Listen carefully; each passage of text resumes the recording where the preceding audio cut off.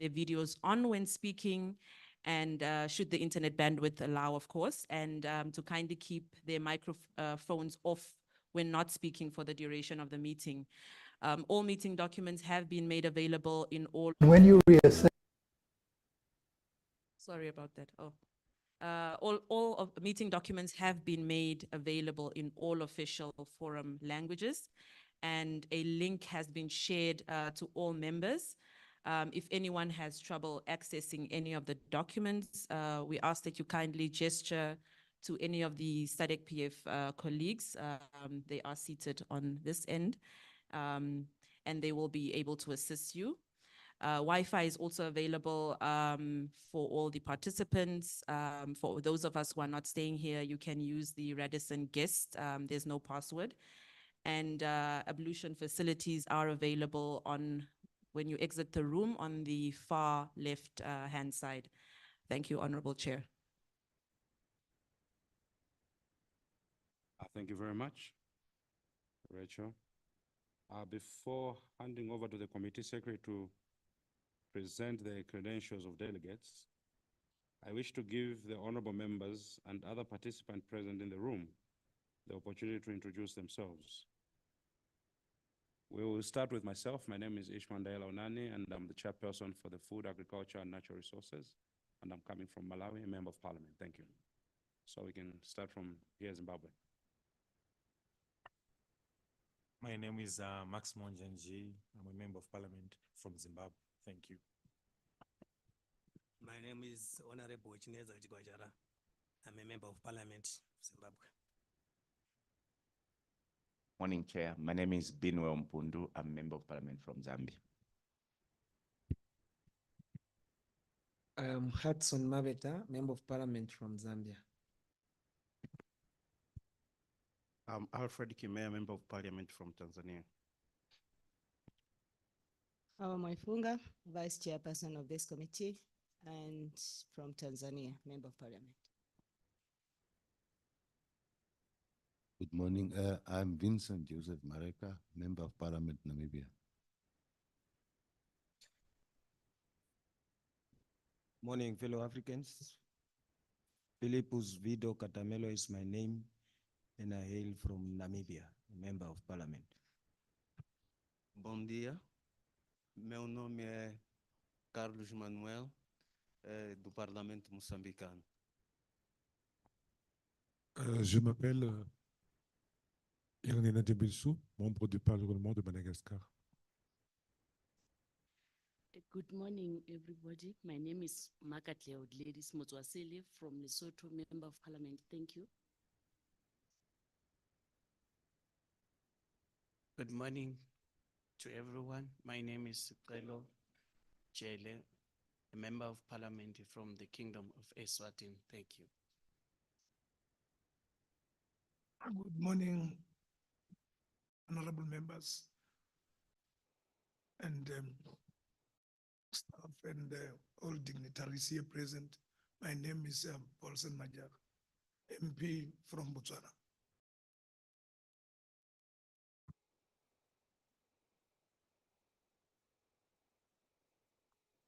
Good morning, everybody. My name is Esther Sharara, and I'm with Action Aid International from Zimbabwe.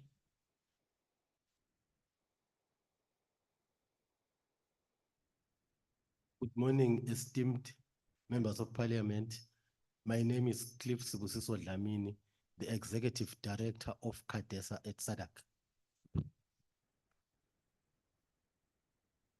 Good morning, everybody. My name is Irene Boris. I am from Tanzania. I work with SF. Thanks. Good morning, honorables, colleagues.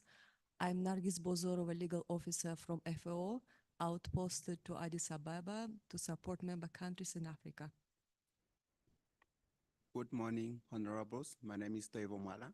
I'm from the SADC Parliamentary Forum.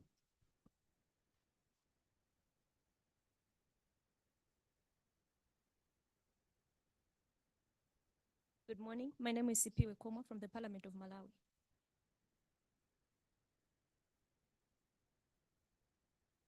Good morning, everyone.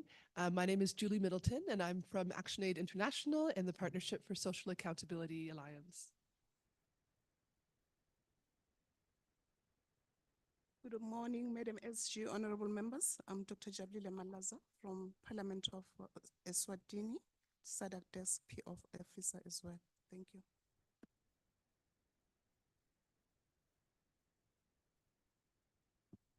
Good morning, honorable members. My name is Rocky Irani. I'm from Seychelles, a member of parliament. Thank you. Good morning, honorable members, ladies and gentlemen. My name is Darlington Muyambwa. I work for Southern Africa Resource Watch. Morning, Madam SG and honorable members. My name is Nyasha Turuza from Parliament of Zimbabwe, SADC PF researcher. Thank you. Good morning. I'm Clopas Gokara. I'm with External Affairs at Parliament of Zimbabwe. Thank you.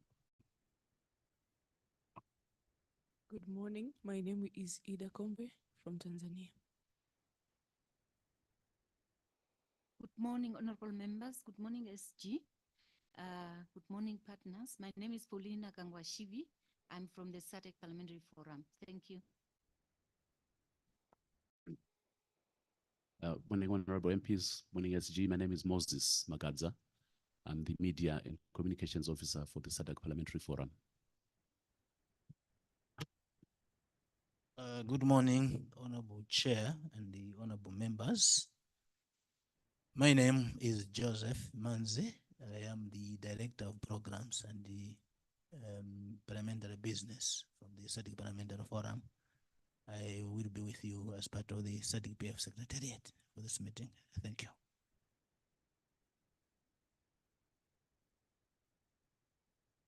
Good morning, honorable members. Through you, Chairperson. My name is Boemo Sokoma. I'm the Secretary General for the SADC Parliamentary Forum, and I'm happy to be here. And thank you very much to all the partners who have made us strong in terms of our partnership metrics for capacity development. And thank you to the staff of our various parliaments for always being on hand to ensure that we are integrating effectively with our national parliaments. Thank you very much. Thank you very much. I now invite the Committee Secretary, Ms. Rachel Mundulo, to present the credentials of delegates and confirm the quorum of the meeting. Thank you. Thank you, Honorable Chair. I wish to confirm that we have received credentials from the following member countries: Angola, Botswana, Eswatini, Lesotho, Malawi, Mozambique, Namibia, Seychelles, Tanzania, Zimbabwe, and Zambia, and Madagascar. With Angola and Mozambique, unfortunately, they are delayed, but they will be joining us during the course of this meeting. And, oh, you are here. Great, thank you for that. And then the Honorable from Zambia, the substantive member of the committee, is joining us virtually. Perhaps my colleagues can just confirm if she is online. And the Honorable from Madagascar is represented by a proxy member. DRC, unfortunately, is yet to nominate members to the forum. And we have received apologies from South Africa as well as Mauritius. Honorable Chair, we have 12 members present, and I can confirm, I can therefore confirm the quorum for this meeting. I so submit. Thank you very much, Madam Secretary. Are there any proposals to amend the draft agenda? Sorry, I have to call the Secretary to take us through the agenda. I'm sure that all honorable members received them through emails and other platforms such as WhatsApp. So I invite the Secretary, please take us through. Honorable Chair, may I kindly add an introduction of the Committee Secretary onto the agenda? Yes, please.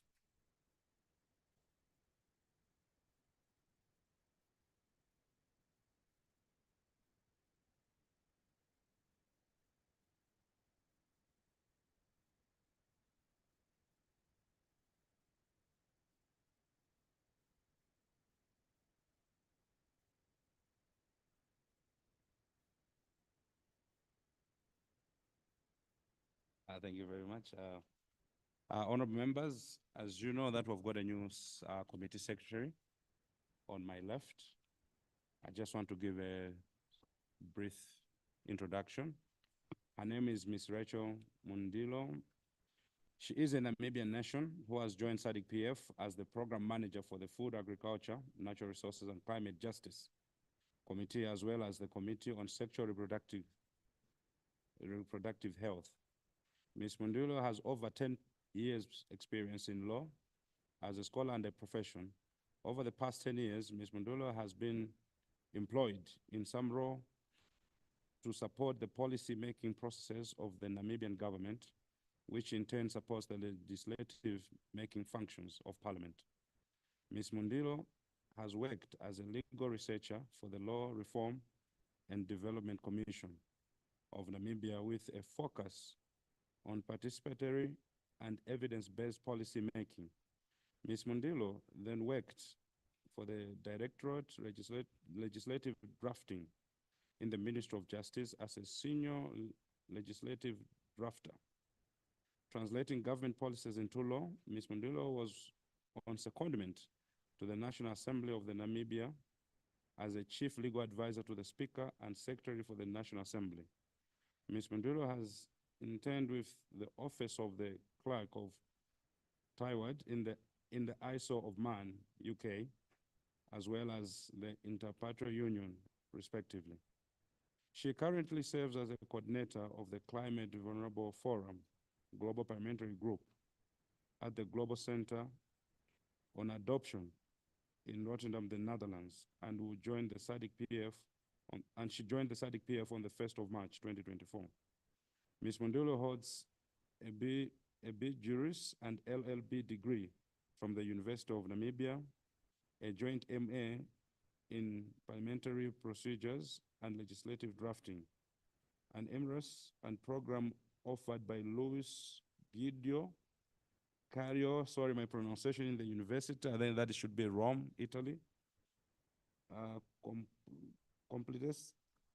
Complutense University of Madrid and the Institute of Advanced Legislative Studies, University of London, respectively. Ms. Mundilo has also an LLM in the Rule of Law for Development of the Loyola University of Chicago. So that's the brief background and her qualification. And I think you can tell from the CV that she's quite rich and in our committee, and she's going to be of useful and paramount to the SADC region as a whole. I submit, thank you. And I now invite her to take us through the agenda. Thank you, Honorable Chair.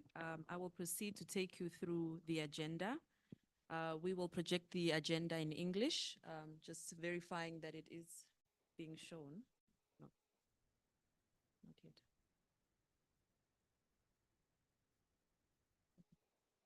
Let me just share it here.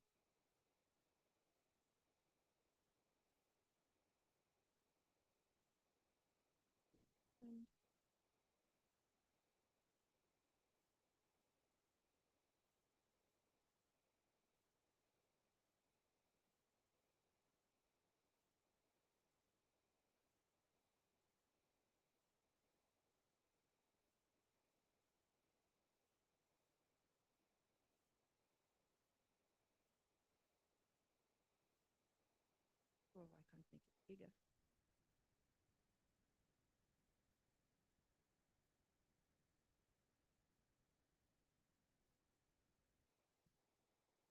Okay, there we go. Okay. On the agenda, we have the first agenda item is the credentials of delegates and apologies. We will then move into the adoption of the agenda, followed by the welcome remarks by the Honorable Chairperson of this committee. We will then move on to the consideration of the minutes of the public hearing session by the Food and Agriculture and Natural Resource Committee held virtually under the theme Amplifying Citizens' Voices in Regional Integration in Southern Africa, Bridging the Engagement Gap by Bringing Parliaments to the People, held on the 18th of October 2023. The next item will be matters arising, and this will be dealt with in collaboration with the update on previous resolutions by the committee and plenary and actions taken. After that, we will receive a brief report by the Honorable Chairperson of this committee on the study visit to Germany on parliamentary democracy, which took place from the 10th to the 15th of March 2024. We will then proceed to have a tea break, and then we will go into the expert presentations from our eminent resource persons. The first session will focus on integrating SRHR into climate change policies, considering the role of parliaments in promoting inclusive strategies for vulnerable populations. And this presentation will be done by the colleagues from SAFAIDS, namely Madame Charmaine Picardo. Unfortunately, the executive director will not join us for this session. The next session will be a presentation by Madam Nargis Bozorova from the Food and Agricultural Organization. She's a legal expert from FAO, as well as Mr. Louis Hove, who is the resilience team leader at FAO Southern Africa.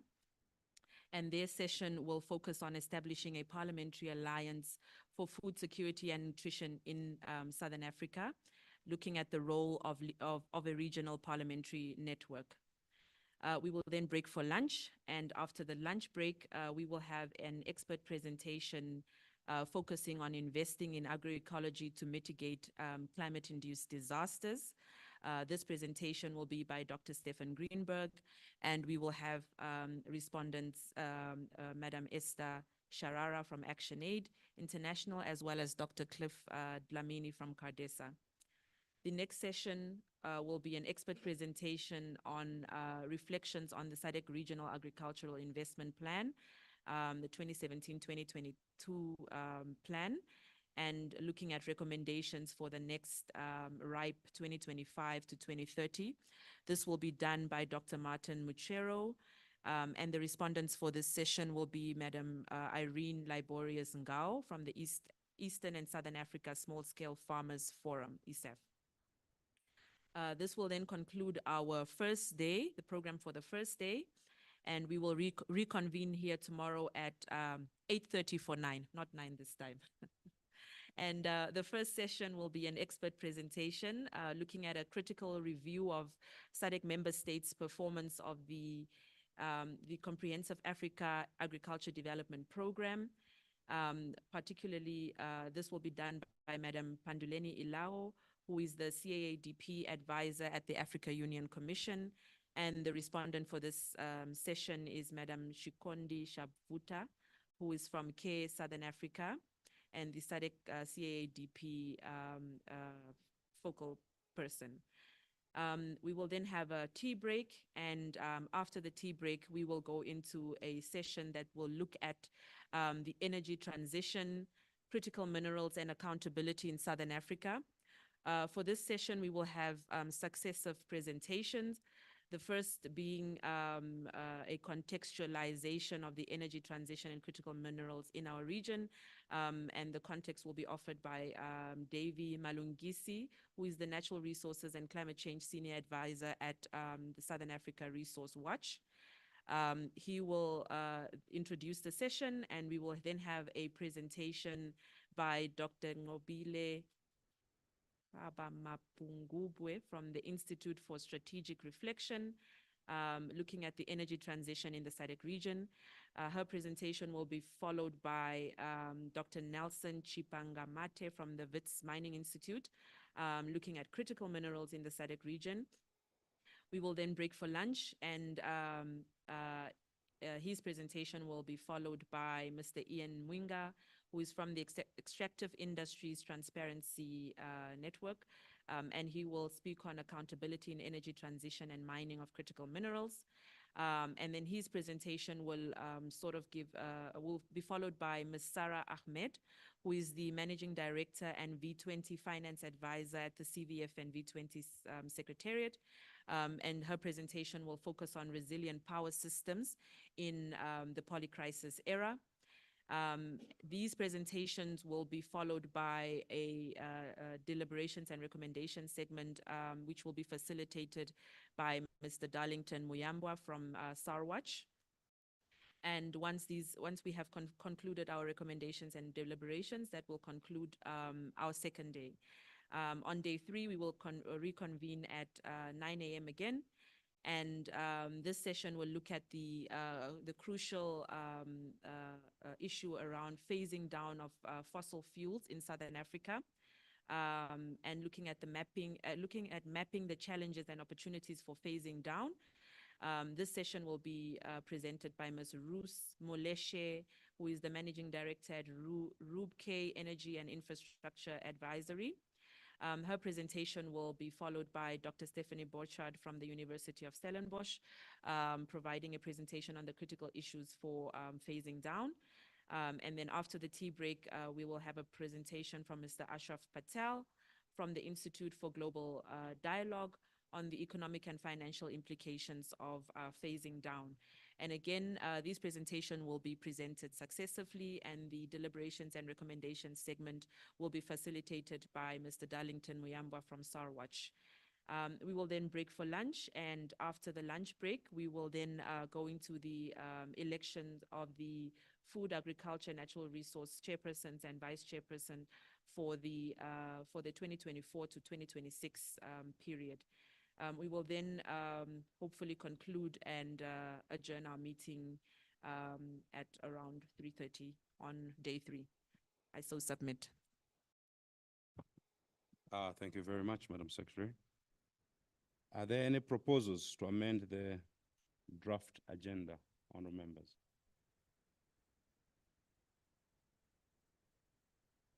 Well, silence, Ms. Gordon. May I have a mover and a seconder for the agenda, please? I see Namibia, seconded by the Kingdom of Lesotho. The agenda is accordingly adopted. I will now proceed to deliver the opening remarks.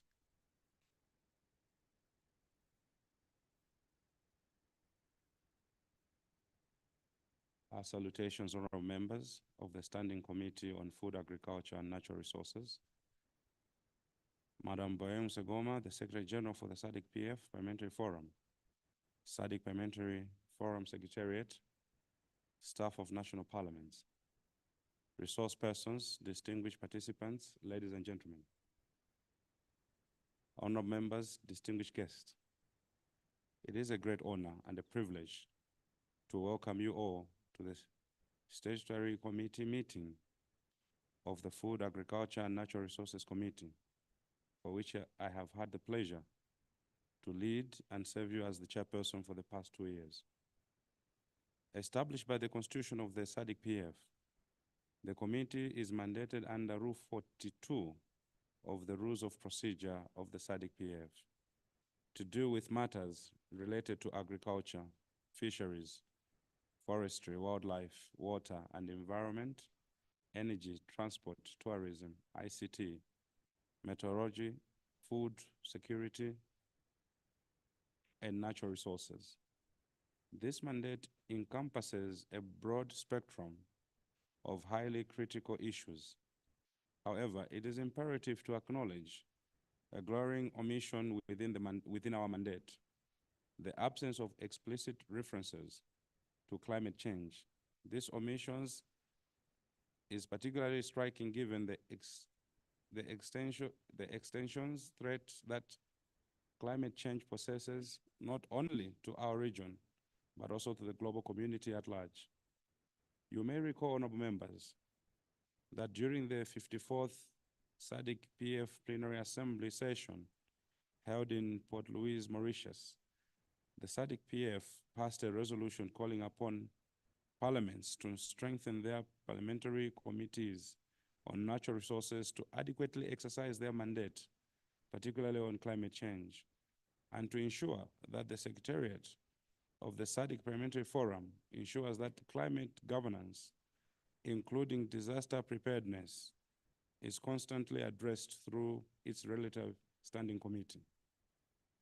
As responsible stewards of our environment and guardians of the well-being of our constituents, It is incumbent upon us to address this critical issue with the urgency and seriousness it demands by recommending to the plenary assembly for the inclusion of the climate change to be part of our committee's mandate.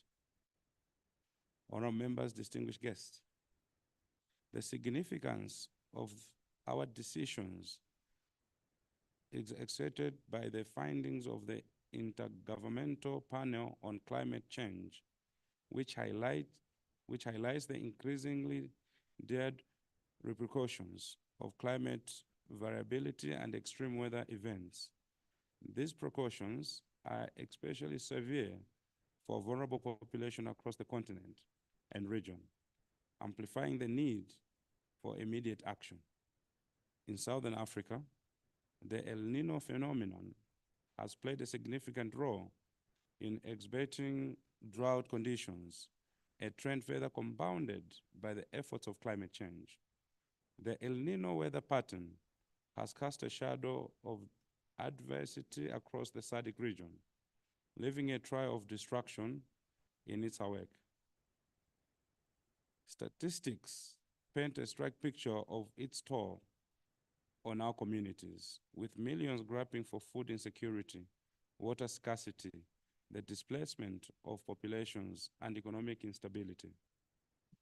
To illustrate the tangible impact of this phenomenon, the news media all of our jurisdiction continues to report to the devastating repercussions of climate-induced events on multiple fronts, such as health systems, are strained as evidenced by the rise in vector-borne diseases and adverse mental health outcomes. Food security remains precarious, with recurring droughts and flooding wreaking havoc on agriculture yields year after year. Economies struggle to navigate the constraints of a limited physical space while endeavoring to respond effectively to the climate emergency. Infrastructure is continually subjected to destruction and devastation, further impounding socioeconomic developments. Education systems face disruption, hindering access to quality education and perpetuating cycles of poverty, and migration patterns are influenced as communities are forced to relocate to response to environmental degradation and resource scarcities. These examples are unique to our region. These tangible manifestations of climate change underscores the imperative and concerted action. It is imperative that we heed the warnings of scientific research and take decisive steps to mitigate the impact of climate change. As parliamentarians, we hold the requisite political capital to influence decisions that secure the best socio-economic outcomes for those we represent. Our meeting, therefore, has hindered to call to reflect on the intersections of climate change and SRHR, the imperative to ensure food security and the strengthening of agriculture outputs, as well as the imperative to ensure that we optimize our resources to ensure value addition and beneficiation for our communities. Honorable members, distinguished guests, the SADC region is blessed with abundant minerals wealth ranging from precious metals to industrial minerals. They underpin various sectors of our economies, hold immense potential for driving growth and development. Evidence increasingly suggests that the supply of critical minerals is expected to rise significantly as the world shifts towards renewable energy sources. The growth in demand and supply creates both opportunity and risks that we must leverage and guard against respectively. On the opportunity side, the burgeoning demand for critical minerals opens a vast array of opportunities for economic growth, technological innovation, and sustainable development. The transition to renewable energy offers the chance to diversify economies, create new industries and job opportunities, and reduce reliance on fossil fuels, thus mitigating the adverse impacts of climate change. Conversely, on the risk side, the highlighted competitions and geopolitical tensions surrounding critical mineral supply chains pose significant challenges and vulnerabilities. We have seen the triggering of conflict in our region in both DRC and Mozambique. We equally continue to see the lack of benefits triggering down towards the grassroots communities. As parliamentarians, we are entrusted with the responsibility of ensuring that the exploitations of mineral resources in our region is conducted in a manner that is transparent, accountable, and equitable to ensure that our resources benefit our people through community development, infrastructure, and social services. Honorable members, in addition to natural resource governance, climate change creates additional barriers for persons who are already challenged in realizing their sexual reproductive health rights. Urgent action is needed to integrate gender-responsive approaches into climate action, prioritizing the inclusion of women and marginalized groups. Climate variability disrupts access to SRHR services, deepens gender disparities, and increases health risks. Despite these challenges, there are opportunities for positive change through parliamentarians' advocacy for resilient health systems, ensuring the allocation of resources towards health infrastructure. Honorable members, distinguished participants, our commitment to addressing food insecurity and promoting sustainable agriculture practices remains steadfast. By investing in resilient agriculture practices and aligning our strategies with global frameworks, we can chart a path towards food security and prosperity for all. As we embark on this journey of deliberation and collaboration, let us be guided by the spirit of solidarity and shared purpose. Let us harness the power of parliamentary action to effective, meaningful change, ensuring that our region emerges stronger, more resilient, and more sustainable in the face of the climate crisis. I eagerly anticipate the rich and substantive discussions that will be unfolding during our meeting. Together, let us seize this opportunity to make history and lay the foundation of a brighter future for the generations to come. May I take this opportunity, honorable members, to thank the able leadership of the Southern African Resilience Watch, as well as the partnership for social accountability for their support in facilitating this in-person meeting and for coordinating the participation of the able resource persons who will share their invaluable expertise with us during our deliberations.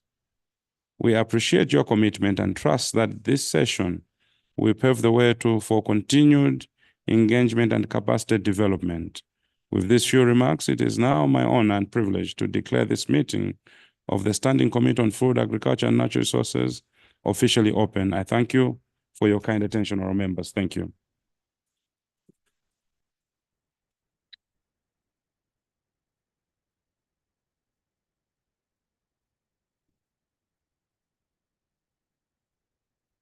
Thank you very much, honorable members. We shall now consider the minutes to confirm if they are a correct record of the meeting. I'll ask the committee secretary to take us through the minutes. We shall consider the minutes item by item to accommodate any differences in pages across the languages. I now invite the secretary. Thank you. Thank you, Honorable Chair.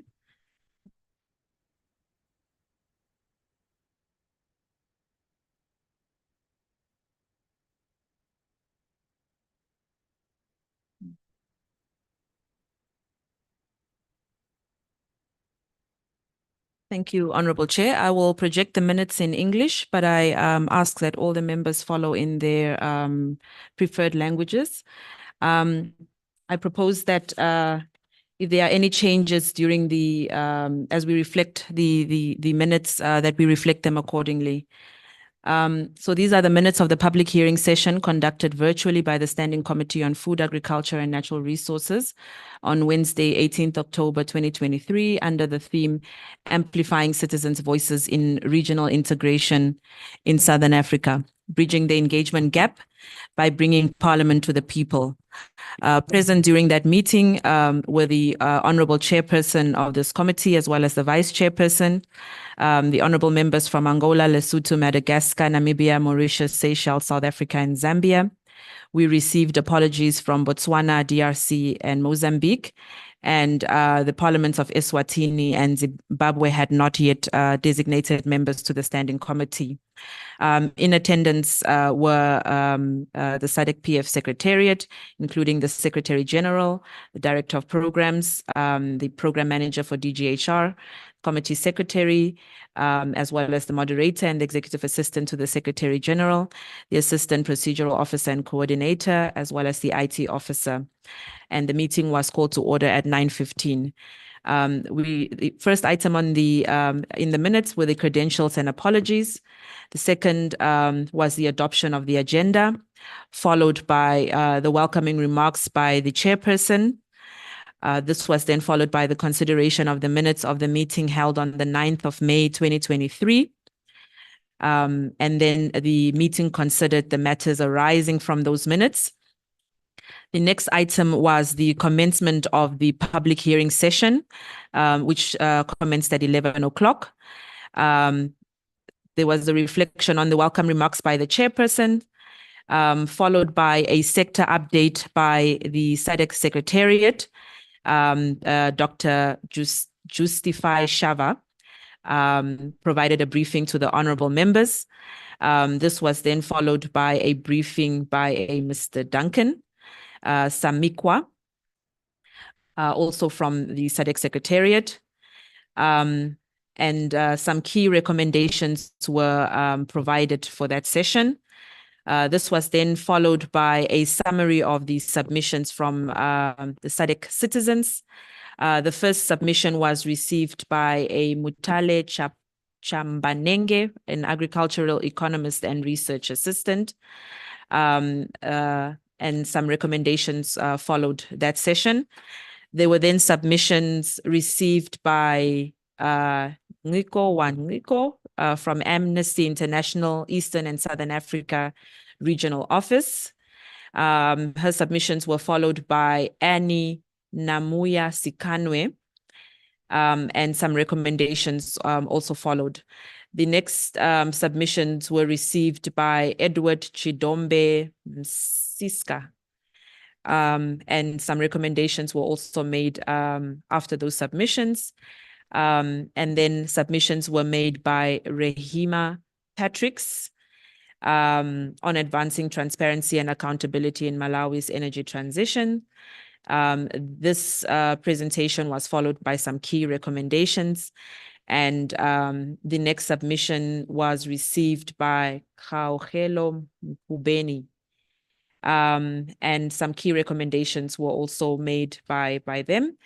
And then submissions followed from Prosper Chimbadzwa, an environment activist. And some key recommendations also ensued that session. And then we received submissions by Michelle Makina, equally followed by key recommendations.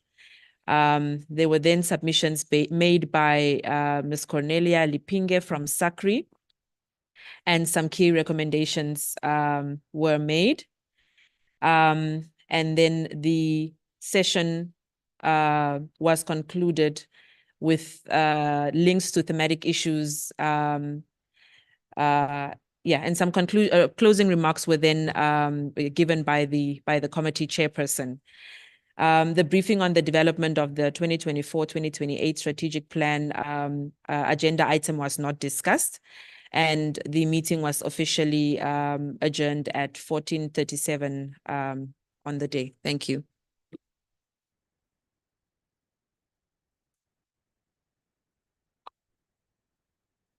I now invite members to make corrections if there is any correction in the minutes.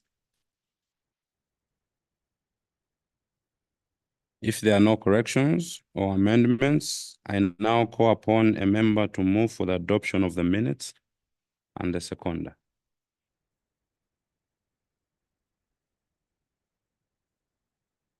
I see Namibia and I see Mozambique as the seconder. The minutes are duly adopted. Other members, we shall now deal with any matters arising from the minutes of the previous meeting, and we will deal with this agenda item concurrently with the updates on previous resolutions by the committee and plenary and action taken, as these issues are interrelated.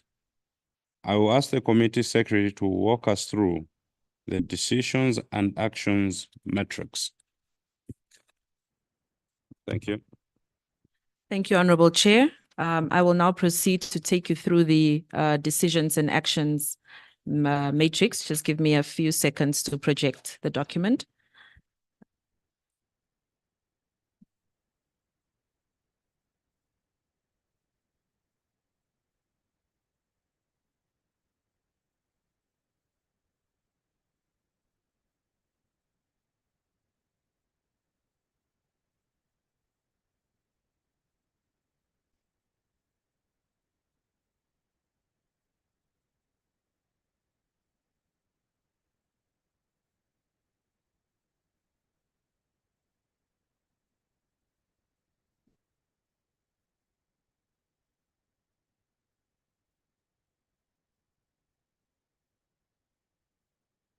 Sorry, I'm having a little bit of a challenge here with sharing this document.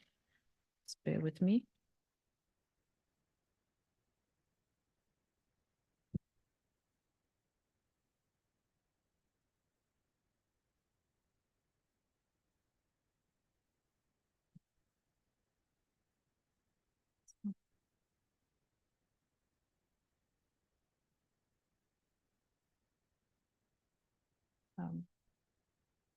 Just give me a second as we try and get this matter resolved.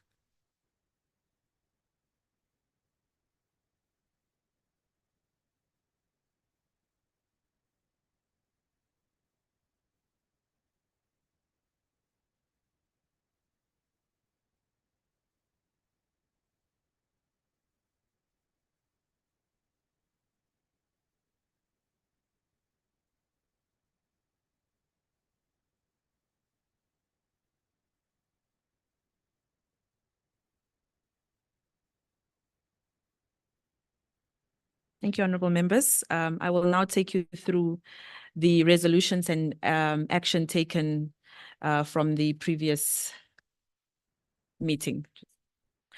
Okay, the first resolution by the Food, Agriculture and Natural Resources Committee, there was a call for SADC parliaments to strengthen their parliamentary committees on natural resources to adequately exercise their mandate, particularly on climate change, and to ensure that the SADC Secretariat of the SADC Parliamentary Forum ensures that climate governance, including disaster preparedness, is consistently addressed through its relevant standing committee. Following the Plenary Assembly's resolution urging national parliaments to strengthen their parliamentary committees on natural resources to adequately exercise their mandate, particularly on climate change, and to ensure that the SADC Secretariat, SADC Parliamentary Forum Secretariat ensures that climate governance, including disaster preparedness, is consistently addressed through its relevant standing committee. The Secretariat, through the CEDA-funded SRHR project, has appointed Ms. Rachel Mundilo as Program Manager for the Food, Agriculture, Natural Resources and Climate Justice Committee. In ensuring that this committee is reflective of the global goal to address the climate change emergency, it is necessary and expedient for this committee to reflect climate action as part of its nomenclature and core priorities. This session should therefore make recommendations to the Plenary Assembly to ensure that this is reflected in the establishing statutes to engender the prioritization of climate change issues. The Secretariat is forging partnerships with a number of organization, reflective of our three-day program, to ensure that this committee is kept abreast of the latest development on the climate agenda and to ensure that members are equipped to engage in a coordinated regional response to the climate challenges facing the region in line with the Plenary Assembly's resolution. The second decision focuses on encouraging member states to open a sovereign fund so that the proceeds delivered from the mining sector could be utilized for the benefit of the citizens. Equally, to prompt SADC member states to formulate legal frameworks that compel miners to consider environmental rehabilitation and regeneration and hold miners accountable for any damage, and urge SADC member states to create a regional market where member states can dictate prices of their minerals. So in order to align itself with this resolution adopted by the Plenary Assembly, the Secretariat continues to engage thought leaders on the extractive industry to ensure that the committee is well placed to respond to the value addition and beneficiation of critical and strategic minerals in the region. To this end, the Secretariat has facilitated capacity building initiatives, including the Energy Trade and Climate Dialogue organized by the Konrad Adenauer Stiftung in Mozambique. The chairpersons of national committees in whose remit Energy Trade and Climate fall attended the capacity building session, which was held last month in Mozambique. In addition, the Secretariat will facilitate another capacity building session on conservation and value addition to the region's critical minerals for a just energy transition in partnership, again, with the Konrad Adenauer Stiftung, as well as the International Conservation Caucus Foundation. The next resolution focuses on encouraging member states to promote citizens' consultations and engagements in decision-making on issues that affect their communities. In accordance with the new SADC Parliamentary Forum policy, public hearing sessions have become a regular feature of the Standing Committee to promote active engagement between parliamentarians as decision makers and elected representatives, as well as citizens and stakeholders on regional issues. This is, of course, reflective of the previous session of this committee, which held a public hearing session. The next resolution focuses on a call for SADC member states to promote inclusivity and gender responsiveness towards climate change and to facilitate capacity building for women and youth to promote active engagement in agriculture. So recognizing the intersection of gender and climate, the committee's objective on delivering gender responsive climate action is entrenched in the SIDA SRHR project, and the Secretariat continues to engage initiatives to ensure the entrenching of gender dimensions in the activities of the Committee on Climate Action. The next resolution focused on developing a climate change model law for the SADC region. So recognizing the importance of harmonizing legislative frameworks across the continent to effectively combat climate change, the Pan-African Parliament is in the process of developing a model law on climate change for Africa. And the Secretariat is consulting with the Pan-African Parliament on how the SADC Parliamentary Forum can contribute meaningfully to this ongoing initiative aimed at addressing climate change in the region. The Secretariat will continue to engage new and existing partners in raising funds for the development of a model law specifically for the region. And the model law is a significant milestone and will greatly enhance the work of the SADC Parliamentary Forum in strengthening the role of parliamentarians in this era throughout the SADC region. In this area, sorry. And then the last resolution urged SADC member states to ratchet up their efforts to prioritize funding and investments to improve the agriculture sector and achieve food security. SADC member parliaments must develop mechanisms to prevent misuse of public resources in agriculture, strengthen oversight, and review legislation to promote agroecology, as well as to ensure the delivery of the commitments contained in the Malabo Declaration, including allocation of at least 10% of public expenditure to agriculture and nutrition. Sorry. Okay.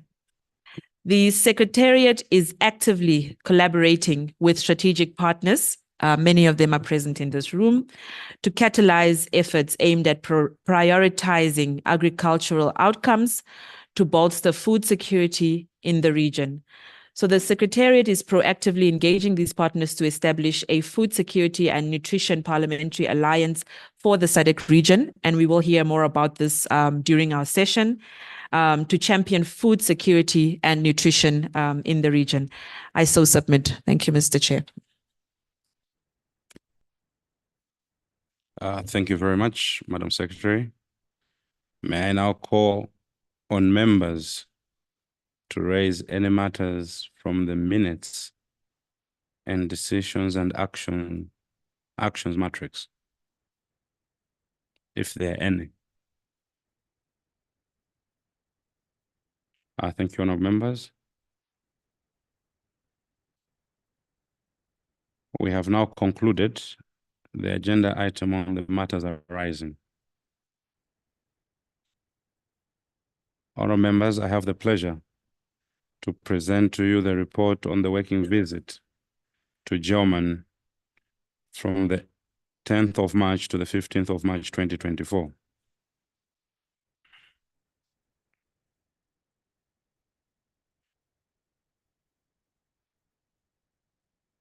The main objective of the visit to the Republic of Germany was to learn and share experiences on parliamentary democracy.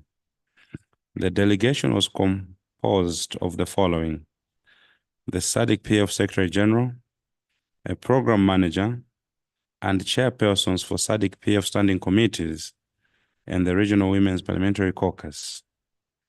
As Germany has taken an active role in the European Union and is on the co-founders of the Eurozone, we were keen on discovering more about their political projects and high-tech strategies for the transition of the German economy, summarized under Industry 4.0.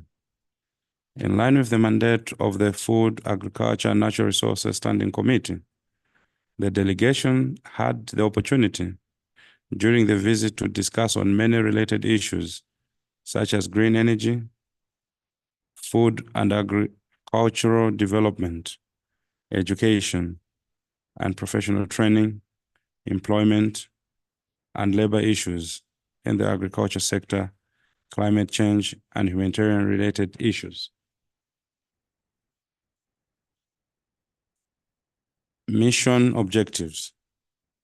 The objectives of the mission were to gain a deep understanding of the history of Germany, specifically through a visit to Berlin. The delegation also had the chance of visiting the Bundesrat and Bundestag building, the European Commission, and the European Parliament. Talks were held with representatives from different organizations, such as the Parliamentary State Secretary, the Director General of the Bundesrat, the Research Assistant and of the Bundestag, members of the German Parliament, as well as representatives of the business and government officials. The main objectives undertaken during the visit: the delegation conducted the following activities: conducted a tour of Berlin through Ms. Barbara Klofler, Parliamentary State Secretary at the BMZ. The delegation held technical discussions on the role of parliamentarians in the region integration. We had lunch hosted by Ms. Katja Kuhl, member of the German Bundestag and the head of division for bilateral and European Union Southern African relations, Ms. Sarah Bernardi, as well as heads of divisions and other senior staff, members responsible for the bilateral and the European Union related issues with Southern Africa. Stabilization, crisis prevention, and peace promotion, affairs of the European foreign policy. Further to the above, the delegation had talks with Ms. Manika Hauptmann, head of the political team at the representation of the European Commission were held. The next day, we had talks with the Director General, Klaus Koch, at the Bundesrat, and we also had a tour of the building. After that, we had lunch hosted by Mr. Andreas Hofter, member of the German Bundestag, and chair of the Committee on European Union Affairs, as well as senior staff members of the German Bundestag and the Foreign Ministry. Key lessons. During the visit, we learned that there is need to have a strong structure as well as a strong legislative frameworks for governing food and agricultural development, coupled with strong mechanisms of addressing climate change effects. The delegation also gained a better understanding of the structure and policies existing within the European Commission and the European Parliament that the SADC-PF can utilize in its efforts of transforming into a regional parliament. Recommendations. The need to have a sustainable approach towards the need to tackle climate change, an issue that is negatively impacting the SADC region in terms of agriculture and energy production. The need for SADC-PF to be transformed into a regional parliament so as to enhance its institutional and legislative capacity and work in promoting regional integration. The need to build technical capacity of both staff and members of parliament of the SADC-PF in readiness for the transformation and of the forum into a SADC parliament. There is need for women with different member parliaments to have their own structures focused on empowerment and addressing their needs. And these structures should be supported and subsidized by the respective governments.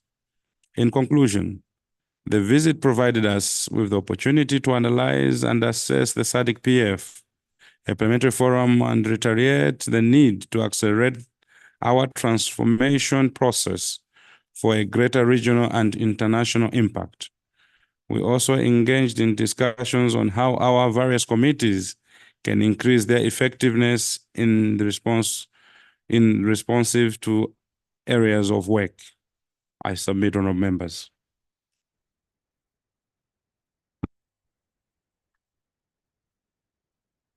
I now invite questions or comments on the report.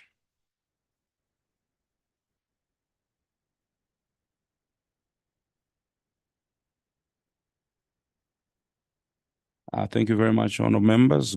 Silence means Gordon.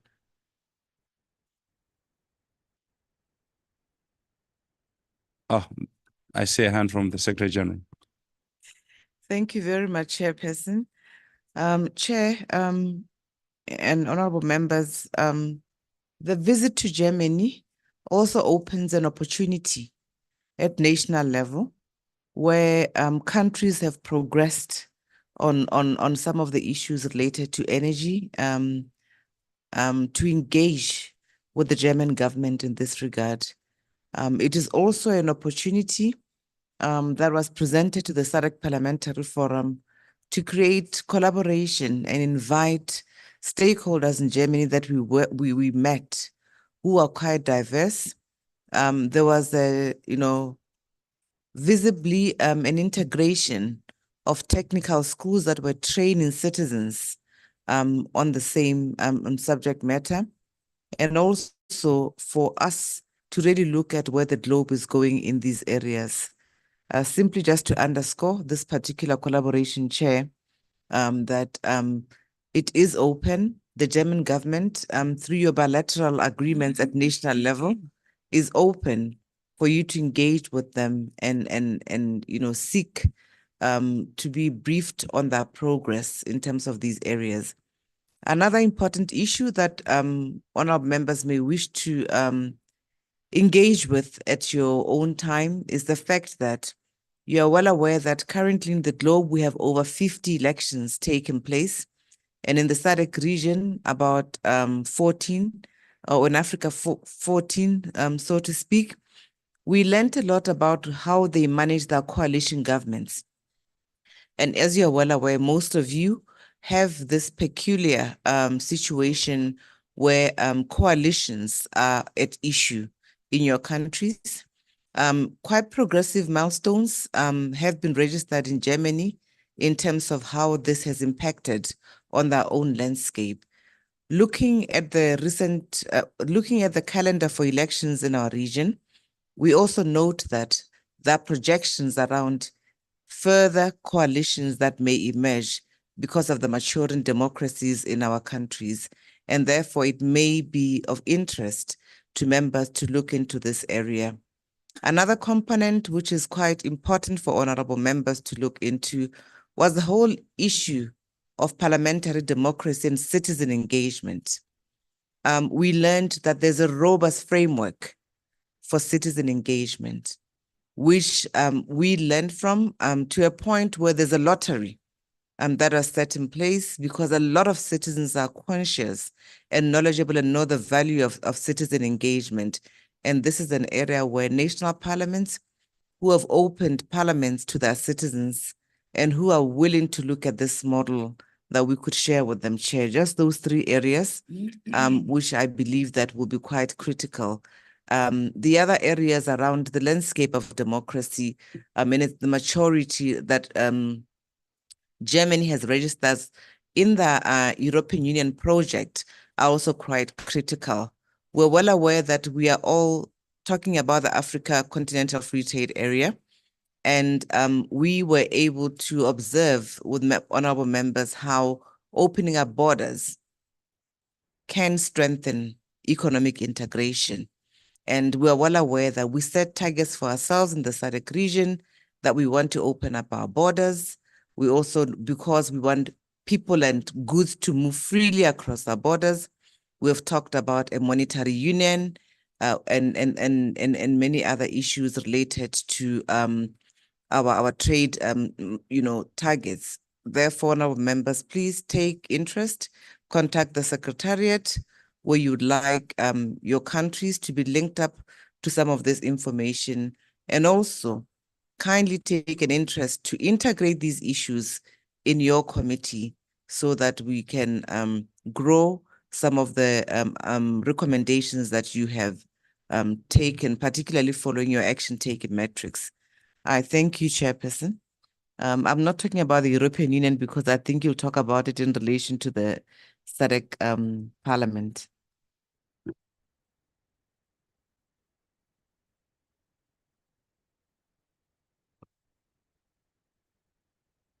Thank you very much, honorable members. And thank you very much, Madam SG. I see a hand from Botswana. You have the floor. Thank you, Mr. Chairman. Actually, I wanted to ask if possible, have you invited them to also to come to our upcoming SADC PF plenary meeting in Angola? I think if they can come in our plenary session, they can as well help us because, we are still in a journey to become a fully fledged parliament. So we need the other stakeholders, like in the European Union, also to acknowledge us as an important forum. And I thank you very much, Honorable Member from Botswana. And I think your suggestion is also being taken on board. And we'll ask the Secretary General to do the needful. Maybe we can also write them an invitation to Angola. I'm sure there's a German embassy in Angola that they can also be part of the plenary as an observer. But thank you very much for the suggestion. It's taken on board. Any other intervention? Thank you very much, honorable members. There's a short video that we're going to beam in regards also to the transition for the parliament, and I would ask our IT team to beam it for us. Thank you.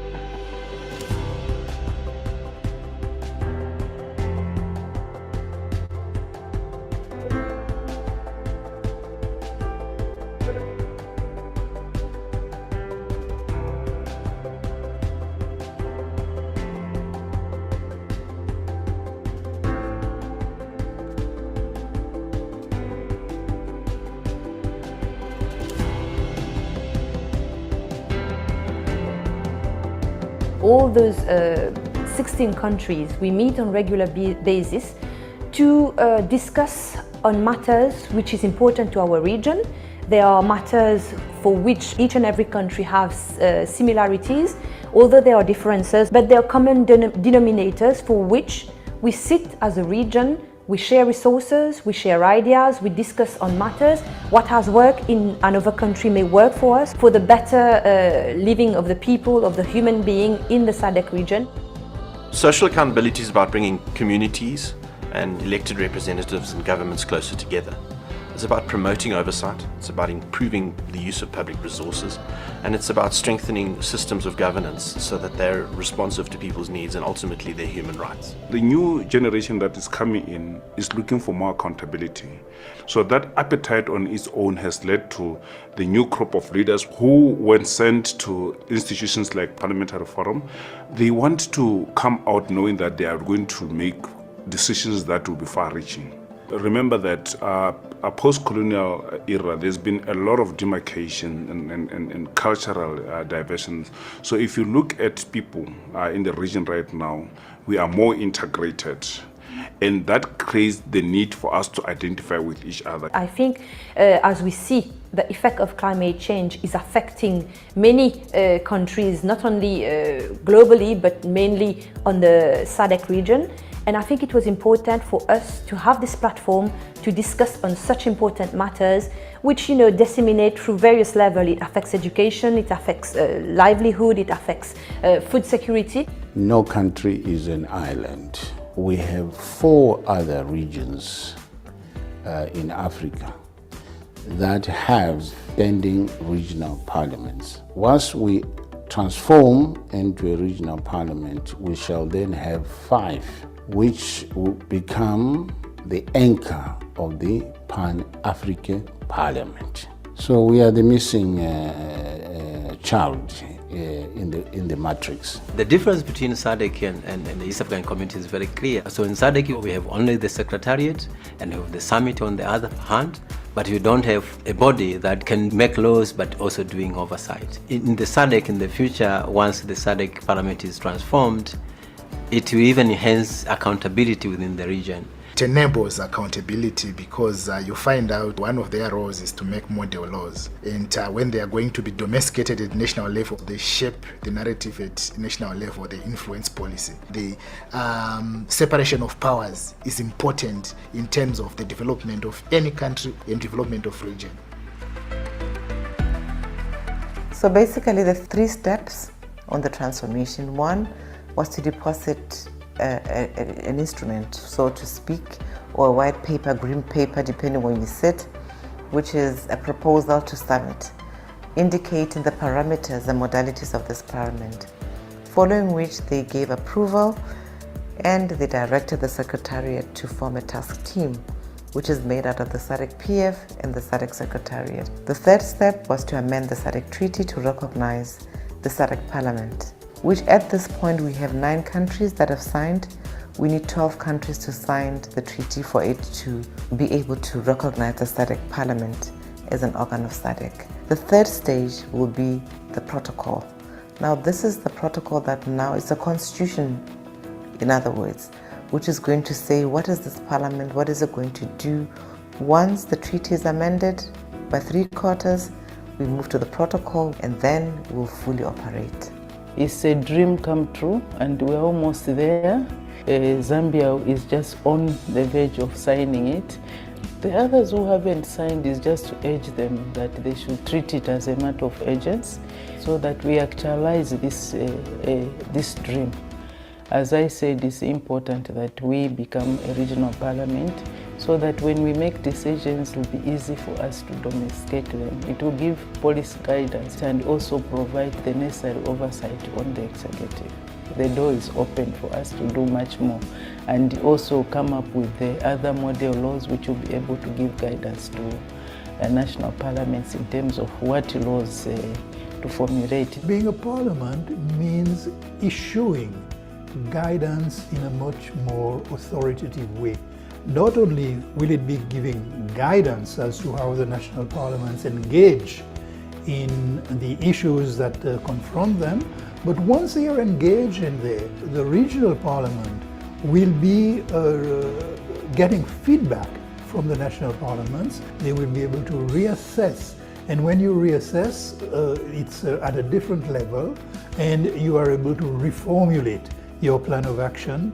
Parliament represents the people. So if we can have a parliament at that level, it can do the monitoring of implementation of the laws that have been passed at the regional level.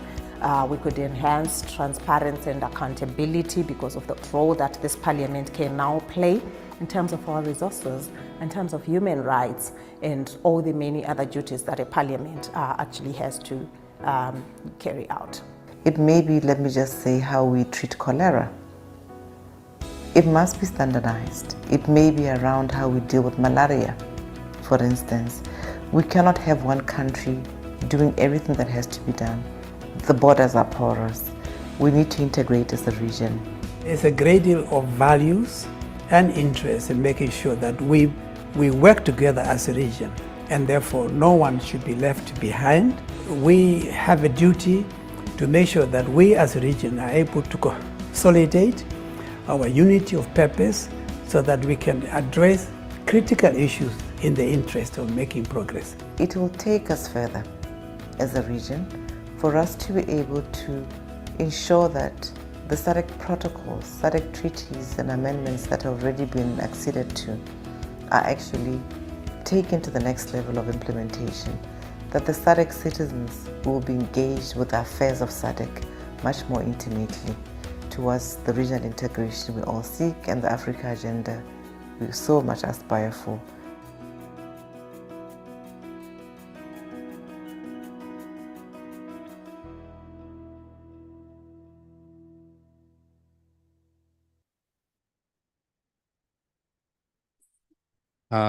Honorable members, that was a short video of basically the process that we're taking and how far we have gone.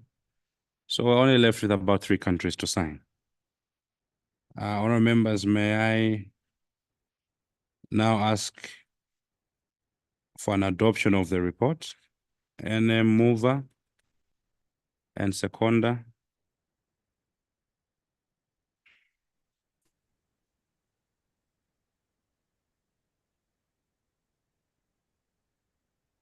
Zambia.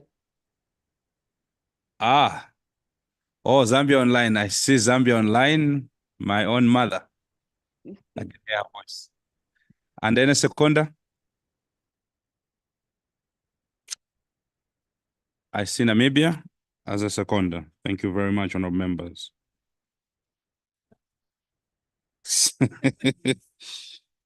The report is duly adopted.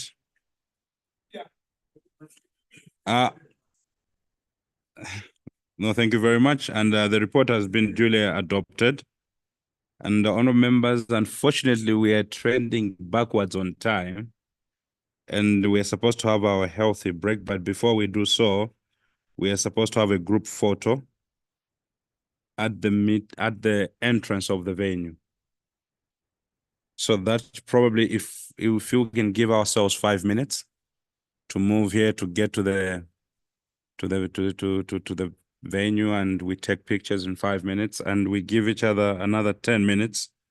So if we can be back by 10:50, if that pleases the House, because we're trailing backwards on time. Is that okay, honorable members? All right, thank you very much. So we're going to have a 15-minute break, 5 minutes for the picture and 10 minutes for refreshments. And also all the resource persons, may you please join us on the picture as well. Thank you.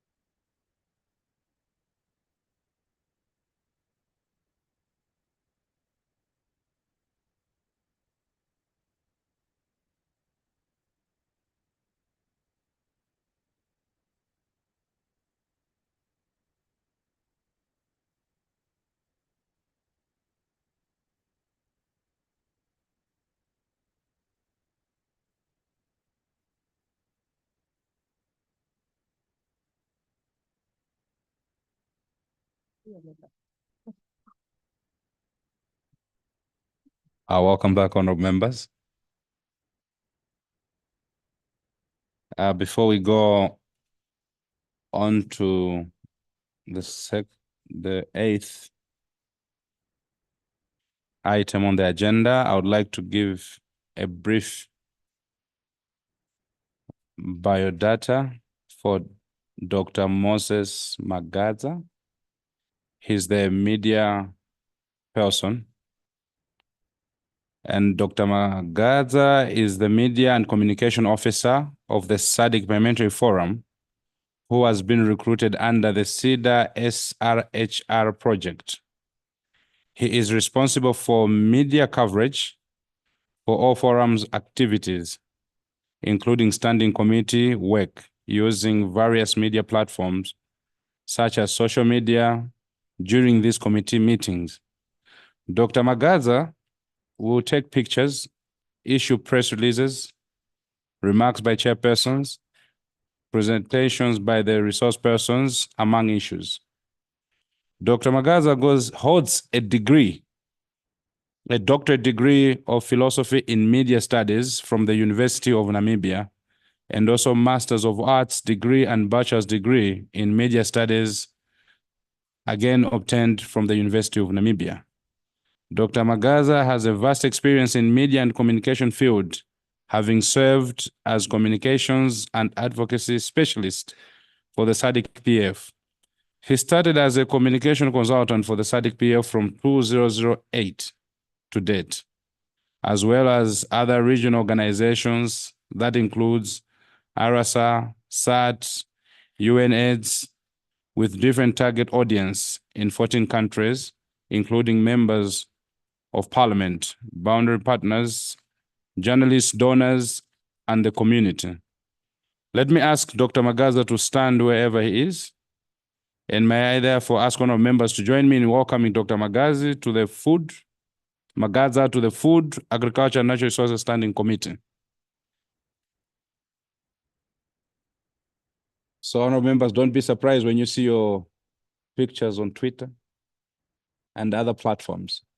It is the man behind all those. Thank you very much and welcome. Honorable members, distinguished guests, welcome back. We will now receive the first presentation for the first expert session from Madam Charmaine Picado, Senior Program Officer, SRHR, and Gender at SAFEDS, who is joining us virtually. Unfortunately, the Executive Director is unable to join us due to unforeseen circumstances. This session will look at the intersections of SRHR with climate change and the role of parliaments in ensuring that the intersections of gender, SRHR, and climate change permit policy dialogues and decision-making processes.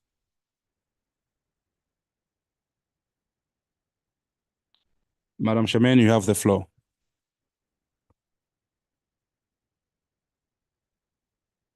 Thank you very much, Honorable Chair.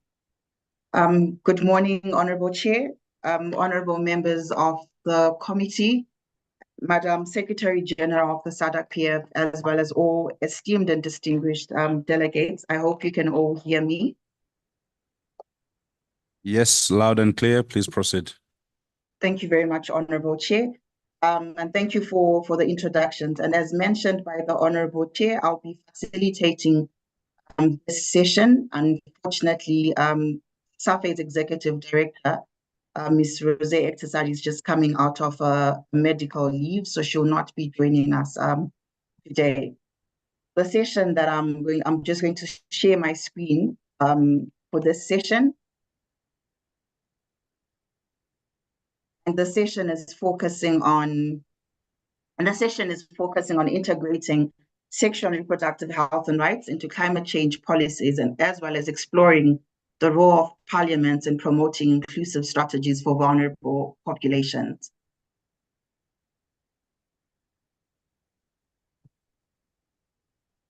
So the presentation is going to focus on unpacking climate change through looking at climate action and environmental sustainability, as well as unpacking sexual and reproductive health and rights, and looking at the intersections between climate action and sexual and reproductive health and rights, as well as the relevance of climate action and sexual and reproductive health and rights to food security, agriculture, and natural resources management.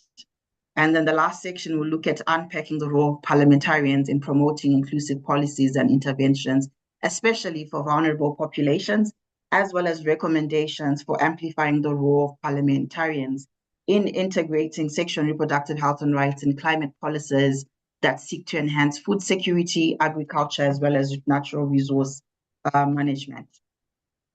I'm starting with this quote from the former UN Secretary General Ban Ki-moon. And the reason why I'm starting with this is because it really reflects the intersections between the issues that we are discussing today, that we cannot have solutions that are focused on only one area, that through the commitments that the various member states and members of the United Nations have made through the 2030 development agenda, that there's an interlinkage with all of these issues. And for us to be able to attain sustainable development, we need to reflect on the intersections between the different issues.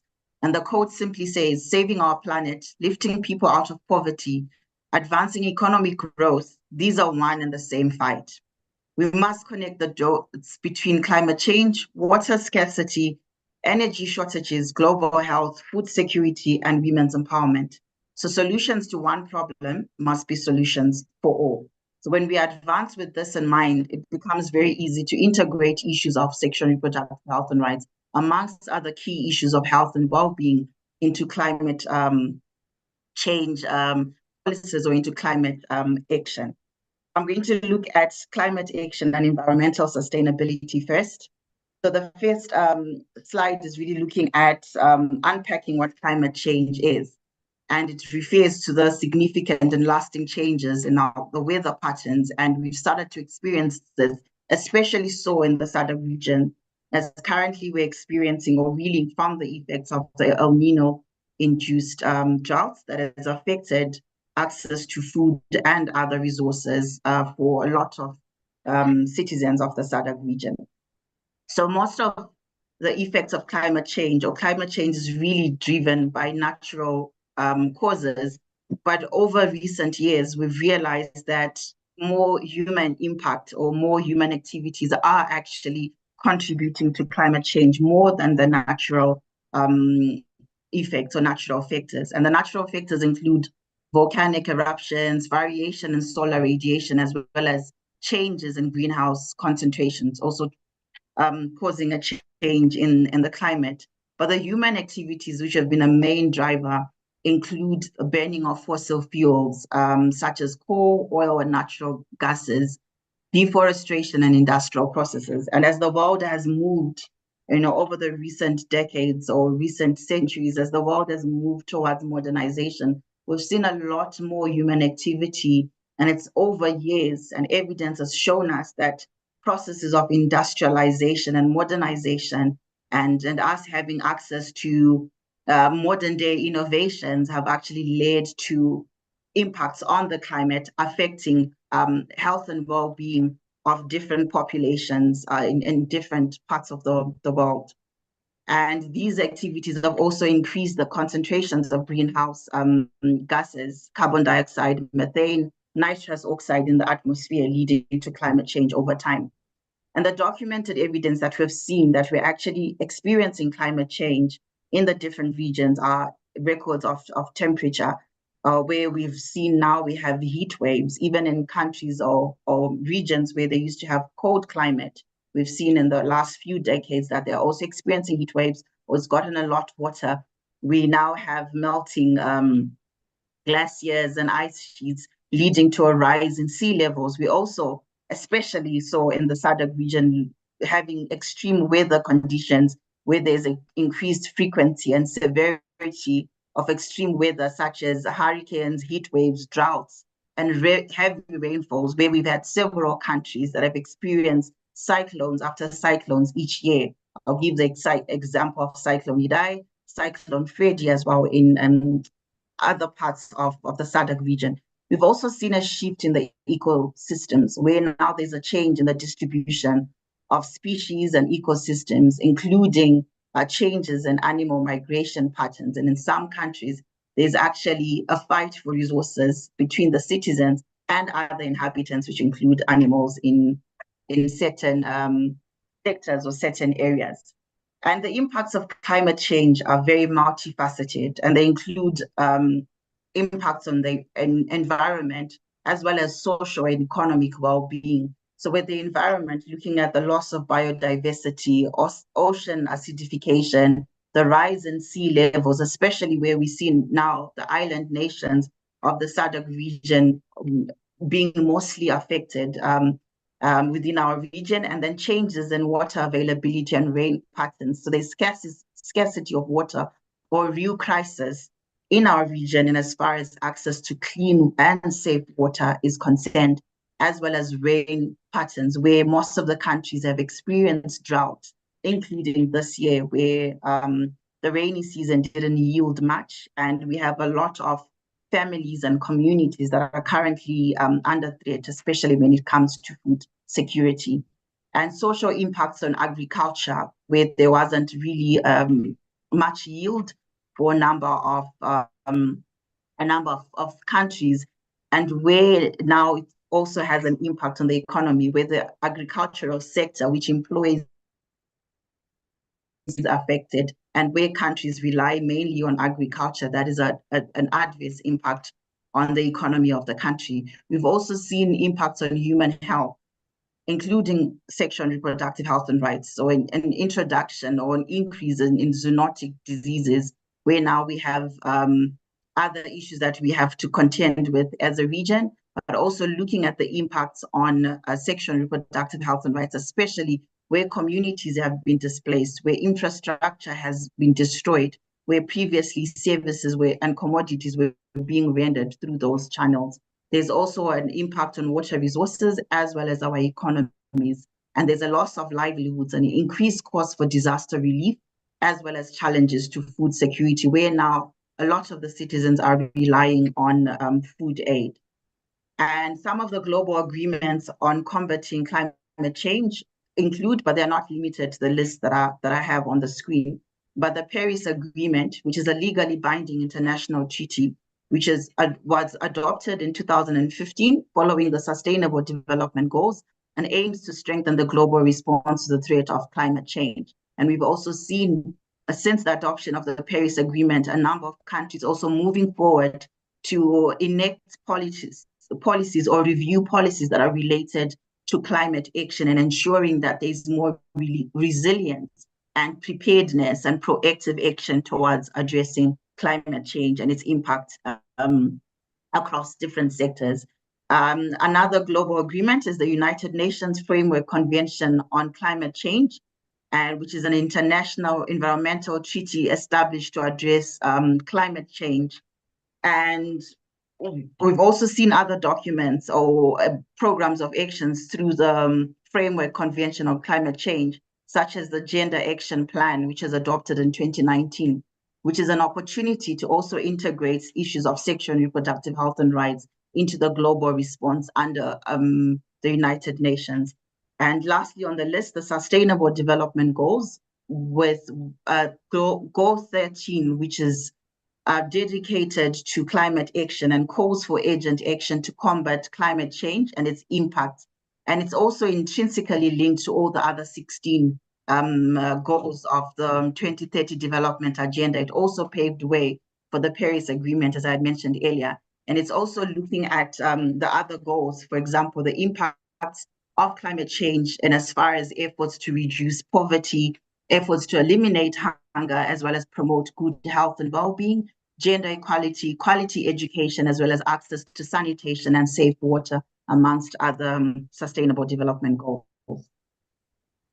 And climate action really refers to efforts to reduce or prevent the emission of greenhouse gases. So looking at actions to mitigate climate change, but also adapting to its effects, to ensure that communities are more proactive, communities are more resilient, and can withstand the impacts of climate change. And environmental sustainability is looking at responsible interaction with the environment, which is looking at avoiding depletion or degradation of natural resources, and also looking at strategies to ensure long-term environmental quality.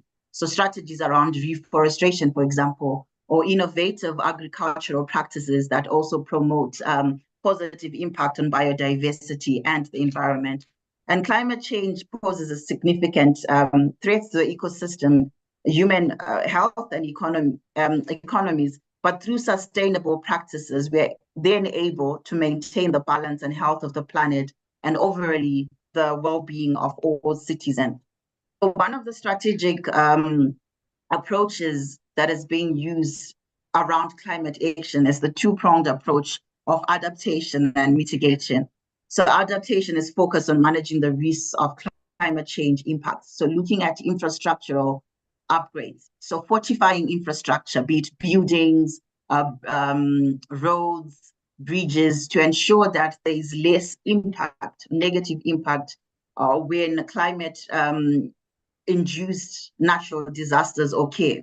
So we know, for example, countries that were affected by Cyclone Idai and Cyclone Freddy, where bridges were washed away, where health facilities were washed away, or schools were completely washed away.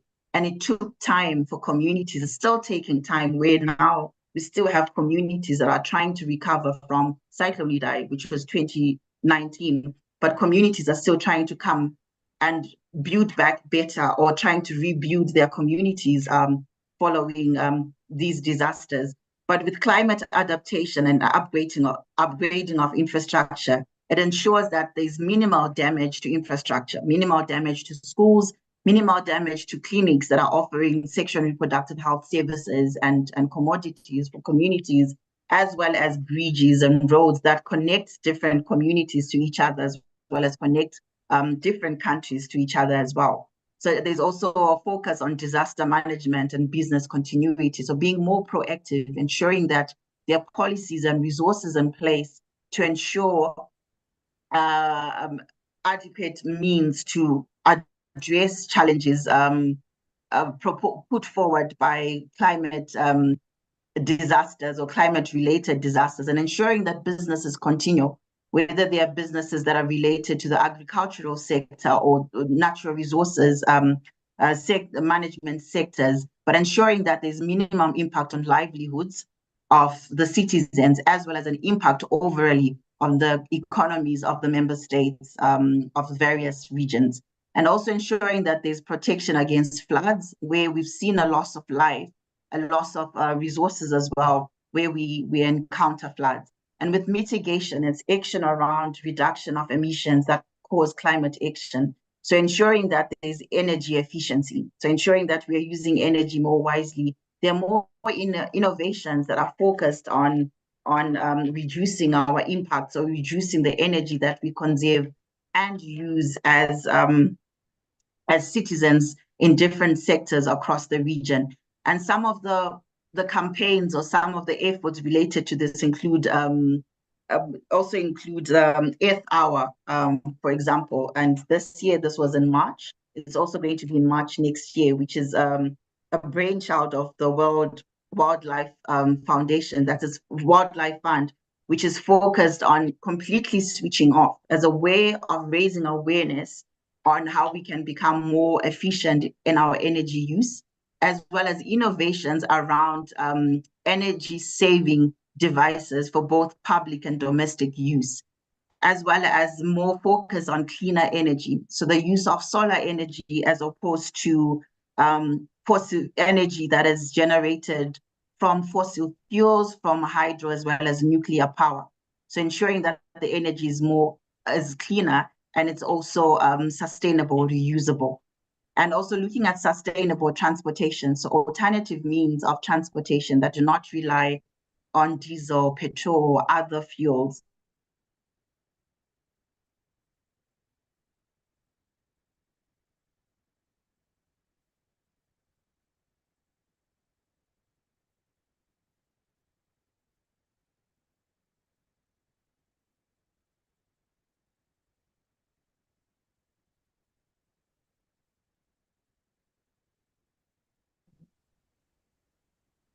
Charmaine?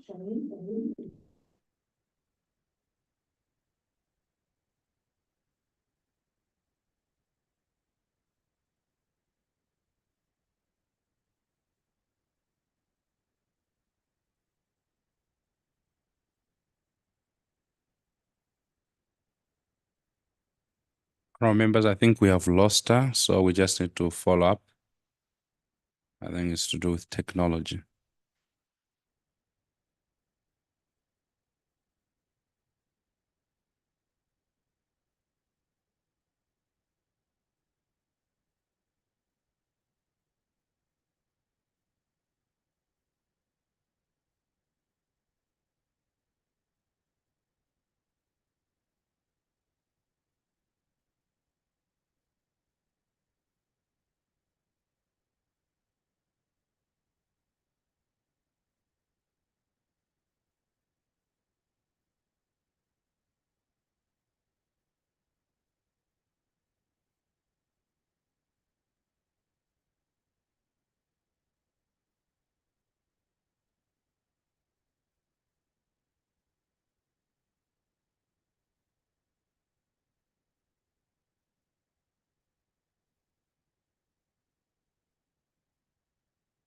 Hello?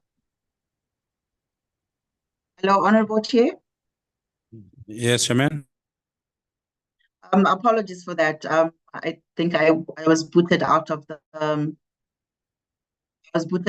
session, but I'm going to try the presentation again without the video, see if that would make it a little better, make the connection a little better. All right, no problem. Please go ahead. Thank you, Honorable Chair.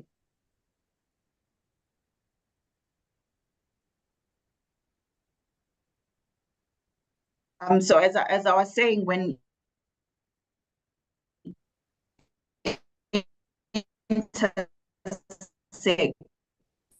there is more sustainable or more sustainability in implement entire communities, entire families, entire nations. So looking at having more resilient energy systems, having more quality education, including education on climate action across the different groups that make up the citizens of our region, as well as having more complete communities that are more resilient to climate change, and having systems or strategies that are focused on urban forestation as well as reforestation in urban and peri-urban areas, and more proactive strategies that are focused on water conservation and ensuring that there's food security across the different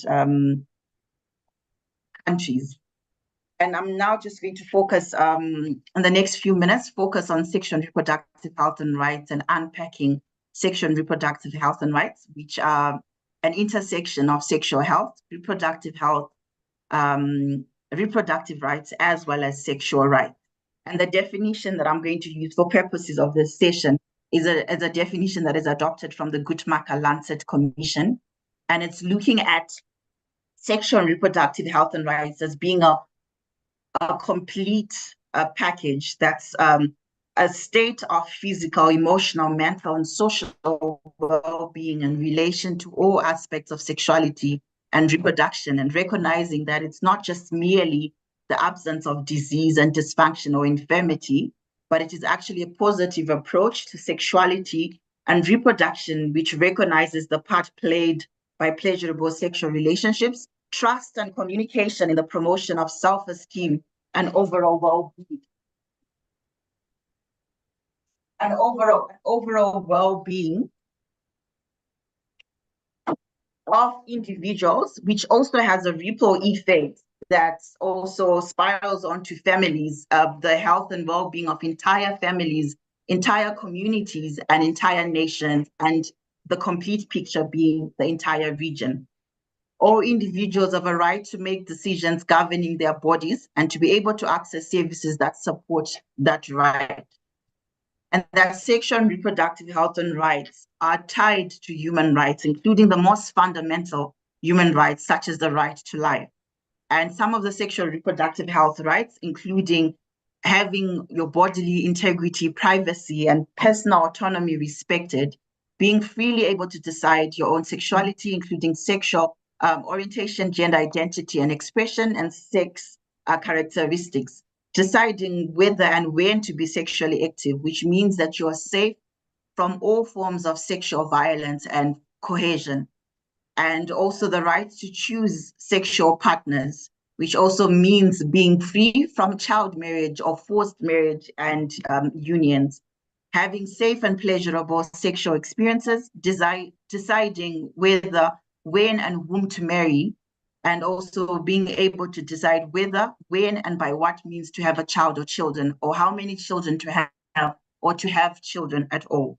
And having access to over our lifetimes to the information, resources, services, and support to achieve all of the above, and also being free from all forms of discrimination, of coercion, of exploitation, violence, and any form of harm, or any form of harm that undermines our well-being or our potential to be able to reach our fullest extent and be productive citizens of our respective member states and the region.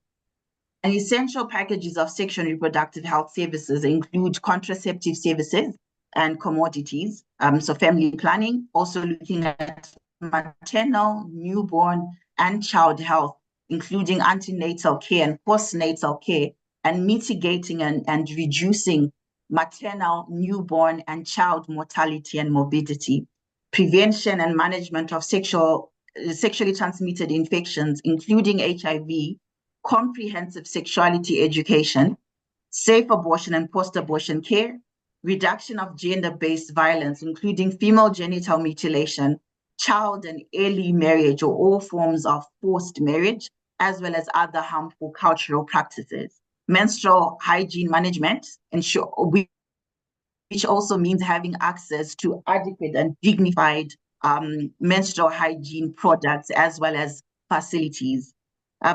Addressing midlife concerns of men and women, including menopause and andropause.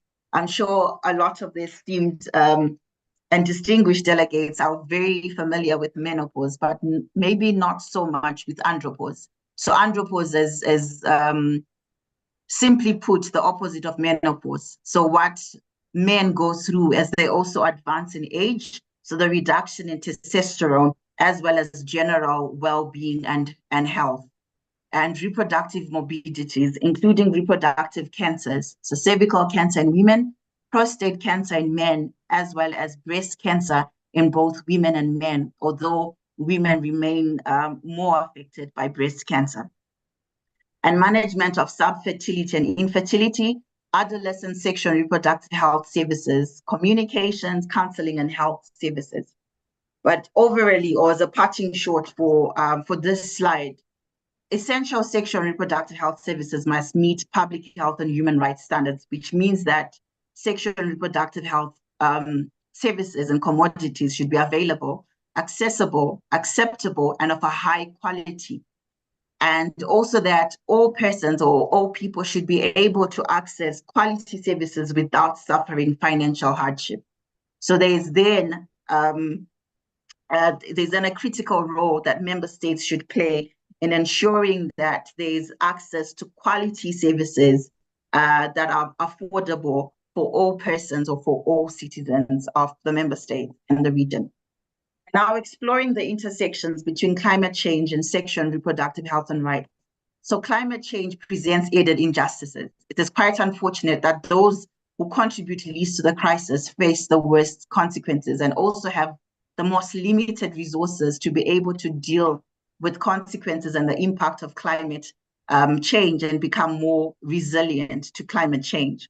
So, for example, the African continent has the least carbon footprint, but unfortunately it is the most affected by the effects of climate change, where we've seen a complete change, for example, in our climate patterns and weather patterns, which has greatly affected the health and the well-being of the citizens of the African continent, including the citizens of the SADC region.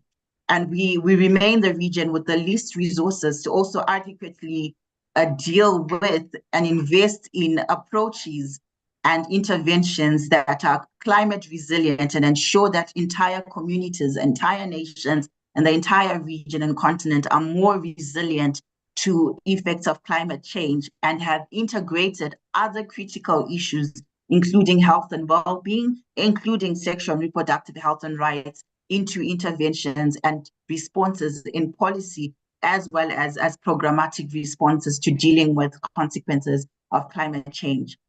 Poor sexual and reproductive health outcomes from climate change are greater for people who are socially, economically, culturally, politically, institutionally marginalized. So I'll give an example of the SADC region where we see more women being affected, more young people and children being affected by impacts of climate change, as well as communities that are already, or persons that are already marginalized and vulnerable, such as displaced persons or displaced communities, as well as people with disability that have become more adversely affected, or as evidence shows us, are more adversely affected by consequences of climate change. Global temperature rises, natural disasters such as floods and droughts also threaten the health and the rights of girls and women, while factors such as gender, sexuality, age, wealth, indigenous status, and race are determining factors in the vulnerability to climate action as well. So communities that are already marginalized or have limited resources, so communities that are poor, that also have limited access to resources, being more adversely affected by climate change. The elderly populations as well in our respective countries being more adversely affected by climate change compared to other age groups as well. So evidence shows benefits of realizing sexual and reproductive health and rights as a critical consideration for climate action resilience.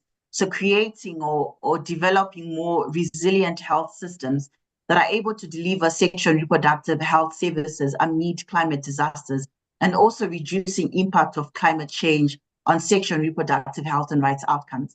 We know most of the time where there are floods or where there are droughts, the most immediate reactions is to come up with response packages that are more focused on basic human rights and needs, such as water, food, and shelter. And there isn't much focus, or there's limited focus on sexual and reproductive health and rights needs. So for example, where there are floods, churches or other centers become dedicated to providing shelter, as well as temporary shelter being provided. But however, due to limited resources, sometimes men, women, gender diverse persons, and children are forced to shelter in one under one shelter, or under one house, under one church, which then we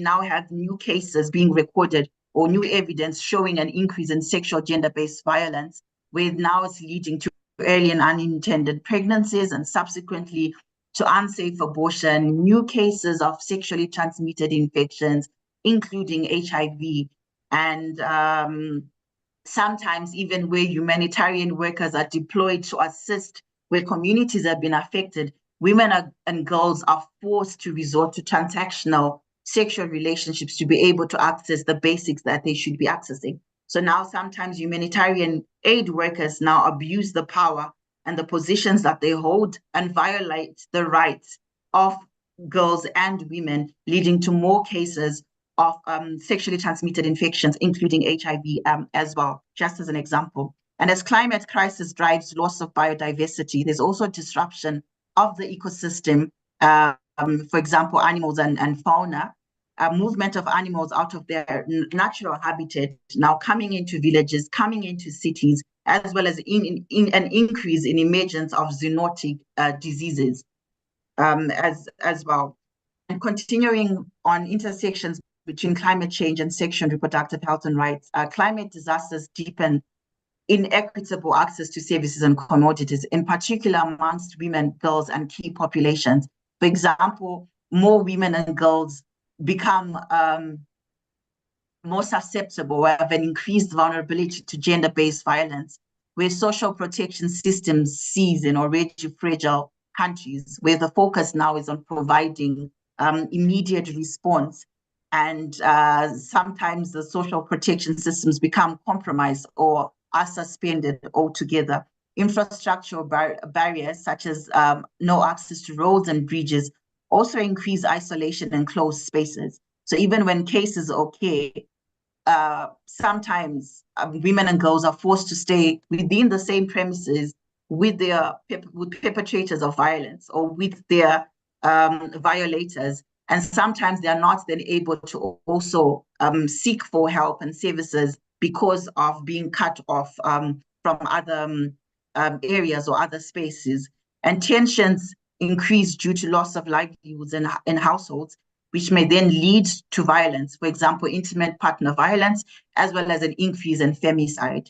Child marriage increasing due to livelihoods insecurities, where families opt to marry off their children for them to be able to access food and other basic commodities.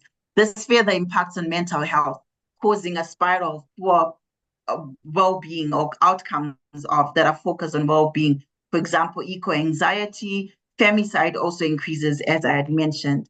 There's also a decrease in access to contraceptives and commodities and services.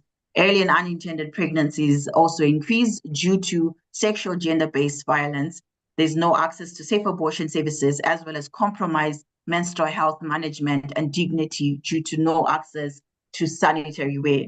There's also a decrease in access to treatment, for example, for HIV and other sexual and reproductive health diseases, as well as other diseases, resulting in defaulting from treatment and disease progressions. And sometimes where health centers are affected by flooding, for example, it takes a longer time for sometimes for medical services that are focused on sexual and reproductive health to recommence or to continue or carry on, which leads to those, for example, that are on antiretroviral treatment defaulting for a number of weeks or a number of months until they can access medication again. And an increase on maternal health, for example, a risk of miscarriage during pregnancy and dehydration during lactation. And then increased vector-borne diseases amongst pregnant women and adolescent girls as well, complicating maternal health. And forced sterilization, for example, amongst indigenous or poor women to try and control population size for climate mitigation. And there's evidence that is documented from different countries that shows this. So looking at interlinkages between climate change and other crises, we know where there are climate-related disasters, that there's a threat to education systems or to the education sector. And an estimated 5.2 million school-age girls are likely to drop out, increasing their vulnerability and their risk for early marriage, as well as adolescent pregnancy and subsequently unsafe abortion. An additional 49 million women in low and middle income countries, including in the SADC region, could have an unmet need for contraception, with an additional 15 million unintended pregnancies. And women are at more risk of losing their jobs during crisis. So we know, for example, in the SADC region, that more women are in the agricultural sector. And during crisis, more than 70% of women's work in developing economies, that is in the informal sector, including the agricultural sector, becomes at risk, and more women then lose their livelihoods. And we know of the interconnectedness between economic freedom and reproductive freedom, especially where women, in as far as women are concerned. And environmental degradation and scarcity of resources, which is worsened by crisis, including armed conflict. We heard the examples during the opening speech given by the Honorable Chair in Mozambique and DRC, and also looking at those factors compounding with climate change, affecting women by increasing violence, harming their livelihoods, and fueling displacement in different communities. And 1 in 3 women already globally are more likely to experience gender-based violence in their lifetime. And this figure exponentially increases when we are looking at issues of climate change or the impact of climate change. on women's health and well-being. And the number of people facing acute food security globally is also estimated to double. So women already are already 13% more likely to experience food insecurity more than men. And these figures double in cases of climate change, or when we're looking at climate responses. And the impact of climate change on food security, agriculture, and natural resources should not be ignored as well, because climate change affects food production and availability through increased temperatures, changing precipitation patterns, and more frequent extreme weather events, which cause drought, which affects food production in different countries. And these changes can lead to reduced crop yields, altered growing seasons, increased incidence of pests and disease, hence threatening food security. And we know that for populations that are already vulnerable, this also increases their plight or exacerbates their vulnerability and marginalization. And in agriculture is highly sensitive to climate conditions. So the changes in temperature, in water availability, as well as the frequency of weather events impacts crop and livestock production. And this not only affects food production, but also the livelihoods of those that are in the agricultural sector. And when it comes to natural resources, we know that climate change can also lead to the degradation of natural resources, such as soil, water, and biodiversity, also increasing, also where we see increased temperatures and altered precipitation, exacerbating soil erosion and reduced water availability for irrigation, hence also affecting food security, as well as negatively impacting the agricultural sector. And then also exploring the interlinkages between sexual and reproductive health and rights and food and agriculture, food security and agriculture. So access to quality family planning and reproductive health services and commodities can really help manage population growth. So it reduces pressure on agricultural resources and enhances food security. For example, smaller family sizes can lead to better allocation of resources and improved economic stability for households, as well as increasing access to other life chances, such as education, as well as health for the entire family and subsequently entire communities and entire nations. And ensuring women's access to sexual and reproductive health empowers them to make more informed decisions about their reproductive lives, which can also improve their participation in agriculture and resource management. Educated women and healthy women are better able to make decisions, as well as contribute to and benefit from sustainable agricultural practices. We know we've heard this statement time and time again, that when you educate a woman, you educate an entire nation, and this remains true from the evidence which is documented. Hence, ensuring that women are more empowered and remain empowered ensures the productivity, ensures the development, as well as success of entire nations and an entire region. And healthier populations are more productive and more resilient. And improved maternal and reproductive health can also lead to better nutrition and health outcomes for children, for entire communities and entire nations, contributing to overall food security as well as community well-being. So looking at unpacking and amplifying the role of parliamentarians in promoting inclusive strategies for vulnerable populations. So the role of parliamentarians cannot be overstated, especially inclusive strategies for vulnerable populations through policy development and legislation, advocacy and awareness raising, advocacy for adequate resource allocation, monitoring and ensuring accountability and transparency, as well as ensuring and promoting regional and global collaboration.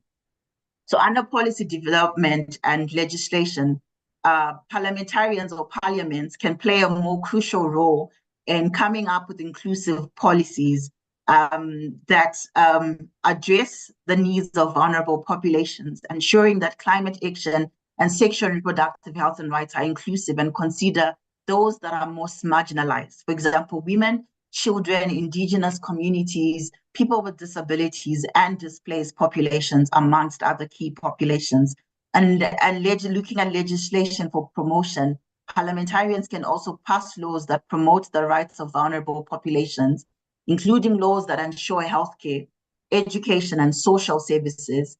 And these laws will ensure that vulnerable populations have increased access to these facilities or to these life chances. And these laws should also promote gender equality and protect against all forms of discrimination and violence. And parliaments can also play a critical role under advocacy and awareness raising, especially looking at using strategic platforms to raise awareness about the importance of integrating sexual and reproductive health and rights and climate action, especially for vulnerable populations. For example, highlighting intersectionalities and benefits of having inclusive strategies and policies, and also engaging with communities to understand their specific needs and their lived realities through facilitating dialogues and forums that also bring together the different stakeholders from different sectors to discuss as well as put forward inclusive strategies and solutions at local, national, and regional levels. And parliamentarians can also ensure that sufficient resources are allocated for interventions and responses that address both climate action and sexual and reproductive health and rights. So advocating for budget allocation within the health sector, the education sector, as well as other sectors that promote climate resilience for vulnerable populations, amongst other subgroups within the citizenry, and supporting funding for initiatives that provide direct assistance to vulnerable groups. For example, subsidies for renewable energy, grants for community health interventions, and ensuring that there's financial support for sustainable agricultural practices that benefit even the most vulnerable populations. And playing the oversight role of Parliament and ensuring that there's monitoring of implementation of policies and interventions, so that the policies and interventions and commitments that we have are not only rhetorical, but we're ensuring that they are effectively reaching and benefiting vulnerable populations.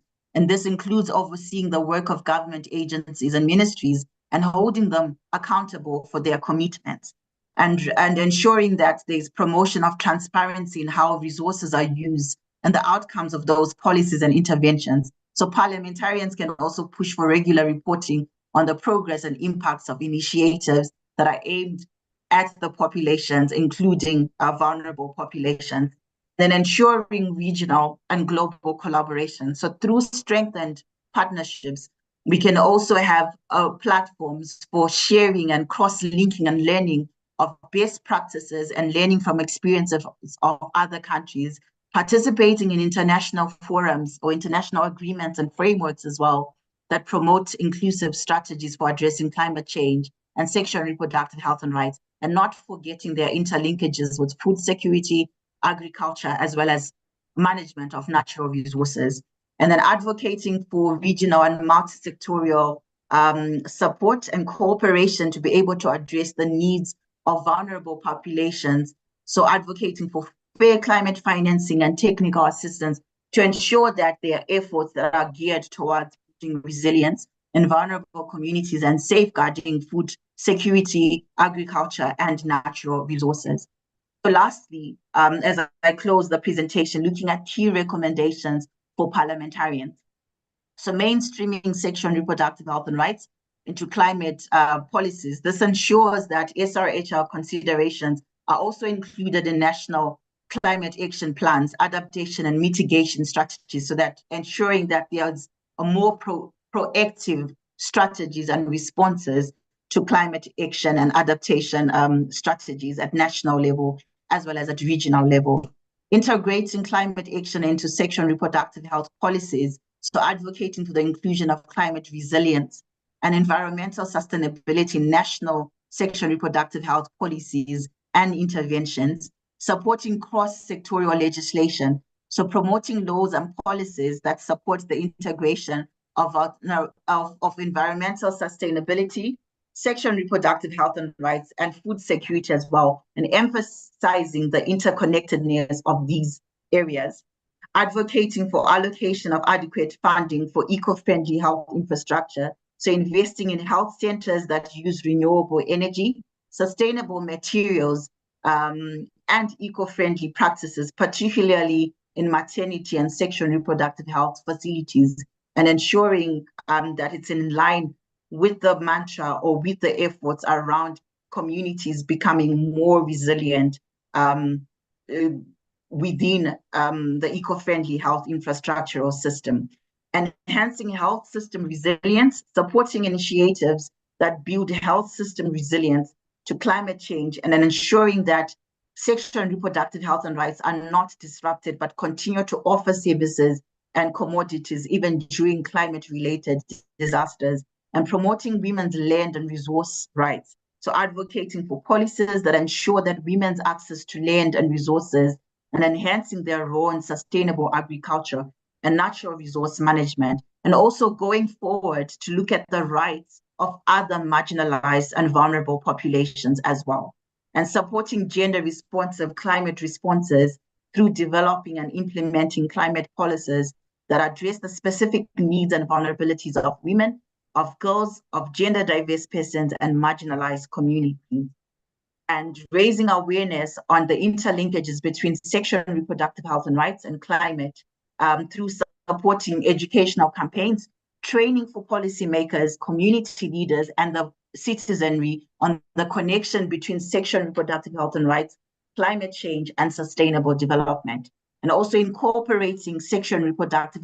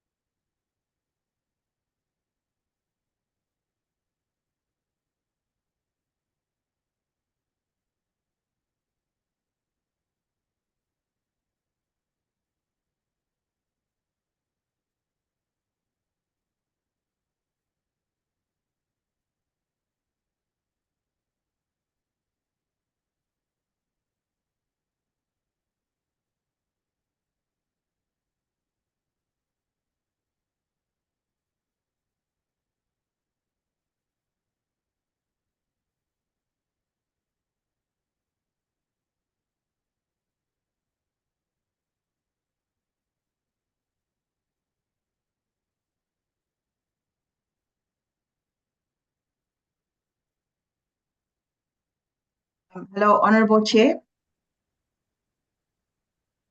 Yes, Madam Picardo. Apologies for that. I'm having a bit of challenge with my connection, but I was on my last slide of the presentation, so I'll just wrap up now.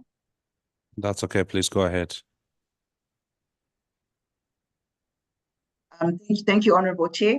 And then also supporting funding and promotion of community-based projects that integrate sexual and reproductive health and rights, as well as sustainable environmental sustainability, rather, including reforestation, agriculture, and water conservation initiatives, as well as encouraging participatory approaches through ensuring that community members, especially women and youth and other marginalized groups, are actively involved in the planning and implementation of climate and SRHR initiatives, and collaborating with civil society as well. So partnering with civil society groups and movements to leverage on expertise, resources, and networks, and fostering regional and global cooperation through different forums to share best practices, gain insights, and promote collaborations on integrated approaches to climate action and sexual and reproductive health and rights, and establishing monitoring mechanisms that support the development of robust systems that monitor and evaluate the implementation of these integrated climate and SRHR policies and ensuring that there's transparency and accountability at all levels. And lastly, committing to action. So making a pledge to catalyze evidence-driven actions and progress towards integrating sexual and reproductive health and rights to climate action to inform policy adjustments and improvements. And then in closing, the relevance of climate action and sexual and reproductive health and rights to food security, to agriculture, as well as natural resources is quite profound. And recognizing and addressing the interlinkages, therefore, allows us to come up with more holistic strategies that enhance community resilience and the resilience of our entire member states and the entire region to promote more sustainable development and ensure the health and the well-being of all individuals. And integrating sexual and reproductive health and rights into climate policies and actions not only supports reproductive health, but it also strengthens the foundation for sustainable agricultural practices and the responsible management of natural resources, ensuring that our region is able to achieve and attain sustainable development. And parliamentarians are quite uniquely positioned to champion and inclusive strategies that address the intersecting challenges, especially around climate change and sexual and reproductive health and rights for vulnerable populations.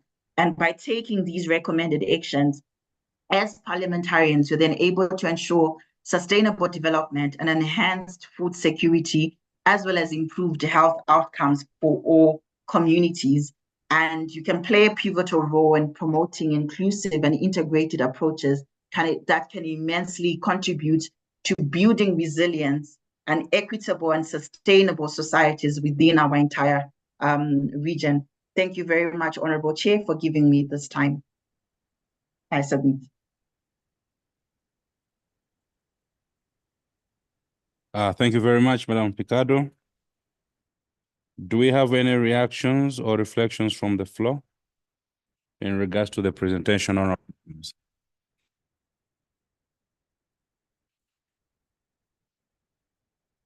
Here, hand from Botswana, and then Namibia, and then the Kingdom of Lesotho, in that order, please.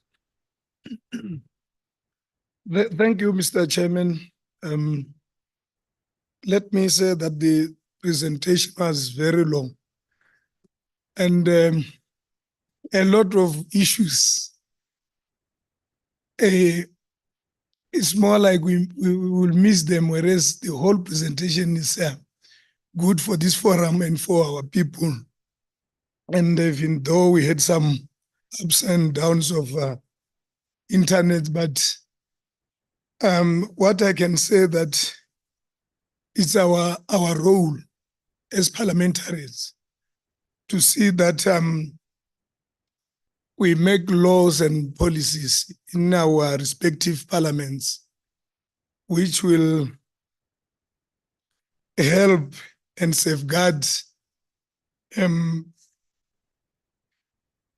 our people, because that's the role of Parliament, to be on time, especially in these challenging times, whereby you find that if we delay to take our role, for example, this morning you hear that other countries haven't signed. It's just a clear example. Then things will be difficult. Including Botswana. Things will be difficult. So actually, this, if you take, for example, if I take the women empowerment and the likes, you find that in our rural constituents, or even I can say Africa as a whole, our populations mostly in the rural area. We know that we depend on agriculture. And then these climate change issues, taking into consideration that in almost Southern Africa, 2023 and 2024, 2024-25, some of our countries were drought-stricken, El Nino 2 years. So which means now it's a big problem. Food prices, they're skyrocketing. and there are no price controls in a lot of businesses across, especially in rural areas. Today, a bag of maize is 100 rands or 100 pula or 100 kwacha. Tomorrow is 200 kwacha, because so those are some of the things which we ought to be taking them on board to make laws to safeguard for our people.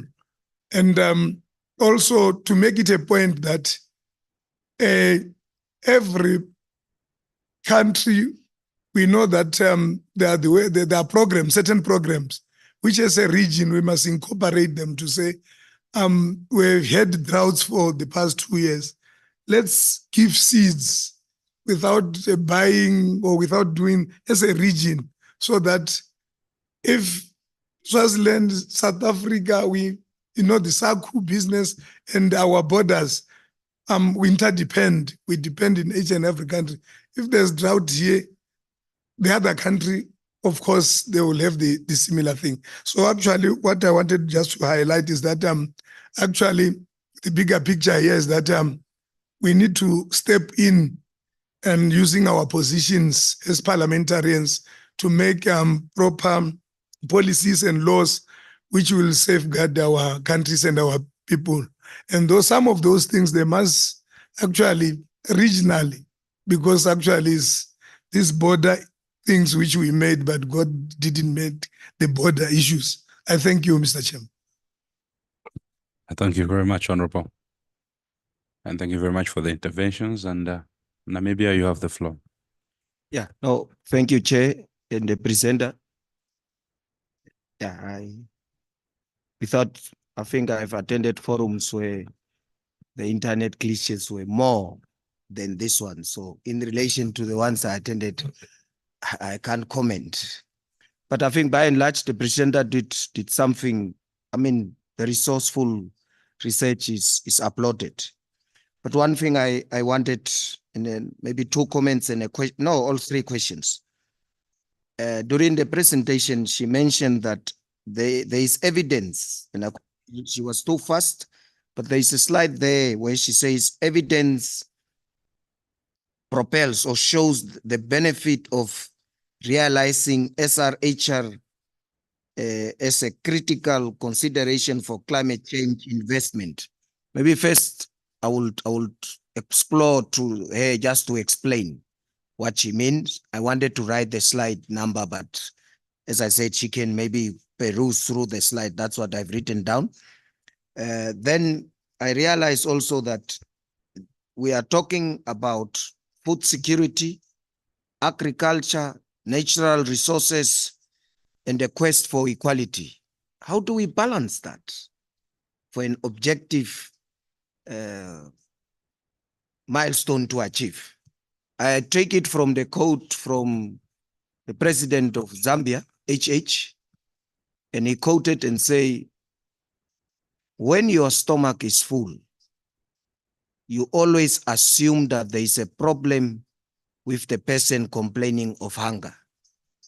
I'm sure the Zambians will be. Now, when you have got so many issues, when we deal, and my brother from Botswana also mentioned, we've got drought, we've got food security, we've got agriculture, we've got natural resources, we've got the aspect of equality. All these, we must interlink it and try and achieve which one is what. Even twins, when they are born together, there is one that we say it's the elder, and there is the one, but they are conceived in the same process, they are born on the same day, but always we will mark one as number 1 elder than the other one. So how do we have got so much things that are important, and then the entrustment is us as parliamentarians, but what measures do we guide? What is the yardstick? How do you want to achieve that? And then maybe lastly to say, she mentioned about instances where we as parliamentarians can effectively leverage the legislative oversight, which is overall the yardstick for us to do. But how can we as representative of the people ensure that we've got improved SRHR outcomes in the context of climate change? What specific strategies and policies can we implement together to address the intersecting challenges of SRHR, climate resilience, including drought, particularly in the vulnerable communities? And maybe she can share examples of specific strategies and policies we can look at. No, as SADC, we always talk, we are brothers, but there are certain things that we are failing in the basics. Botswana is affected by drought, so is Namibia.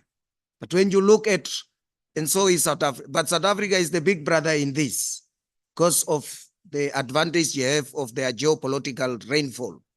But when you look, the maize is talking about predominantly us, 2 million people, 2 million, here 60 million. So they can actually feed the younger brothers. But then we apply economic principles that are driven by capitalistic instances. But the problem that needs to be solved is of a social nature in terms of African brotherhood or Southern African community. So those are the questions I would have wanted to maybe ponder around and help us to better effectively do our job. Thank you. Thank you very much, Honorable Gatumero from Namibia. I give the floor to the Kingdom of Lesotho, and please, for the sake of the audience, because we're also online, reintroduce yourselves as well so that they're able to get the name. Thank you. Thank you, Honorable Chair. My name is Makatle Motswasili from the Parliament of Lesotho. Honorable Chair, let me touch on climate change and SRHR issue. Before coming to this meeting, I asked myself some questions, and most of the questions that I asked myself were based on what I see daily regarding the lives of women and how hard it is becoming for them to go through this climate change issue. Honorable Chair, the climate crisis impacts sexual and reproductive health and the ability to realize fundamental human rights. Realizing sexual and reproductive health and rights contributes to reducing inequalities and increases individuals' and communities' resilience to climate change to help ensure no one is left behind as climate impacts intensify. Climate change is a major threat to the vision of human-centered sustainable development as outlined in the International Conference of Population and Development Program of Action and reinforced by the Nairobi Summit in ICPD 25.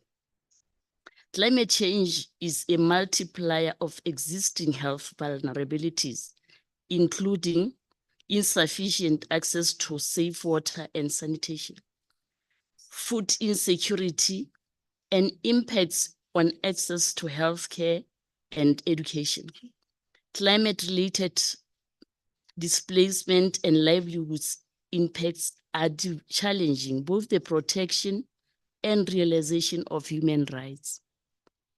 We know that realizing SRHR is crucial to achieving gender equality and must also, therefore, be a central component to gender responsive adaptation to climate change. Climate change has direct implication for SRHR, increases in air pollution and rise in temperatures worsen maternal and neonatal health outcomes. An increase in 1 degree Celsius in the week before delivery corresponds to a 6% greater likelihood of stillbirth. Increased poverty and food insecurity driven by climate-related loss of livelihoods is also impacting maternal health as decreased yields impact nutrient intake of poor through a decrease in the availability and supply of high nutritious crops. Climate-related emergencies cause major disruptions, access to health services and life-saving commodity supply chains, including contraceptives.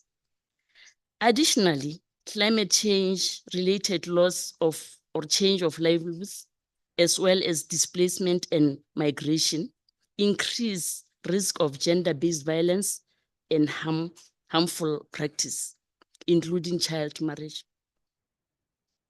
In Lesotho, we have a high number of child marriages, honorable members. It's the biggest issue right now facing women and children, because children are dropping out of school at the age of 12 years. There is a law preventing early marriages, but because of poor living standards, parents are submitting to the issue of their children being married at 13, 14. We have a case where a child was married, taken out of school, and the neighbors reported the case to the police. The police went to fetch the child and to bring it back to the family. Now, the family was very angry, saying that now that the child is back, that has now worsened their poorness, because they could have benefited from that deal, of giving away their child. So if we can go deeper in these issues of SRHR, we could see if the family is angry at this child, that child will no more be given the basics of her childhood: food, clothing, education. What will happen? The next thing that will happen, that child will just maybe disappear through human trafficking, because somebody will say, come on, we can do better, we can offer you the best life. So we have to really get the grasp of this thing, see how deep it is. So let me just continue with my presentation here. The Intergovernmental Panel on Climate Change has noted the likelihood that both climate change and gender-blind climate change interventions could worsen gender inequality. IPCC 2018. SRHR is required to build adaptive capacity and resilience in responding to climate shocks and impacts. Sexual and reproductive rights are human rights and are essential and of themselves, but these rights take on renewed agency in the face of unstable and unpredictable environment. A cornerstone of strengthening resilience, SRHR enables people, couples, and communities to realize their human rights, make empowered choices that best suit their personal circumstances to protect themselves and their communities from harm. Now, what can we do as parliamentarians to help with what solutions can we come up with? I always say to my community, we as parliamentarians, we don't have weapons. The best that we have in our toolbox is the legislature. So in this case, I believe policy advocacy, advocate for policies that explicitly address SRHR within climate change frameworks, push for gender-responsive climate policies that consider SRHR needs and vulnerabilities, budget allocations. Allocate funds to integrate as SRHR services into climate adaptation and disaster risk reduction programs. Ensure resources for SRHR education, family planning, and mental health in climate affected areas. Legislation and oversight. Enact laws that protect SRHR during climate-related emergencies. Monitor implementation of SRHR inclusive climate policies. Capacity building.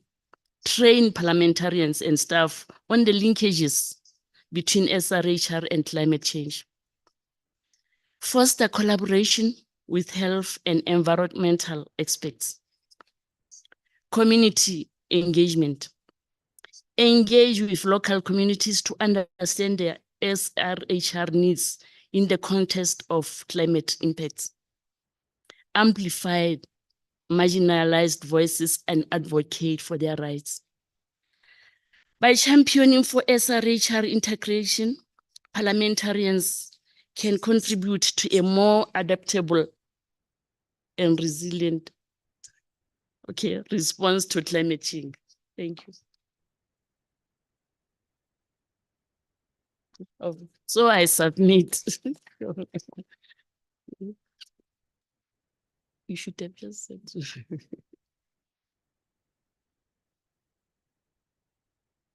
I think I see another hand from Namibia. You have the floor. And Zimbabwe. Don't forget to introduce yourself, Honorable. Yeah, thank you very much for the opportunity, Honorable Chairperson.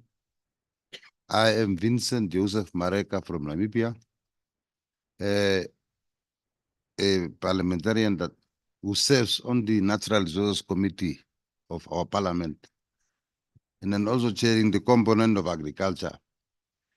Now, it's not only Namibia, but Africa as a whole is in a big problem, SADC region included. The point of departure of the presentation was about what causes the food insecurity, as an example, and all the ills, and that was climate change. What causes then climate change?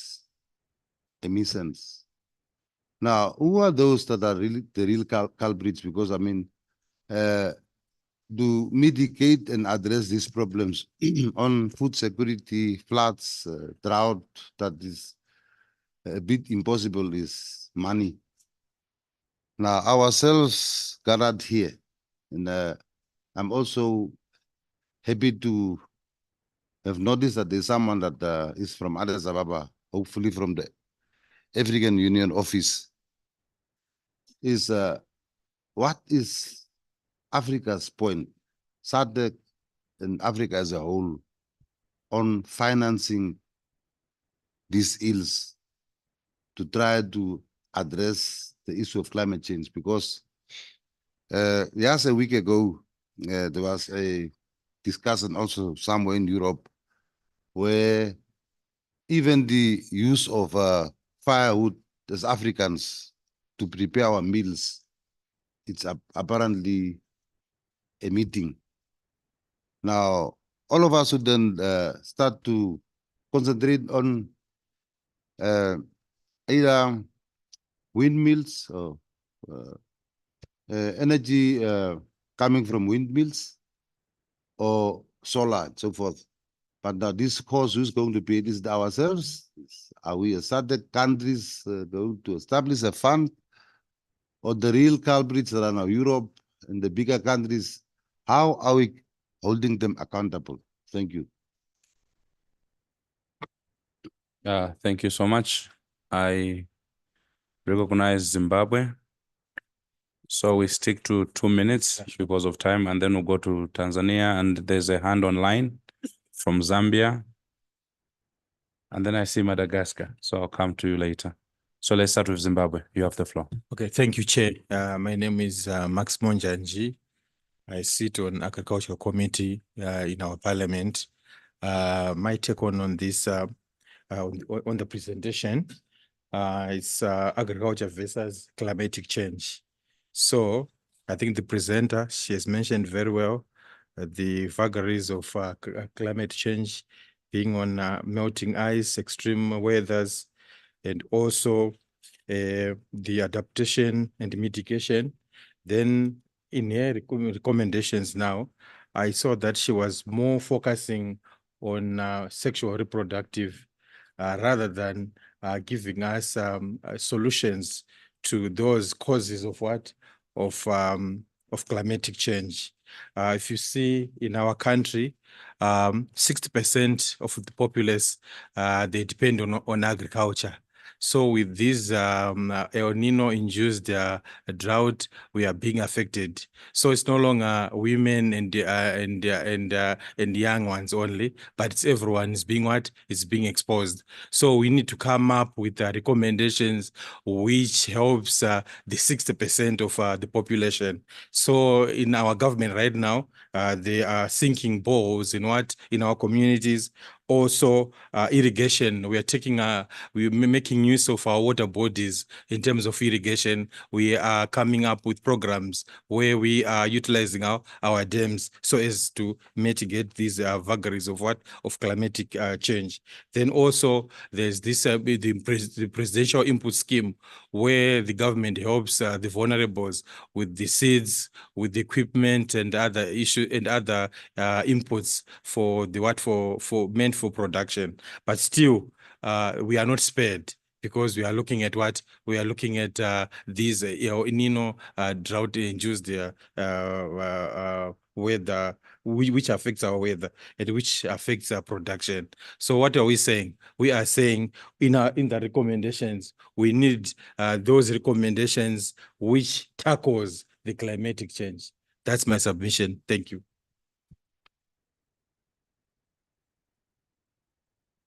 Thank you very much. I give the floor to Tanzania. Thank you, Mr. Chair. Also, I want to speak a little on Start with your agriculture. introduction. My name is Alfred Kimea from Tanzania. Mr. Chair, it's true that climatic change has a serious impact in our region. We have experienced serious drought in some countries.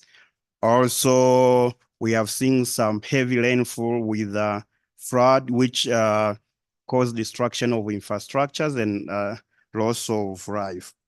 Mr. Chair, farming employs almost 80% of our citizens in our SADC region. And nowadays become very unpredictable due to these climate change issues. So, Mr. Chair, I have two suggestions which we should do as a SADC community. First, I think we have what we call Malabo, is it Malabo declaration, which require country to set budget, which is 90% of country budget. But I don't know if there is any country in our region at any even half of that requirement.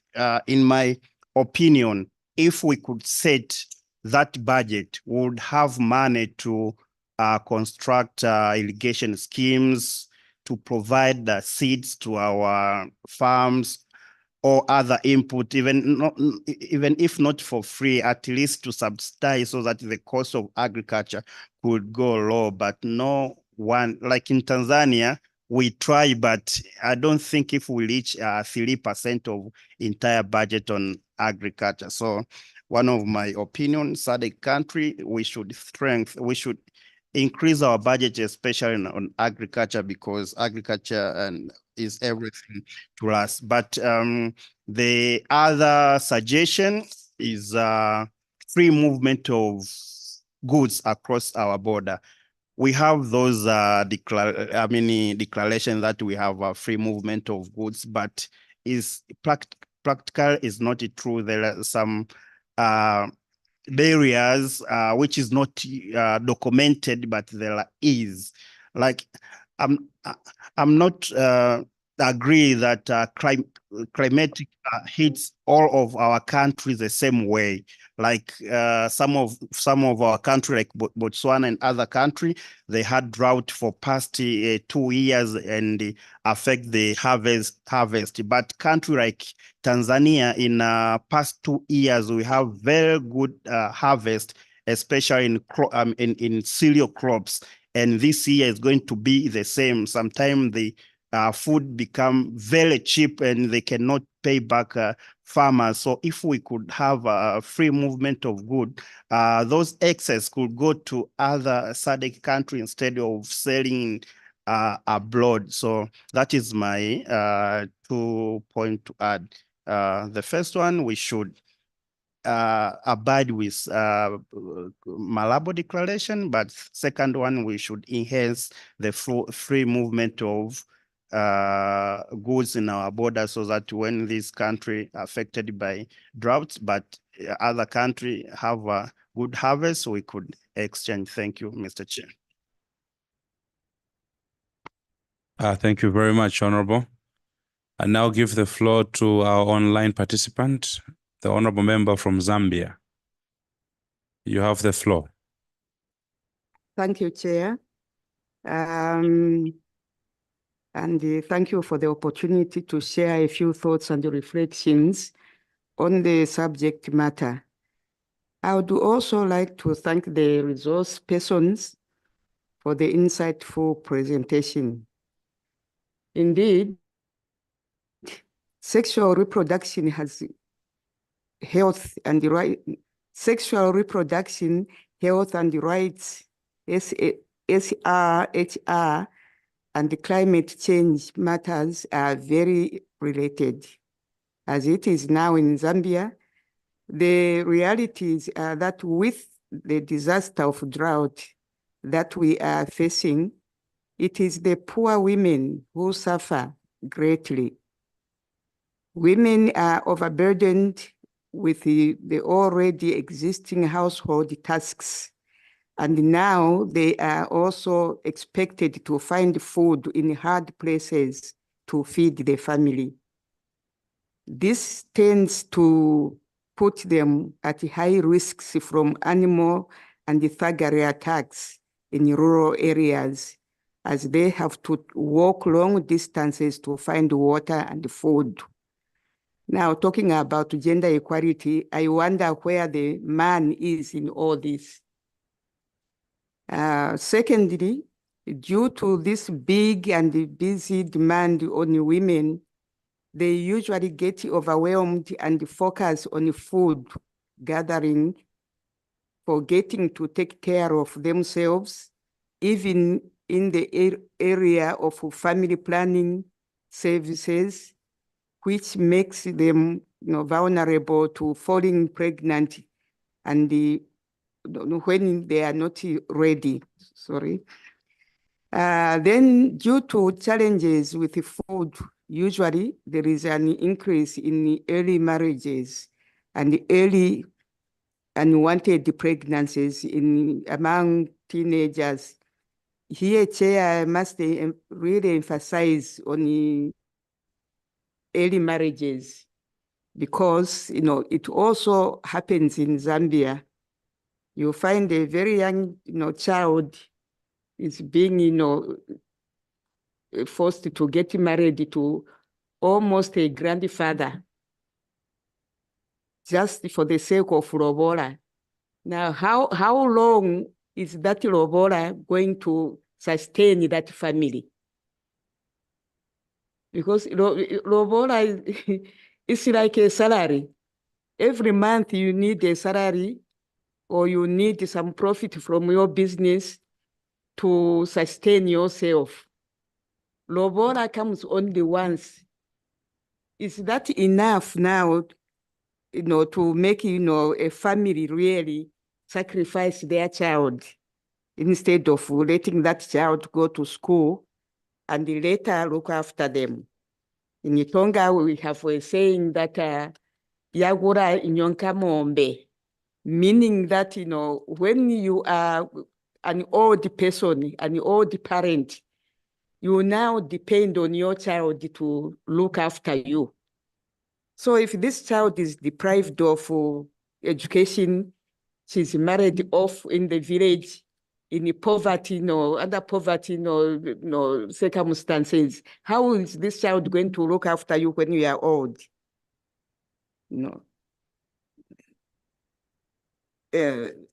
You gave us, just 2 minutes, Chair. I think I'll end there. Thank you. I submit.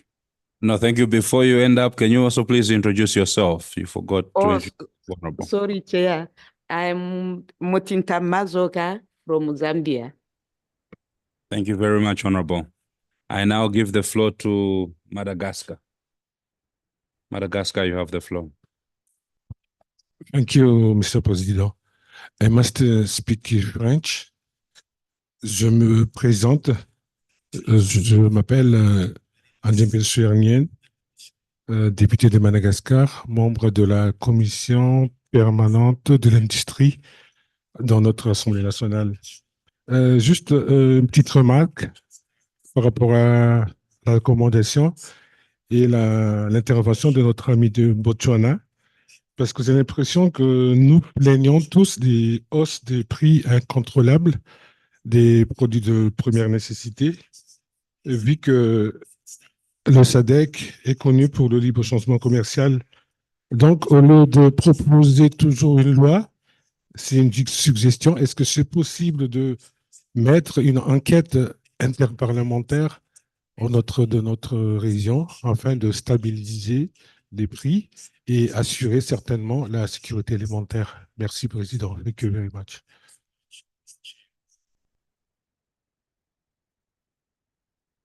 Thank you very much, Honorable.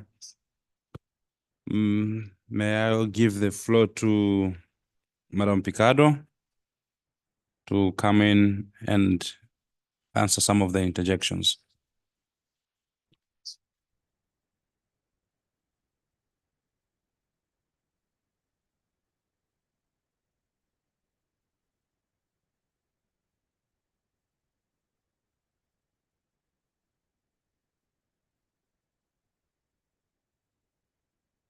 Madam Picado, you have the floor. Thank you very much, Honorable Chair, and thank you, honorable members. With some of the questions that were posed by the honorable members, I think the submissions from the honorable from Lesotho as well as the honorable from Zambia started to respond to some of the questions. But just reflecting or going back on some of the interlinkages between SRHR and climate change. So the examples that were being given by honorable members from Lesotho and Zambia as an example, that usually when communities are displaced or communities are now affected by consequences of climate action, I'll give an example of a drought, where now women or girls have to go and seek for water or firewood from places that are a bit further from home or places that they used to seek the resources from. They become quite vulnerable now to attacks on the road, going to where they're going or coming back. And we have documented evidence where there's an increase in sexual gender-based violence, where more and more women are reporting cases of sexual harassment and rape as a result of having to travel further distances.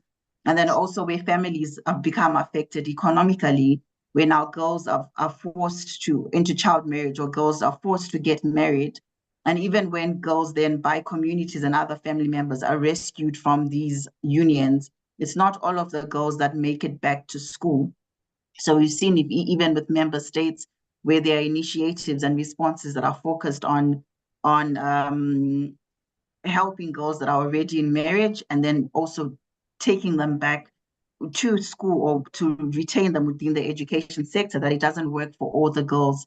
And then some of them actually never make it back to school, or from one union, they end up in another union. We also have cases of an increase in intimate partner violence, where because of stresses in the family, there's more increase in gender-based violence. And more women are actually workers within the agricultural sector, especially in rural areas or in communal areas. And a loss of livelihoods for women also means an impact on their reproductive freedom. And there is quite an intrinsic tie or quite a correlation between economic freedom and reproductive freedom, where a lot of women are able to decide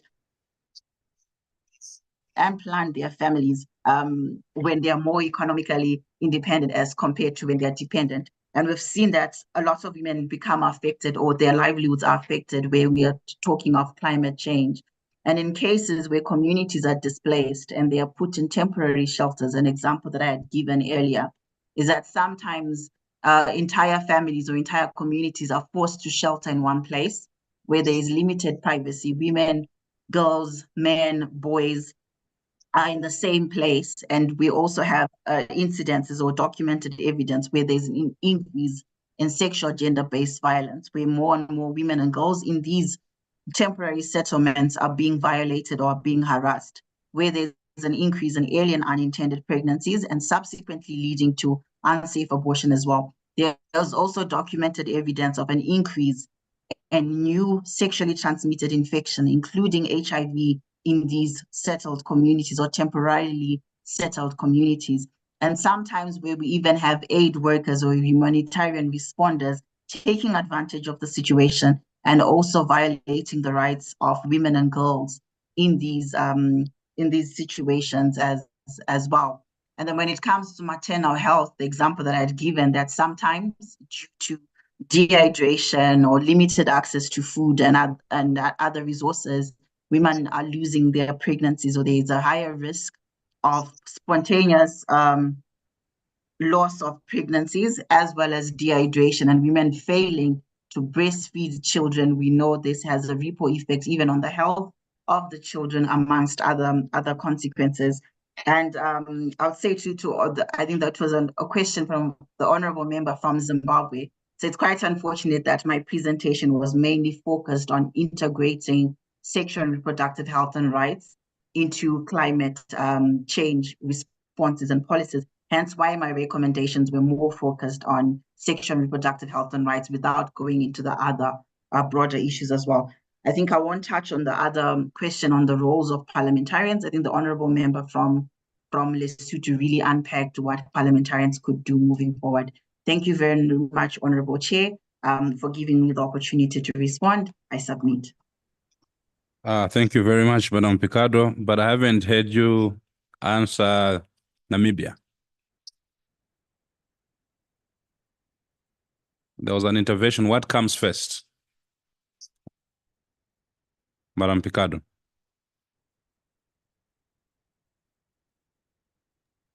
So the relationship, thank you very much, Honorable Chair. So the relationship is quite interlinked, where we see impacts of climate change on sexual and reproductive health and rights, but we also note impacts of sexual and reproductive health and rights on already vulnerable communities when it comes to climate.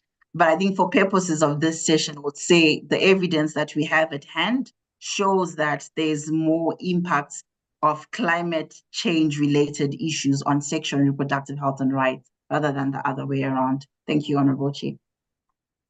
Thank you very much, Madam Picardo. And once again, let me thank you for the insightful and well-resourced presentation you have given us.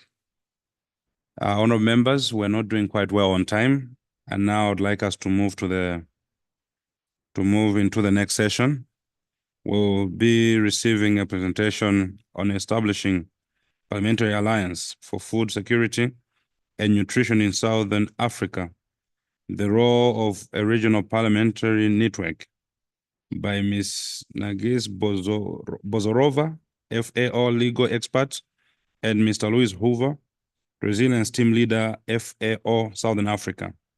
The session will provide members of parliament with an enhanced understanding of the role of the regional parliamentary network on food security and nutrition, and provide details on developing caucuses on actions to foster collaboration and drive policy reforms, and to improve resilience of SADC communities to the impacts of climate change. I call upon the resource persons. You have the floor. Thank you. Thank you very much, Honorable. Since you are within the room, My you name can come is, to the podium, please.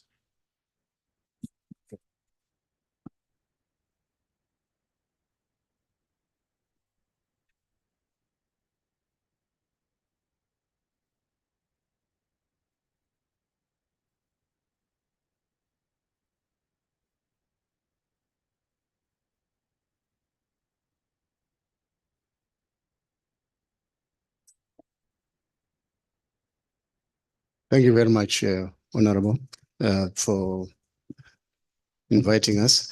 I would like to thank the Secretariat of the SADC Parliamentary Forum for inviting FAO to come and share our perspectives on how we can improve our collaboration. I am the Resilience Team Leader for FAO in Southern Africa. I'm based in Johannesburg. My name is Louis Ohove. The speaker is going to be my colleague, Nagis. I'm just going to try and contextualize a presentation. For those who might not know, the FAO is the Food and Agriculture Organization of the United Nations, headquartered in Rome, with an Africa office in Accra, Ghana, Southern Africa office in Harare, and we have representation in all the countries of Southern Africa. We've got offices in the countries of Southern Africa. We really appreciate that we are able to engage with you because we see the importance, like what the previous speaker has been expressing, the importance of parliamentarians in terms of moving the agenda of the work that we support member states as FAO, that is in agriculture, food security, development. And we have a very close relationship with the SADC Secretariat in Gaborone, and we see our nascent relationship with you being a natural progression from that relationship that we have with the SADC Secretariat. We actually have an MOU with them, and we have a work plan, a joint work plan with the Secretariat in Gaborone, and we see that that will be the executive of SADC, and you are the legislator of SADC. So it's natural that we do come together and we work together to connect the dots, as it were, so that we really advance the work of the member states' development in the agriculture and food security sector. So what Nagis is going to be talking about is one element of the things that we can do together. We have been having ad hoc relationships, ad hoc engagements with you, but we would like now to be more systematic and really engage you on a regular basis in a systematic way, so that we can strengthen the role of parliamentarians in terms of engaging and guiding the executive in terms of resource allocation to the agriculture and food security sector. So what Nagis is going to be talking about is something that we feel is necessary for SADC. We heard earlier on about what has happened in West Africa, East Africa, and saw the video that was projected earlier on. And actually what FAO has been doing with parliamentarians has been, we are quite advanced in the other parts of the region of Africa, and it's Southern Africa that is missing in this piece that we are working on in terms of food security. And we would like to make a suggestion through what Nagis is going to give us, to make a suggestion on how we can work together on this. Thank you very much.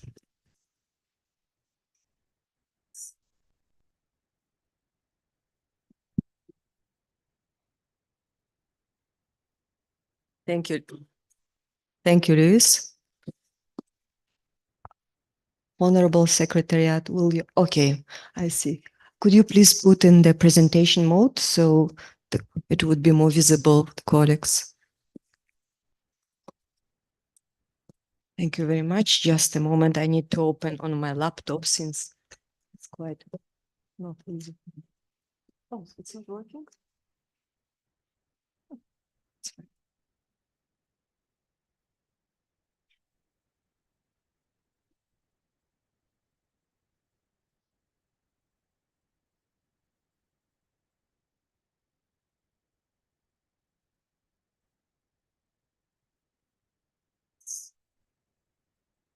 Is it working? It's not working. You put it in the presentation. Actually, the Wi-Fi is slow. It's a little bit slow. Ah, so it's slow Wi-Fi. Okay. Okay, while we're taking time, so let me start.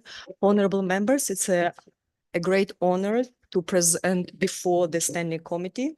So my name, Nargis Bozorova. I'm a legal officer, as I said, outposted to Addis Ababa to support member countries in Africa. And let me start with a statement from the voluntary guidelines on food system and nutrition. And I think the voluntary guidelines on food system nutrition were endorsed by the Committee on World Food Security in 2021, following a 5-year inclusive consultation negotiation process.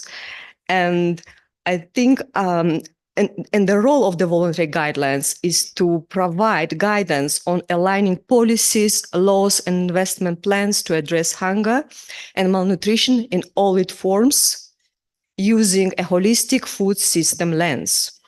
And here, just let me read quickly. Parliamentarians in their sub-national, national, regional alliances play a key role in promoting the adoption of policies, establish appropriate legislative regulatory frameworks, raising awareness and promoting dialogue among relevant stakeholders, and allocating resources for the implementation of policies and programs to achieve healthy diets through sustainable food system. So you see some elements of this statement overlap what the previous speaker said, but here the focus is on the food systems. And I should say that this statement is the summary of the functions and potential of parliamentarians in relation to nutrition, elaborated earlier in the Food Systems and Nutrition Handbook for Parliamentarians, which was adopted earlier. This handbook serves as a practical guidance for parliamentarians to support legislative processes that prioritize nutrition. And before elaborating on the actions that parliamentarians can take, concrete actions can take in relation to food security and nutrition, let me give you a brief overview. If you could please move to next slide. Thank you. A brief overview of our global engagement with parliamentarians. So since the establishment, actually, it's almost like 2 decades, this engagement is lasting. So since the establishment of the Parliamentary Front Against Hunger in Latin America and Caribbean, they were pioneers. In 2009, FAO had collaboration with more than 60 parliamentary networks at local, national, sub-regional, regional, and global level, covering every regions. I'm not talking about sub-regions, but every regions. And as a result, as an outcome of this collaboration, more than 100 laws related to food security and nutrition and agriculture-related issues were developed and adopted, including 4 model laws. I will talk about the model law that was adopted by the Pan-African Parliament later. And a few global outcomes. First, 2 global parliamentary summits against hunger and malnutrition. The first was conducted in 2019, and then the following in 2023, and 7 virtual parliamentary dialogues in 2021 at the eve of their second global parliamentary summit, so in preparation to it. So then we had also the first ever global parliamentary pact against hunger and malnutrition. I will talk about it a little bit in details further. And then consistent parliamentary engagement in policy dialogue and advocacy events, and tailored knowledge products for parliamentarians, handbooks, legal briefs, and in learning. Please, next slide. So as I mentioned, there was global events. The first one was in 2009, and unfortunately, you can see there's a gap, 5 years gap, because of the. Oh, my apologies. So the second one happened 5 years later because of the COVID. And the second one is acknowledged again following the Madrid Declaration, acknowledge important role parliamentarians play in addressing hunger and malnutrition through legislation, approving public budgets, and overseeing and monitoring the implementation of public policies and government commitments. As you can see, it goes from one document to another, from one action to other action. So it shows consistency in the approach. Then that might be of particular interest to you. According to the pact that was adopted at the second Global Parliamentary Summit, the parliamentarians requested FAO to support with their to hold the third Global Parliamentary Summit, and it shall be in Africa by 2023. If you have any questions on it at any moment, please, you can stop me. So coming to, next slide, please. Okay, so here you see the slide about the second point. It doesn't diminish the value of the first point, but the first point, the first chapter of this pact, it's kind of spread across the other slides where I will talk about the specific actions to be taken by the parliamentarians in relation to food security and nutrition. And here, I should know that pact is not a non-legally binding instrument. However, as I said, it was for the first time parliamentarians agreed. They had consensus on certain actions to be taken and on certain measures to have in order to track the progress and monitor and track the progress in taking actions. So first, this is political, social, environmental initiatives undertaking, how many it would field, and then laws, regulations, policies, strategies, programs, and plans adopted, amended, supplemented, and expanded. Safeguarding, regarding budget allocation, safeguarding the inclusion of sufficient adequate budget, so it can be also tracked. Then any other innovative or progressive actions or activity carried out, and expedition of laws and regulatory frameworks allowing equal rights and conditions for rural workers and family and peasant farmers. So there was a particular point focused on family farming, I would say. Next slide, please. And here, just schematically to give you to visualize the picture of the most important, the pillars on which their work parliamentarians is based. It's representation, legislation, oversight, and budget. And let's dive a little bit deeper in relation to the food and nutrition. So next slide, please. So the representation, what does it involve? What concrete actions? It's solicit disaggregated evidence, data, and analysis in order to assess the current situation of diets and food systems. Then raise awareness of nutrition and the need for actions identified in food systems. Organize events-based debates in parliaments. Advocate for prioritizing the nutrition and food system agenda by influencing the senior leadership in the legislature. And build alliances. So it's kind of the core of this presentation. Next slide, please. In terms of legislation, what can be done by parliamentarians? The actions that parliamentarians can take include the following. Take stock of existing bills related to food system and nutrition to develop legislative benchmarks and comprehensive legal framework for nutrition. Consult, you see the point about consultations, it implies consult with relevant parliamentary bodies, the executive branch, and various stakeholder groups, especially those from constituencies, to identify legislative gaps and prioritize legislative needs. Because we can't do everything at the same time. So we need to identify what exactly we have, what gaps we have, what is the need, and what would be our priority to take actions in logical sequence. And then advocate for and contribute to a comprehensive national multi-sectoral nutrition plan and enact a national framework law for nutrition. Analyze relevant sectoral laws and policies through a nutrition lens to promote healthy diet and achieve improved nutrition.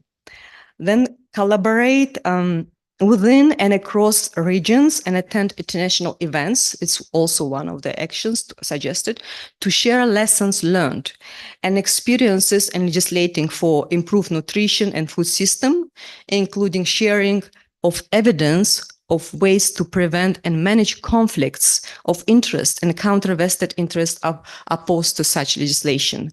Next slide, please.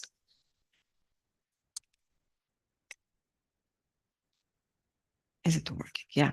So regarding budgeting, what can be done?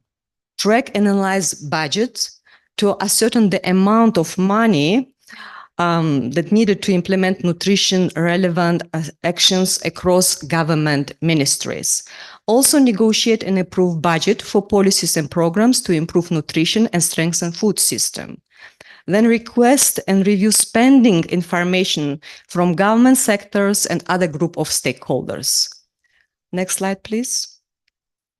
So for the oversight, the parliamentarians can take the following actions to establish clear processes and mechanism and legislation to monitor and enforce the implementation of laws. I think one of the questions here was exactly related to it. How to enforce and monitor. I might respond to it later. Then the second action to take, monitor and evaluate the short and long-term effects of laws in collaboration with independent research institutes. Probably it's the right time to talk about this. There is one mechanism that can be used. It's called regulatory impact assessment. This regulatory impact assessment it's called ex ante. So during the design or drafting process, this assessment can be done. And also ex post. So after a while, after the time pass, we need to monitor and assess to evaluate what was the actual impact of adopted laws and policies. Also, to consider for action, use relevant parliamentary standing committees, such as yours, to organize transparent hearing involving different stakeholders. Hearing was relevant and definitely with relevant ministries on progress in implementation and limitations of legislation related to food and nutrition security. So then also ensure that the nutrition agenda in the manifestos of political parties. Hold decision makers accountable. And there was also an idea to develop a scorecard system to make sure that political commitments to nutrition and food system are realized.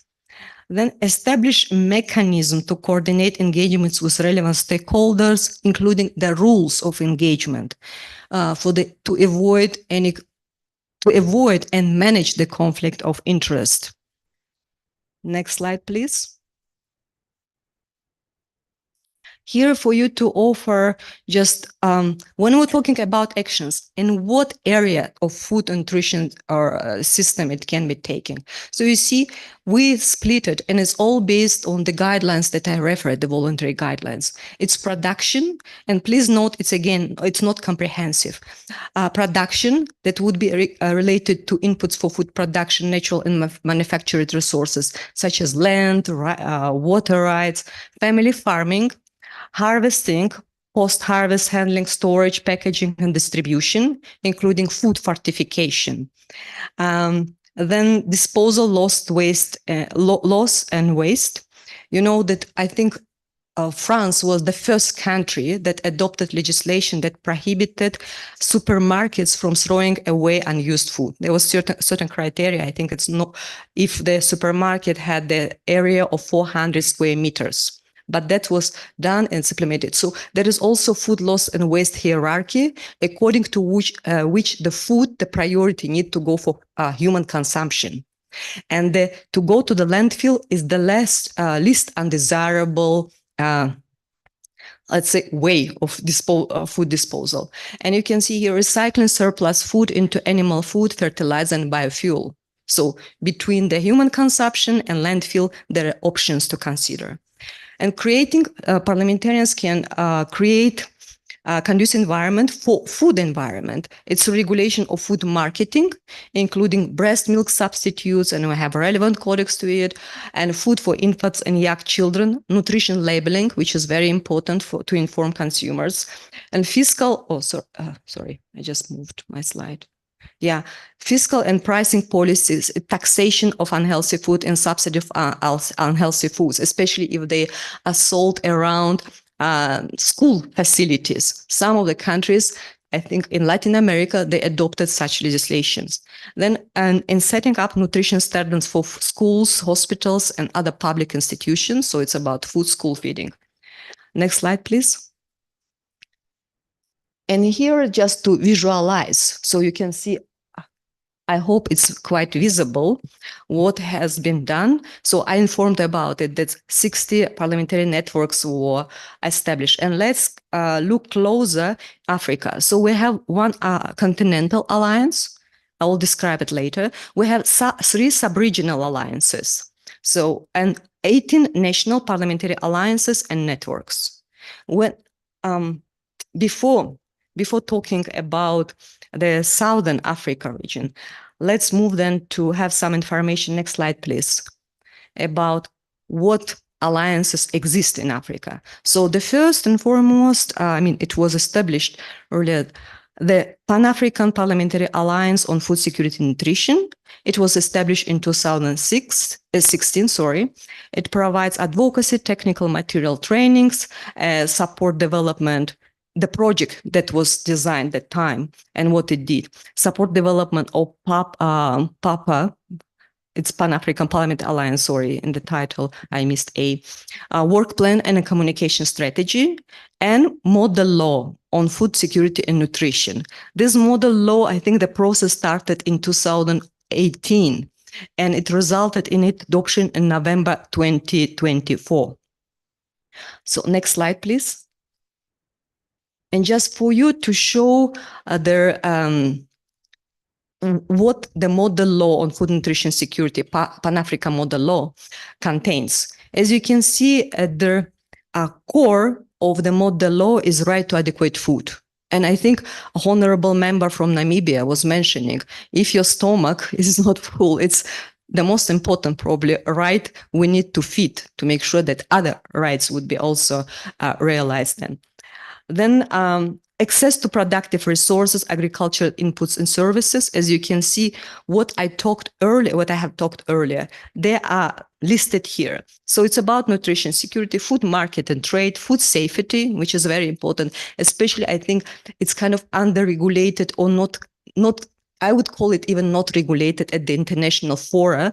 Food safety in humanitarian context, and what we see now in the world happening.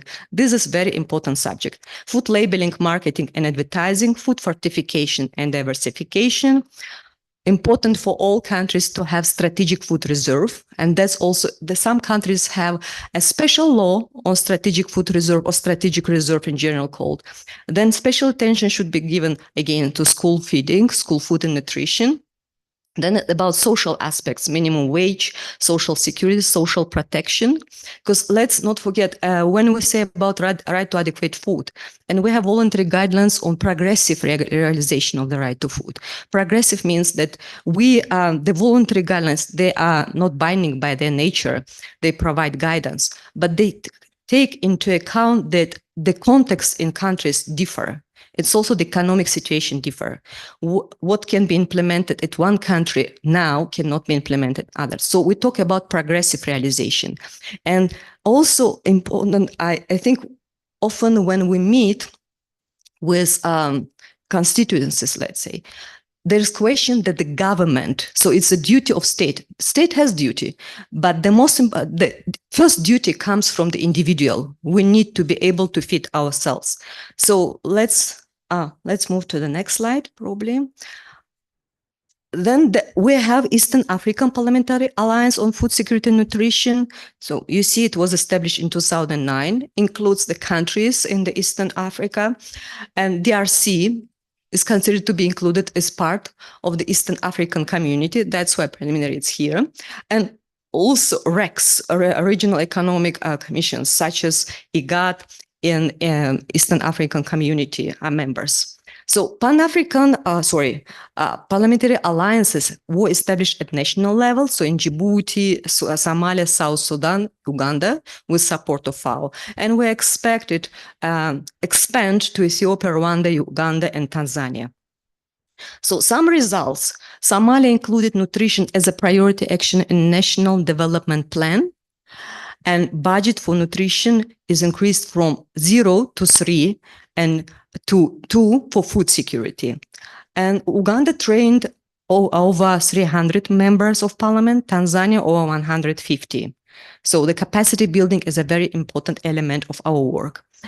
And 185 members, MPs as members of Uganda Parliamentary Alliance, carried out over 10 parliamentary outreaches related to food nutrition security, reaching out communities, getting feedback from them, and getting this feedback to work for the parliament, for the government action.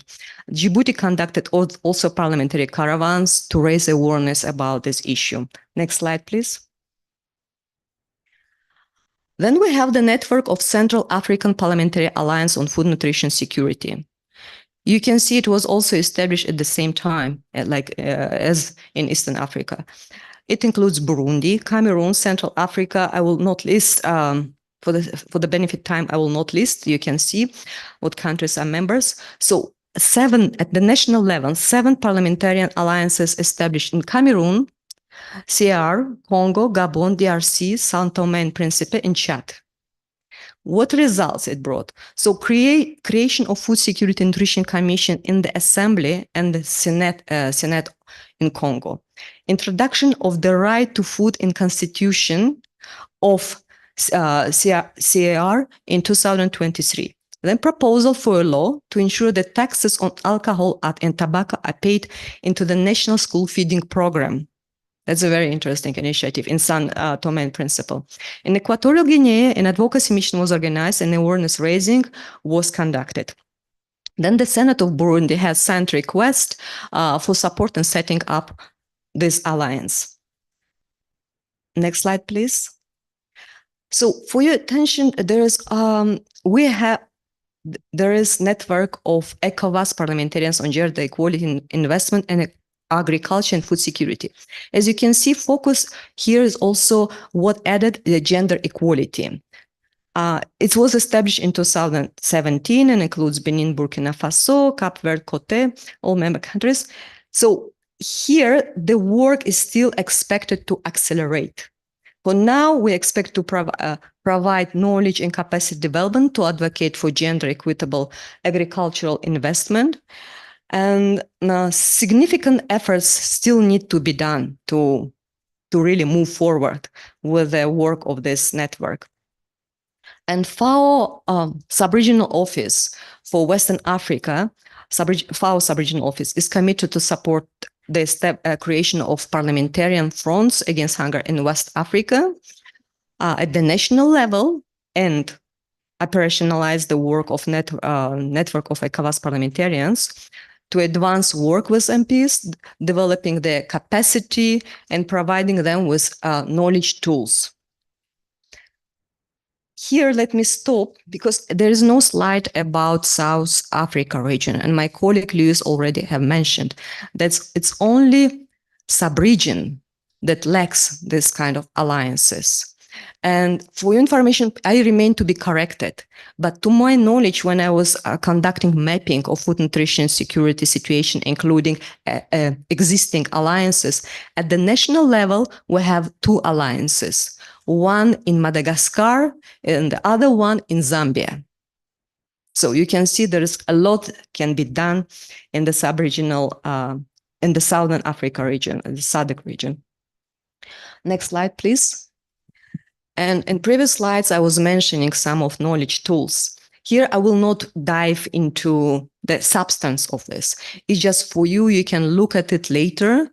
And please note that it's not exhaustive list. There is more instruments developed. I listed here the ones related to food nutrition security.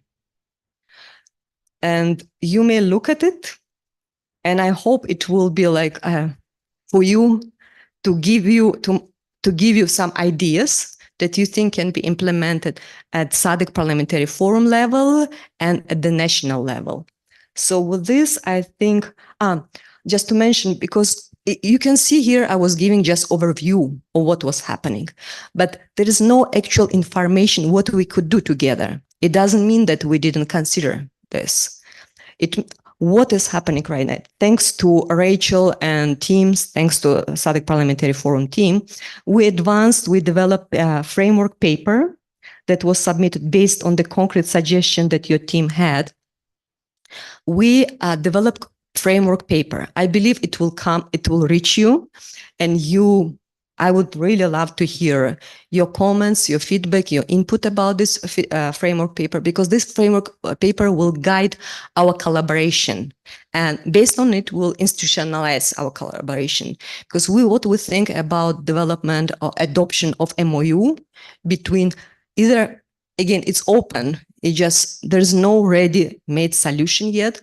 Either it should be between the SADC Parliamentary Forum and FAO, on specifically establishment of parliamentary alliance, or on broader way. And what we meant in broader way, that framework paper includes actions that can be taken to support the establishment and operationalization of Food Nutrition Security Alliance, the SADC level, but also capacity building, those SADC parliamentarians. I think with this, I would welcome you to give me your questions. I will be happy to respond to you. Thank you.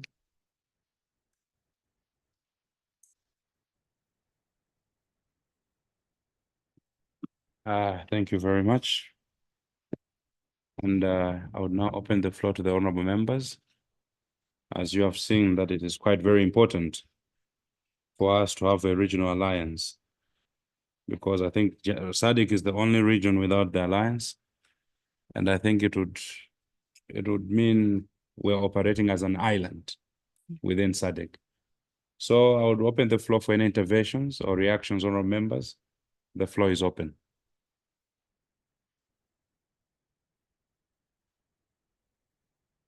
I see a hand from Zimbabwe. Oh, thank you, Chair. I think she mentioned about a handbook. I don't know whether the handbook on food systems and nutrition can be shared. Then also, I think it was a very good presentation where she elaborated on the roles of and pillars of parliamentarians in terms of representation, in terms of oversight, budget, and legislation. Then also now, given that the SADC countries, especially the southern part, we are being affected by El Nino induced drought. I don't know whether this is the right forum, but I thought maybe we were expecting maybe if FAO was going to come up with the interventions to help in terms of food and other, because if you see where we come with the constitutions where we come from, people are suffering from from hunger because there's no food. So I don't know whether FAO can also intervene. Thank you. That's my submission. Thank you so much. No, thank you very much, Honorable. I see a hand from Botswana. You have the floor. Thank you, Mr. Chair. Also, Majiha from Botswana. Just quick questions, just one. How do you make it, or how do you do it that you as FAO, you go to countries, you need to say that you make assessments to all countries around the world. Food is for all. Then you as the Supreme Body of United Nations, you'll just send handouts. If now you hear that there's a crisis in Somalia, there's a crisis in Djibouti, there's a crisis in Botswana, why can't you make it a point that each and every country is accredited or is a member? I know there are regions, sub-regions. For me, those ones, they don't matter. So as a supreme body, why can't all countries be subscribed in the whole processes to be known, so that you can help without helping regionally or whatever, because that's a human rights. One may call it like that, meaning to say that if there's no food, it's famine, it's hunger, people are dying. It's more like a war. Thank you very much, Honorable. Any other interventions? I think from Lesotho. You have the floor. Thank you, Honorable Chair. I must acknowledge the fact that the presence of a FAO in our country is highly appreciated. As much as I didn't see it on the board there, they've been assisting Lesotho a lot. They've even contributed immensely to our budget with grants and with a lot of opportunities to our farmers. The point I want to put on the table now is that women are still left behind on seeds and also a distribution of seeds. What I'm saying is that if we cannot, as parliamentarians, see to it that when we allocate funds, the ministries, especially the Ministry of Agriculture, who is mainly responsible for food security and nutrition, see to it that women get seeds. The problem right now is that the land is still in the hands of men. In my country, we want to go big on agriculture. The government is supporting block farming, and farms are in the hands of men. We are focusing on commercial farming. In commercial farming, we are talking about men. Women have always been left behind. They are not commercially viable to get into commercial farming. Now, right now as we speak, is the season to plant winter cropping. I personally go to the ministry to get seedlings for winter because I give my constituency seeds, women mostly. There's nothing. What do you have? We have wheat. That's what we plant in winter. It's not only wheat that we need. We also have winter veggies, carrots, beetroot, everything that complements nutrition. Because men are not interested in those things. They are mostly done by women planting a small veggie patches. I'm sorry I sound so biased, but these are the bare facts. So I wish the parliament could have a more focused budget when it comes to allocating funds, especially that 10% that we always say, Ministry of Agriculture, see to it that 10% goes to women. There should be a policy on how that money is going to be used, starting from the point of training women so that they become bigger, come into the commercial farming, giving them seeds at liberty, not being told you'll get seeds when time comes. So I think to address this matter of balanced nutrition, we have to look deeper into how vulnerable women get into this program. I submit, Honorable Chair. Thank you very much, Honorable. I see a hand from Zambia online. Honorable Member, you have the floor. Thank you, Chair. And the Chair, if you permit me, I would like to just share one of the Zambian Parliament's best practices on this matter.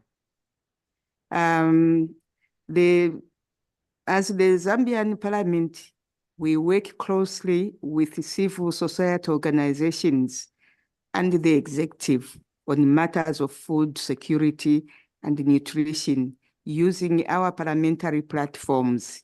For instance, the parliamentary caucuses on climate change, the SRHR caucus, and the one on nutrition.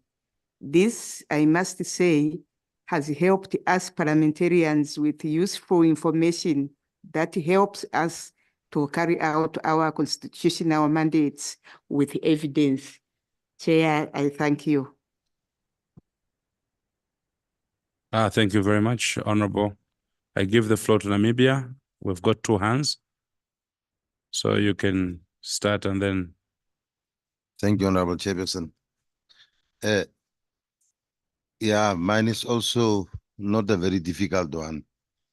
There is real presence of FAO in Namibia, but it seems to me that it plays a more behind the scene role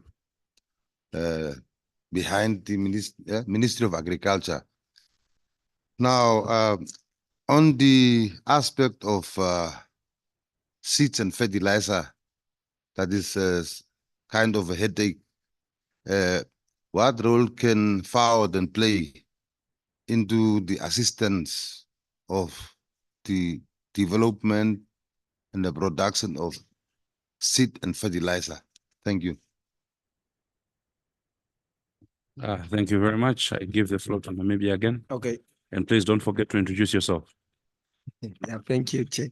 My name is Philippus Vido Catamelo. You had a slide that says with the heading entry points for parliamentarians.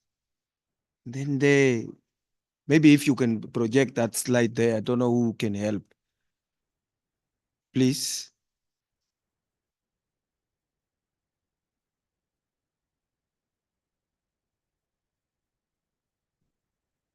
Oh, it's not entry points for parliamentarians. That's a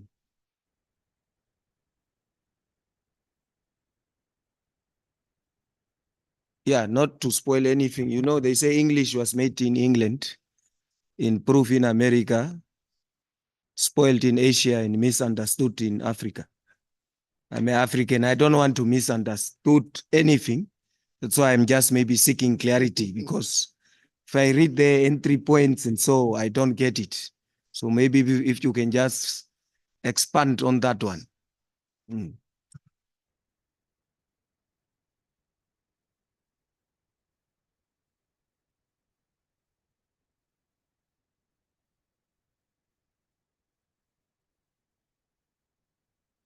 Any other interventions, honorable members? No, Madam. Okay, thank you. Okay. I don't know if my colleague Luis is going to leave. If so, probably he can address the issue of El Nino, because he deals with this. And the rest of questions I will take according to my knowledge. If you have anything to add, please also. Otherwise, since I'm lawyer, I will talk more from the perspective of, again, the work of parliamentarians, not like programmatic approaches. So, Luis, please, over to you. Thank you, Nagis. Thank you, honorable members. I think there was a question on El Nino interventions. As we speak right now, there is an online meeting of the Council of Ministers.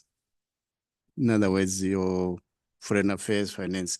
They are discussing the very subject. We have been having meetings since Monday with the Secretariat, and then the ministers on Tuesday, and the Council with the senior officials yesterday, and today is the Council of Ministers. Tomorrow is the heads of state, and they are discussing this very issue. So we've made our submissions as FAO on what they could do as member states to try and alleviate the problem. Definitely, I think Honorable said that inputs have to be provided. This year is different. The farmers have to go back to the field and plant again. And we can only do that by providing them with the right inputs, quality seed, fertilizer where it's necessary. And it's necessary because we're anticipating a La Nina season, which means more rain. So if we can make sure that the farmers are able to produce this coming season, we might quickly recover from this impact of the drought. Of course, we know Tanzania and Mozambique, northern Malawi, they had floods the other way around of what the rest of the region was facing. But our proposal as FAO, our suggestions on our recommendations on how the member states should move to respond to this in the short term, in the medium term, in the long term, is already with being discussed by Council of Ministers today, and it will be finalized by the head of states tomorrow. They are planning to launch a regional appeal to the global community to ask for resources to respond to this, because the capacities of the region cannot cope with the crisis that we are facing. Over 56 million people are going to be food insecure because of this, of the region. So it's a big issue. I think I can also touch on seeds and fertilizer. We are happy to connect you with our country teams in the different countries if you need more information. Basically, what we are saying is we are available to work with you to provide the evidence that you need to argue your cases in Parliament, put your points across in terms of the agriculture and food security sector, so that we can help the countries develop. But in terms of fertilizer, just on fertilizer, the Ukraine-Russia conflict really caused the member states to wake up here. They were sleeping about this issue. But when that happened and there was no fertilizer, when two countries in Europe are fighting, it became an urgent matter for the region to try and resuscitate the fertilizer production.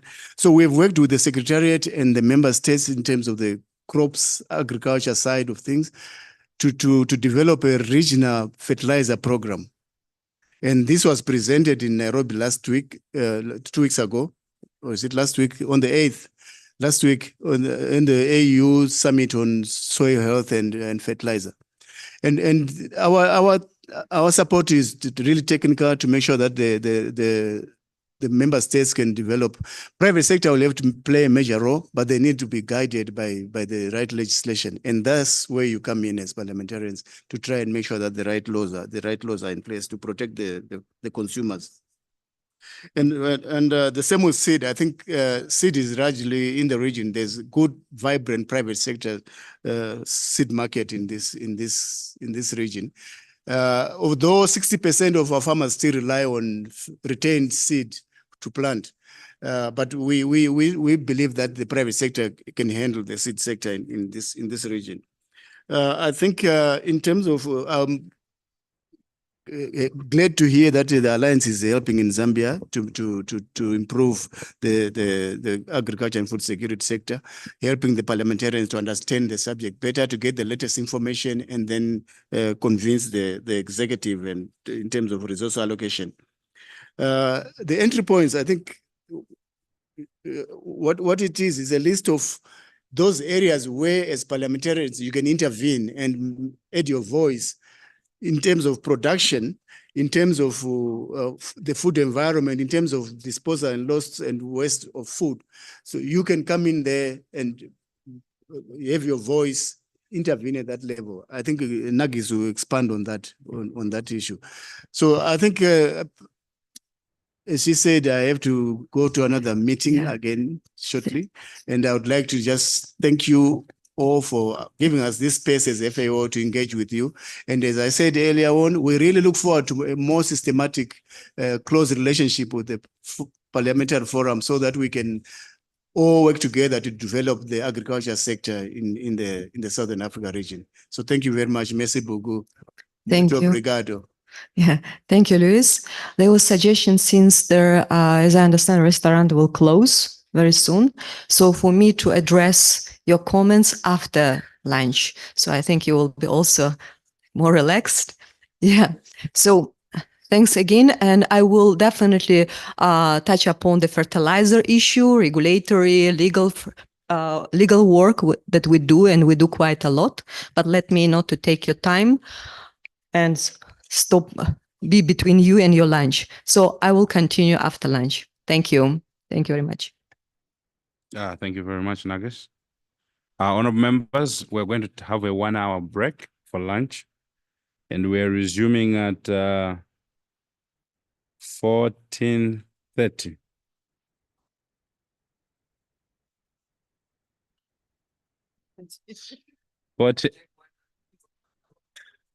My apologies. We're going to go for 50 minutes.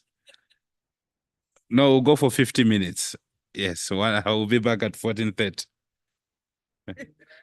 Oh, yes.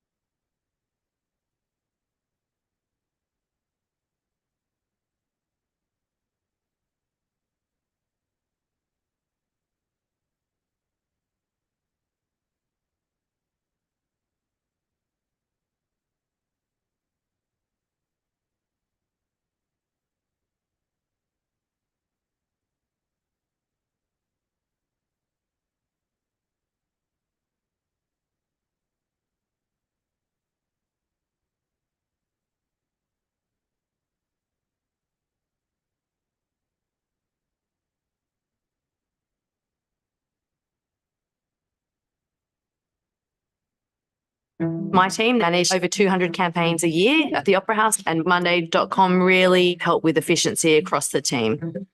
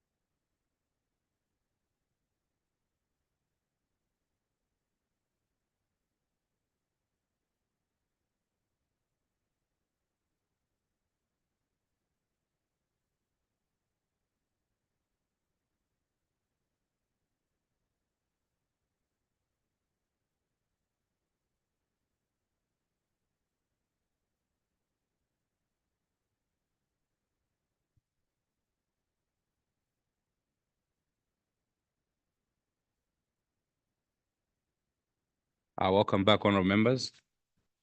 May I invite Nagis to come and start the responses? Thank you.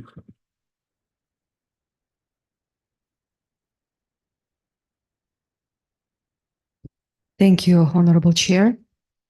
So Luis covered a number of questions, but let me start first saying that the purpose of presentation was to give you information of the role of parliamentarians in relation to food and nutrition security and how parliamentary alliances can contribute to achieving food nutrition security.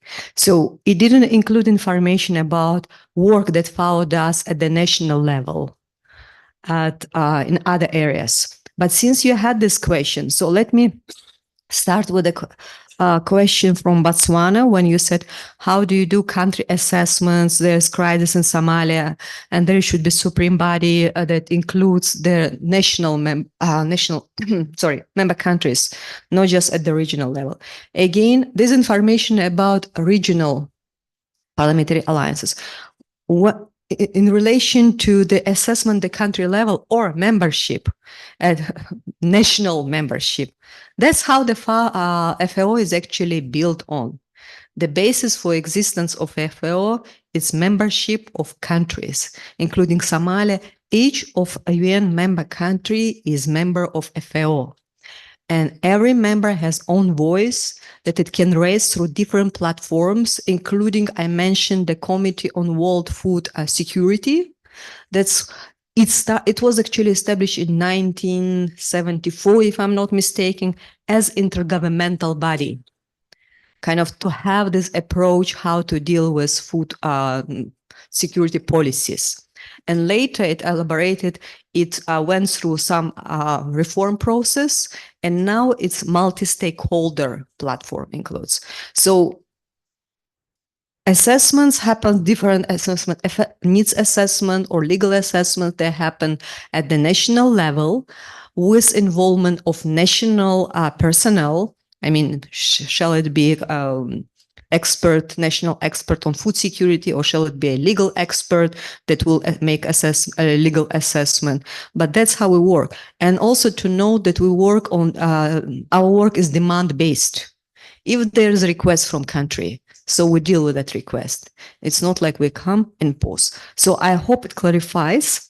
Yeah, because I think it was kind of like a little bit misunderstanding here. In relation to question of fertilizers, we do a lot of work. And Luis said there is a fertilizer development program that's under discussion and will be hopefully adopted soon. But before development of the fertilizer development program, we actually worked with SADC Secretariat on development of harmonized fertilizer regulatory framework. That was quite a work. I think we started in 2021, and we finally submitted their final draft to SADC in 2023. So it includes the technical assessment, it includes legal assessment, and it was done through the participatory approach.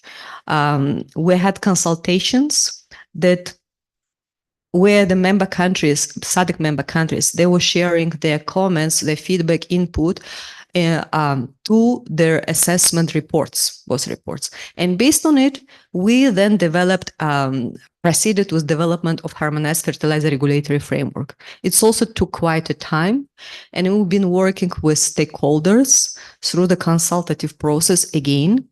And I remember there was time when probably it's better not to go into details, but I mean, it was quite a lot of work. And then in terms of the work with fertilizers, or let's say improvement of legal and regulatory framework for fertilizers at the national level. Yeah, in Namibia, we did work. And actually during the development of fertilizer, we developed, I think, 4, again, on demand of the Ministry of Agriculture. We supported them with development of fertilizer, pesticides, plant health, and farm feed. So these bills were developed except farm feed. farm feed still requires, because it was not up to FAO standards, it still requires finalization. But when I mention about the development of the bills, so the next step is to develop regulation for the implementation of those bills. So we will develop also the regulation on fertilizers. And since we've been working simultaneously, in parallel, on development of SADC harmonized fertilizer regulatory framework, I think I also forgot to mention that it's supposed to be adopted at the next Council of Ministers. So it will be then become operational. And it will also, while developing the framework, we supported SADC with development of technical guidelines. So that's where our experts participated and we completed, it's done. So please expect to hear soon, hopefully, from SADC about this, that because the purpose of this harmonized regulator framework, you can see from the title, harmonization. And that's why we actually need also alliances. The purpose of alliances, harmonize the national legal and regulatory framework, make sure that there is no controversies or there is conflicts of interest, especially concerning the issues, I kind of repeat, of common concern, like transboundary diseases or pest control. So that's the purpose of all our efforts to harmonize our framework so our business and our trade can happen with minimum barriers. So I think probably with fertilizers over, let me see. Yeah, there was also a question about a woman left behind. You know, they work really a lot on ensuring women access to land, women access to agricultural inputs, including seed. So different countries, depending on their needs, there might be assessment done. It can be, again, needs assessment, a legal assessment. And you're absolutely right when you say the needs of women in seed sector are different from the needs of men. And actually, women play a very, very important role that quite often disregarded. When the women are holders of those indigenous, let's say, seeds, the native, not commercial, but nevertheless, they have important role in the ensuring the biodiversity. So we have, if you remember, the last slide was about knowledge tools. So it was not there, but we have also legal briefs on gender-sensitive legislating. You can look at it. So different ways to work, as you can see, it's through development or changes in the legal regulator frameworks at the policy level. And it can be done also through the specific programs when women get access to productive input and then they utilize them and come up with something tangible. And not to forget, I think when you're saying that there was no information about food and nutrition security work at the national level. So I already clarified why it was not there, what was the purpose of presentation. But to bring to for your information, in Botswana right now, there is a process of development of food and nutrition policy. And it was, the consultation process was there, and FAO was supporting the process. But since I represent the legal office, and for me it's important that whatever we do has a legal foundation. And what we discovered in the draft policy, there was no legal aspects addressed at all. So how we can, I always kind of advocate for not, I believe parliamentarians all this know by heart, but among other stakeholders, that the policy is not, doesn't create rights and obligations. What creates rights obligation, what can be enforced is law. So, but for the law to be created or amended or done, we need to envisage in policy to build this basis for future legal reforms. So that's what we're doing right now. We're integrating legal aspects. And if you remember, there was a number, as I think a representative of Namibia is, where's he? The one about entry points. He said, I'm sorry, my poor English, but the entry points actually means the areas where you can work on. And you could see when we were calling like the pillars, budgeting, legislation, representation, budgeting, and oversight, it's how you work. through what instruments, mechanism, and actions, but entry points in what area you can implement all this for. Because all these four functions can be, or their actions that I was pointing out on food production, on creating food environment, can be done through this. It can be done through advocacy, they can be done through budgeting, they can be done through legislating. Let me see if I, Zambia. Yeah, so I'm not sure if the representative of Zambia MP, Honorable MP from Zambia is still there, but thank you very much for sharing your insight about the work. As I said, yes, we have National Parliamentary Alliance on Food Nutrition Security. And when the Honorable MP was sharing her insights, I thought it would be probably as a starting point for you to share knowledge, share lessons, what the National Parliamentary Alliance learned, what they achieved, what challenges they experienced, what problems, and what they have in mind to move forward. So that's why the capacity building, information sharing is very important. So then also, I think I covered behind the ministry, seed fertilizers, yes, and Namibia, I said, and there was, in terms of assessment or how their countries also raise their voice, there is a tool that you might be interested to know about and look. It's called FAO, just let me be correct. So yeah, it's FAO Stat called. So FAO Stat is the most comprehensive statistical database on food, agriculture, fisheries, forestry, all what is related to food nutrition security. So database provides a range of information on agri-food systems, including production, food security, nutrition, food balances, and food value chain. So the information comes from the governments, from the member countries, and then this information consolidated, it can fit the common approach, it can fit regional approach, but it also can be used by stakeholders at the national level. So that's why of the tools that exist. And as you can see, we do a lot. There is still a lot of challenges, but since I can talk for kind of forever, but I think that's not the purpose of the presentation. So again, to highlight that we would like to see systematic collaboration with SADC Parliamentary Forum, since we worked before on more ad hoc basis, and ad hoc basis we know from all our personal experience is not something really sustainable that brings tangible fruits. So we need to change the approach. And that's why we suggested, we had really, since Rachel joined the office, it was really kind of like very intense work. And thank you, Rachel, for your responsiveness, for your willingness to work.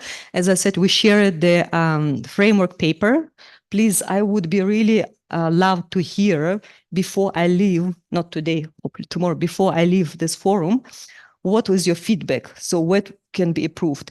And according to procedures, I assume it will be shared with the honorable MPs, and then they will probably see what exactly is can be done, because it's very, very concrete. So thank you very much. I look forward for closer collaboration to working with you. If you have any other questions, if not, I will leave you in peace. Thank you.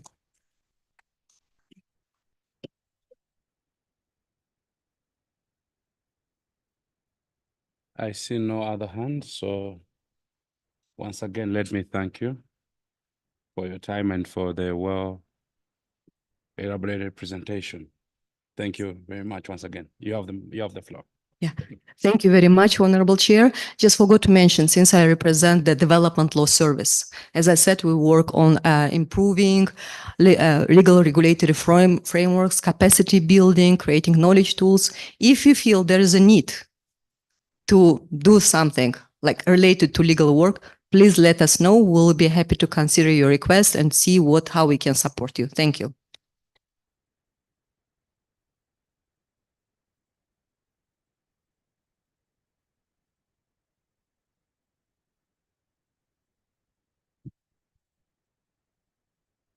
We can now Honorable members, we can now swiftly move into the next session, which is a presentation on investing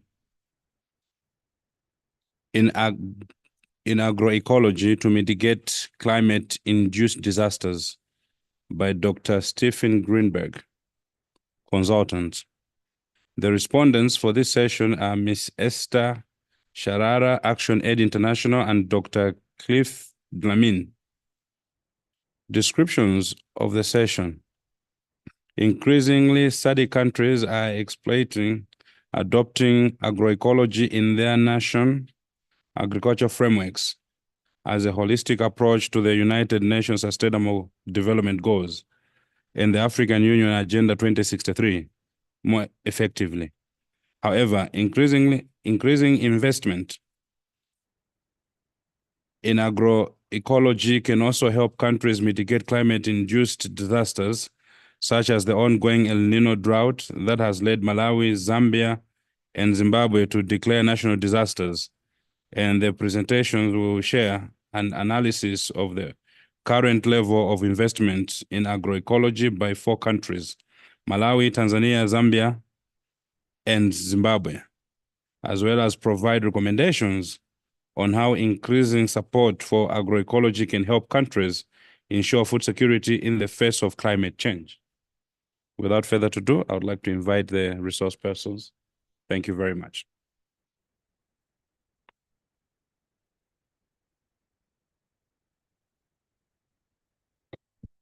Thank you. There was a presentation. I'm not sure who or where that will come, because I think it will help for people to see some visuals. Yeah, we need to give her a second. She has to rejoin the link. Okay. Sure. I'm just going to wait because the thing relates to it. Okay. Is it all right?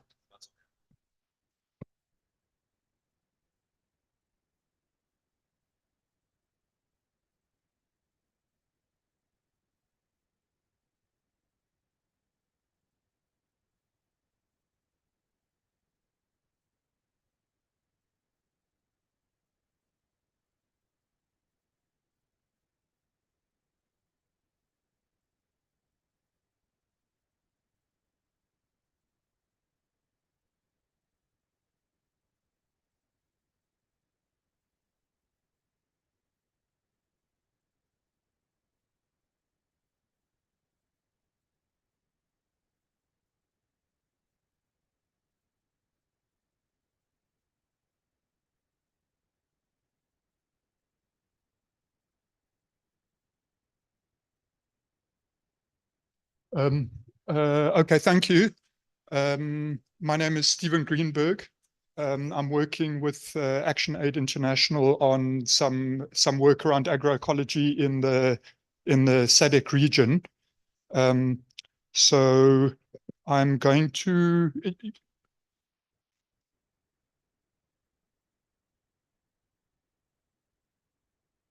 I'll just give you an indication of what I'm going to talk about once it comes up there.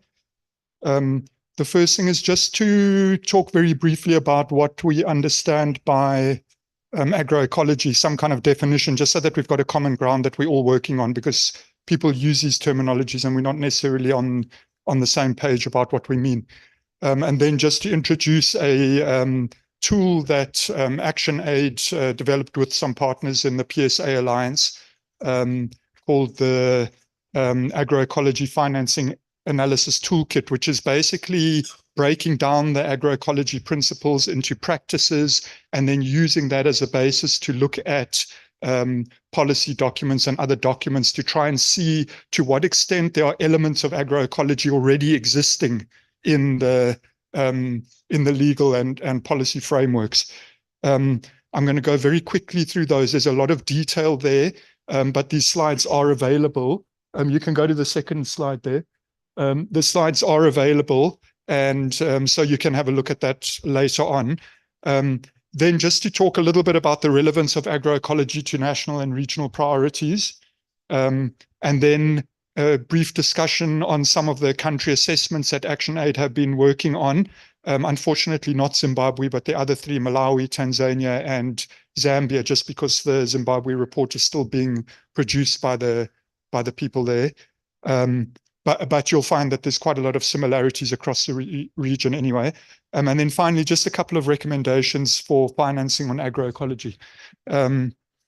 Okay, so just as a background context, I mentioned that I'm working with Action Aid International and the PSA Alliance to develop an assessment tool for analyzing policy and program content and budgets as well as practice. It actually turns out to be quite a useful tool.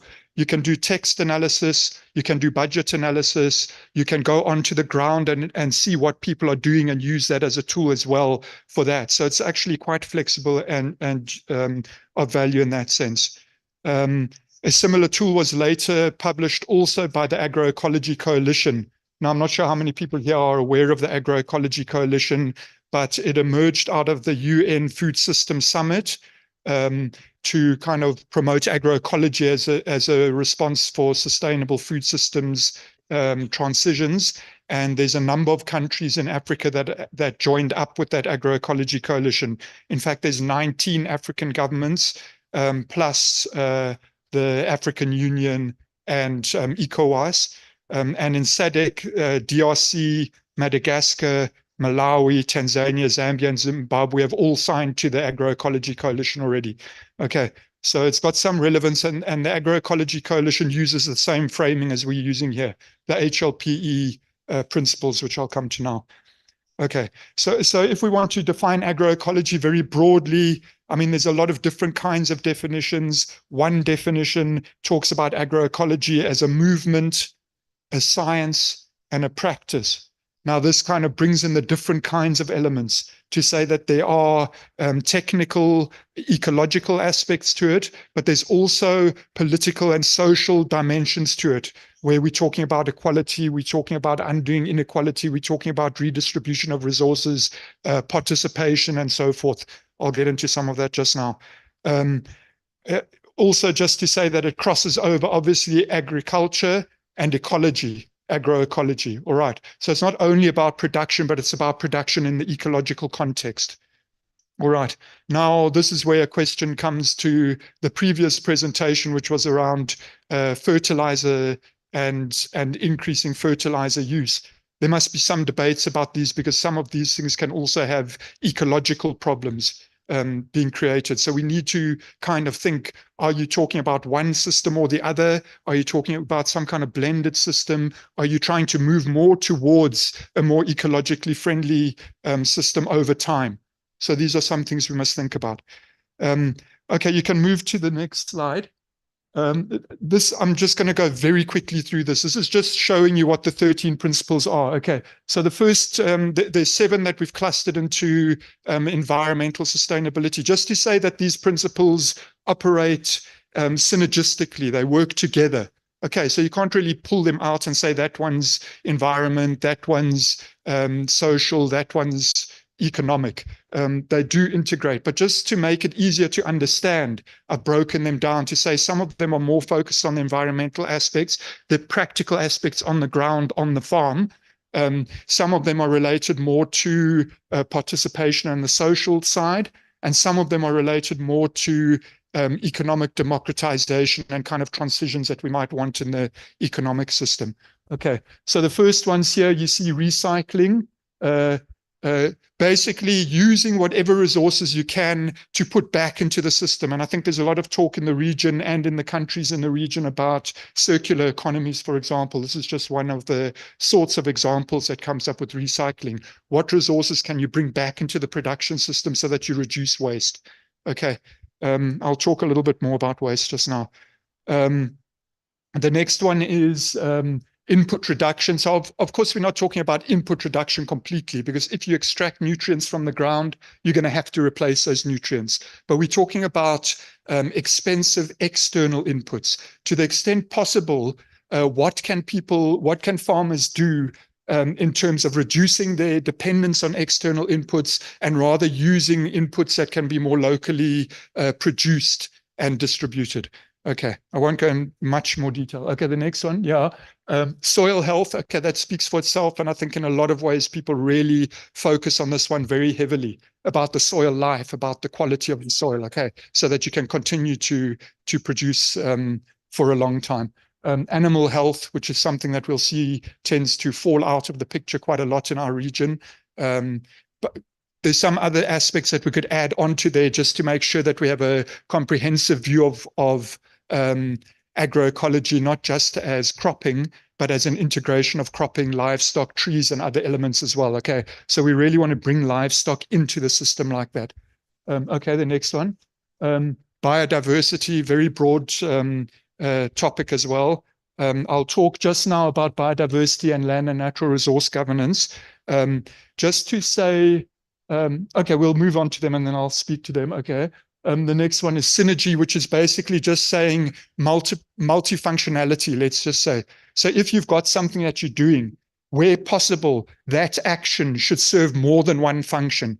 So for example, if you've got animals in your system, that has multiple functions because it's going to produce food, it's like a store of value. It also produces manure, which can be used for soil fertility. So you see one thing has got a lot of uses. Okay, and a principle is to try and operate in that way, that you've got multifunctionality in all of your elements, okay, or as many as possible. Of course, all of this is something that we move towards.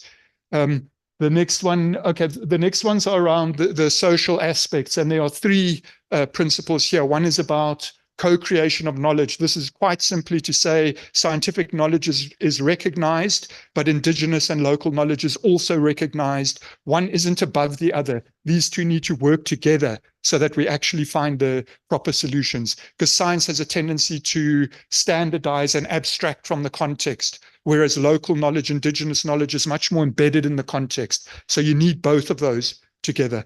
Okay.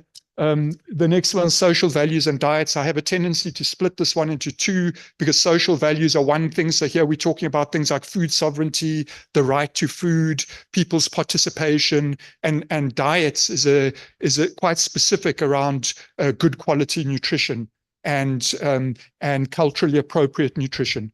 Okay, so we're trying to move in that direction. And then participation speaks for itself. I won't say much more about that. And then the last one is around economic aspects. And there are three elements here. The one is economic diversification, which is basically to say on the farm, you want to diversify your production. So you don't want monocrops. You want to have multiple, you want to have mixed farming. And then even beyond agricultural production, you want to try and think about diversification, both through value addition or through non-farm activities. I think people understand that quite well. Fairness is the next one. This is just to say, are relationships in the agriculture and food system fair? Are they fair between the seller and the buyer? Do people feel comfortable that what they're receiving for their goods is adequate?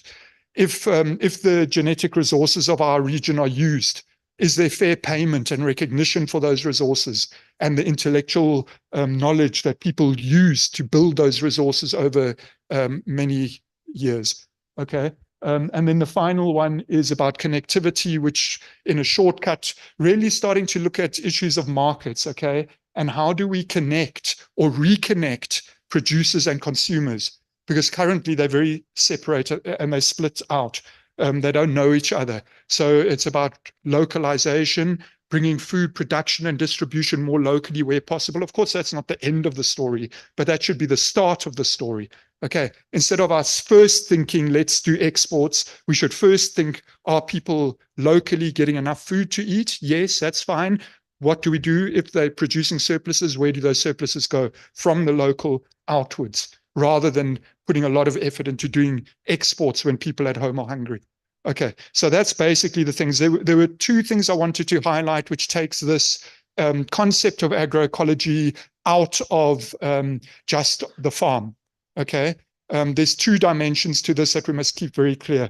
The one is about food systems. So now we're starting to say agroecology is about a shift in the whole food system. It's not only about on the farm. Okay, so we're talking about input supply. We're talking about value addition. We're talking about distribution. We're talking about consumption. we're talking about manufacturing, all the way through the system. So when we're thinking about agroecology and the principles, we want to think across the food system, not just agriculture production.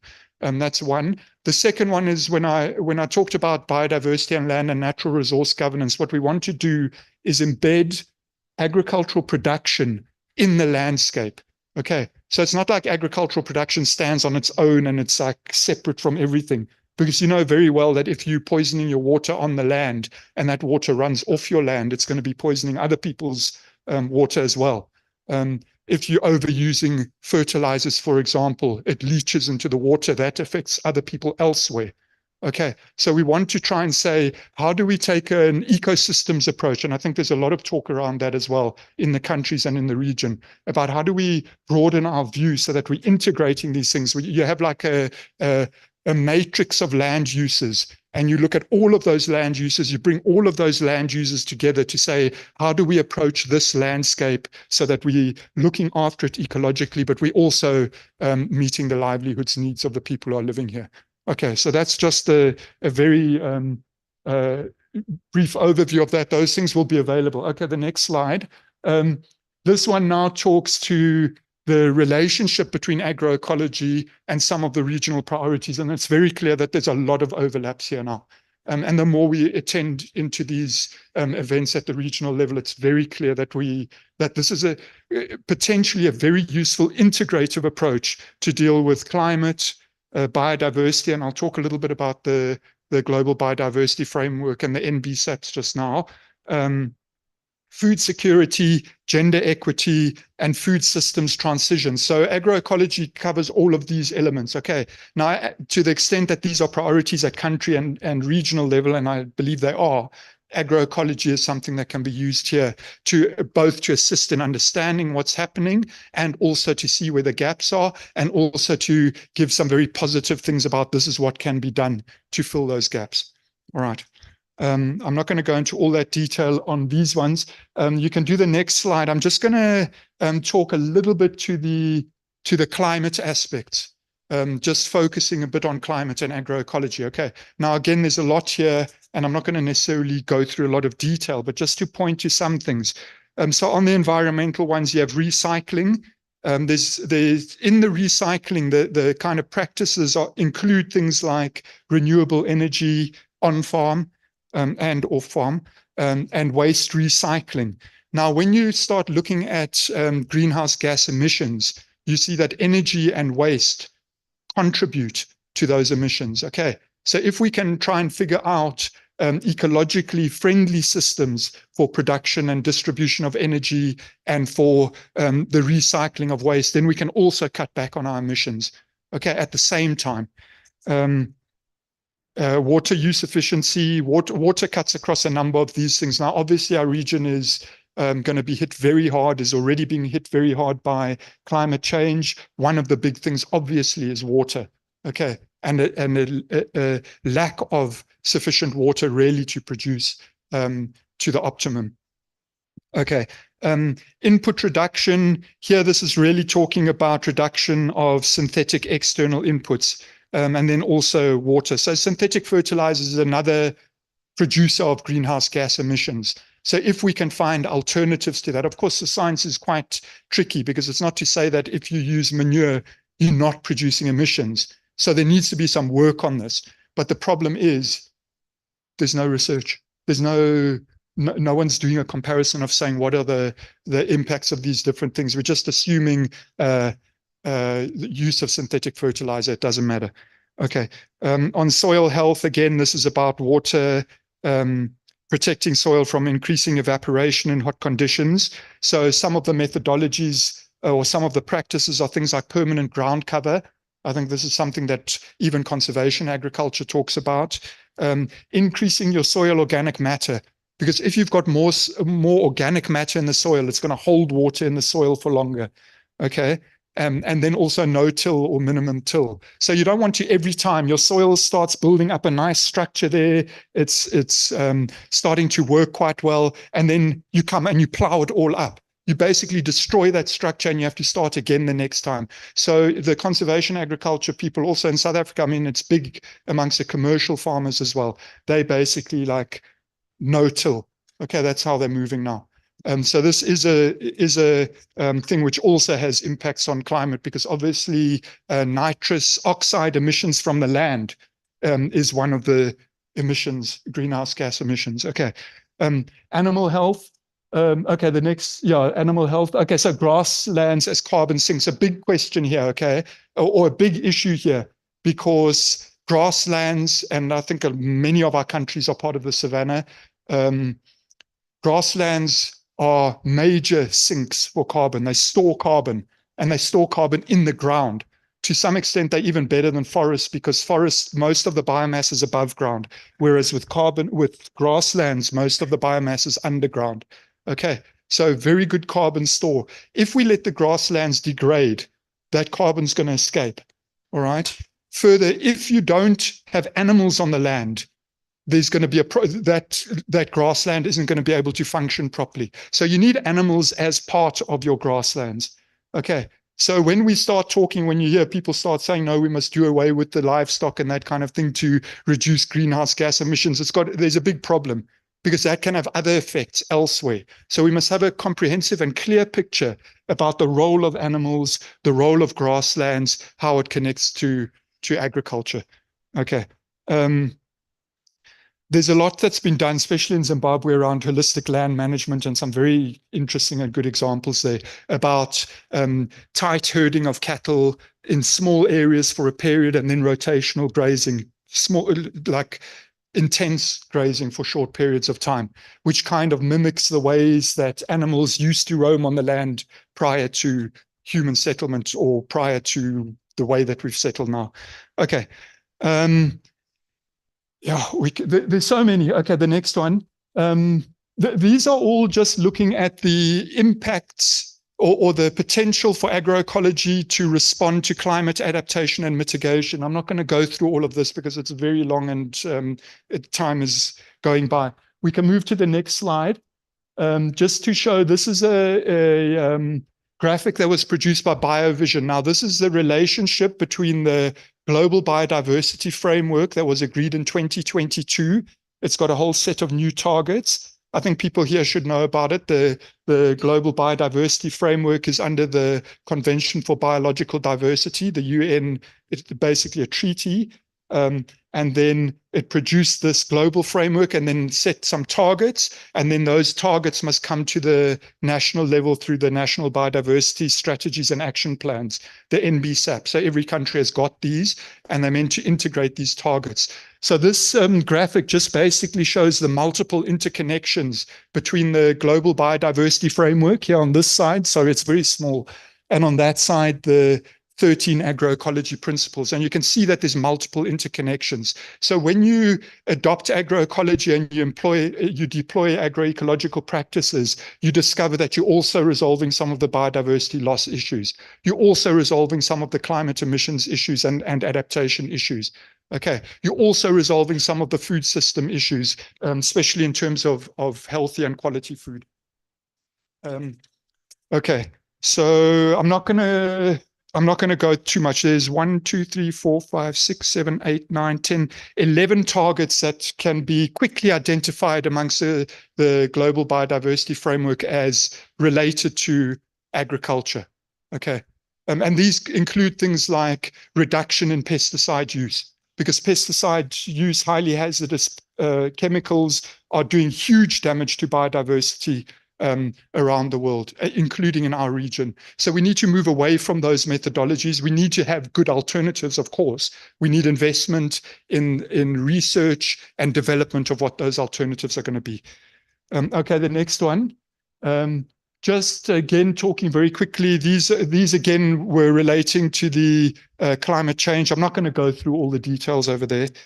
And then the following one, you can switch. And then the next one. Okay, so I'm going to now go quickly to 3 country studies that were produced this year, which were basically doing 2 things. The first one was just having an assessment of the budget, of the national budget, and looking how much money is going to agriculture, what are the trends, that kind of thing.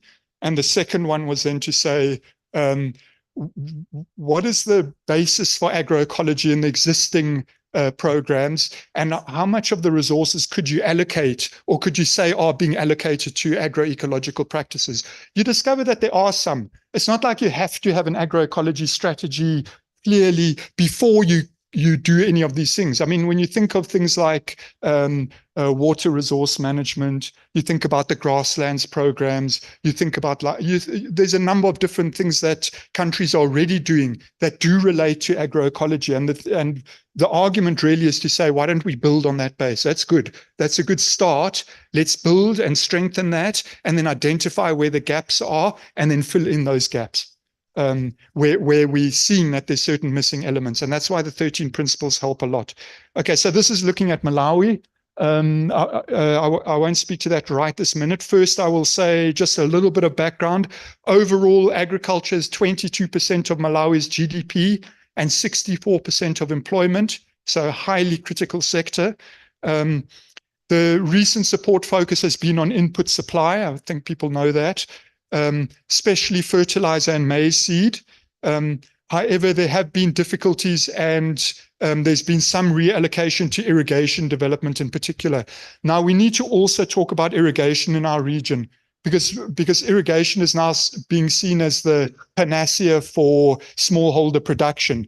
But we also at a time when the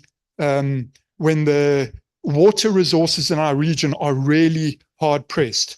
Okay. So how do we balance these things? Because irrigation in South Africa, commercial farming irrigation uses something like 65% of all the available water in the country.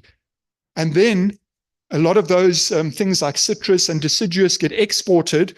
So what's essential, and then the money comes to not the fiscus, but to private pockets. And we are exporting a very scarce resource, water, to Europe and to the United States, instead of holding it here and using it for what we need it for in this place, including food production. But let's do the food production for ourselves first. Okay. Overall, in Malawi, there's an orientation towards the commercialization of agriculture and exports in the national plans. Agriculture turns out to 12% of the total budget allocation. So when we think that it's 22% of GDP, 64% of employment, but it's only getting 12% of the budget. Okay, but of course that still meets the Malabo Declaration targets, which is fine. But you can see it's still under what the contribution is of the sector. Okay, financing of the agriculture budget is 60% from external loans. Now again, here's a problem, because we're borrowing money to do development work. That development work isn't always necessarily bringing back the same amount or more in the investment. Okay, 29% is from grants from development partners. So there are very limited allocations and expenditure on agriculture at local government level. This is what the researchers found in Malawi for this study. Okay, I'm going to look at this one now, which is basically looking at the budget by program, and you can see that there's two major ones. No, just go back. The one is irrigation development, and the other one is agriculture input. So that basically is taking most of the budget over there. Okay, 43% for irrigation development, 32% for inputs, and in the development budget, I think it has to be clarified a little bit how the development budget relates to the overall budget, but that's another question. But in the development budget, 63% of the money is going to the Shire Valley Transformation Project. So one project's getting 63% of that budget. Okay, it's one big project, but still. And then input supply, 94% is going to fertilizers, and the most of the remainder is going to maize seed. Okay, the next slide. This shows that yields are not keeping up with expenditure. So here's spending at the bottom on fertilizer, and here's maize production estimates declining. So obviously, 2019-20, we know we had COVID, then we had the Ukraine war. So we've got all these external shocks which are pushing the price of fertilizer up. And here in Africa, we are just dependent on this input. So we have to just accept spending this huge amount of money, which doesn't even make sense anymore. The yields are declining. even though we're spending all this money, maybe we must rethink how to deal with these inputs. Not to say you mustn't provide farmers with inputs. It's quite crucial. But the question is what inputs and how do you get farmers to a situation where they may be able to be producing some of those things themselves over time. And that's going to be organic fertility as opposed to these big synthetic fertilizer, which requires huge amounts of capital. Okay. The next one, so this is now an assessment using those 13 principles. Okay, you can see there's 14 here because no, there's 13. Okay, that's fine. So this is the scores which the researchers gave. Okay, this was based on programs in agriculture, water and sanitation, local councils, environment, and climate programs. The estimate is that 44% of allocations are going to practices compatible with agroecology in Malawi. I think we can maybe dig a little bit more there, but this is an indication that there is some basis already for agroecology. Okay, but it needs kind of to be pulled together, to be drawn into one. Okay. Then only one principle assessed was above 50%, which is economic diversification. And then it was followed by co-creation of knowledge. So you can see the other ones are below 50%. The weakest principles are animal health. This is something that we find across the region. It's just not considered as an issue. Okay. Biodiversity is weak in Malawi, land and natural resource governance, and then later recycling and soil health. Those are the weakest ones. Okay. Then to Tanzania, it's not a different slide. Yeah, that's fine for now. Okay, so in Tanzania, agriculture is 29% of GDP and 65% of total employment. There's a mixed bag on the policies and plans. Some have got quite strong elements of agroecology. Some are much more about conventional agriculture and large-scale commercialization. Okay. Some are the stronger ones, for example, the National Agricultural Policy of 2013, the Climate Smart Agriculture Guidelines, the Agriculture Climate Resilience Plan, all have some elements of agroecology there.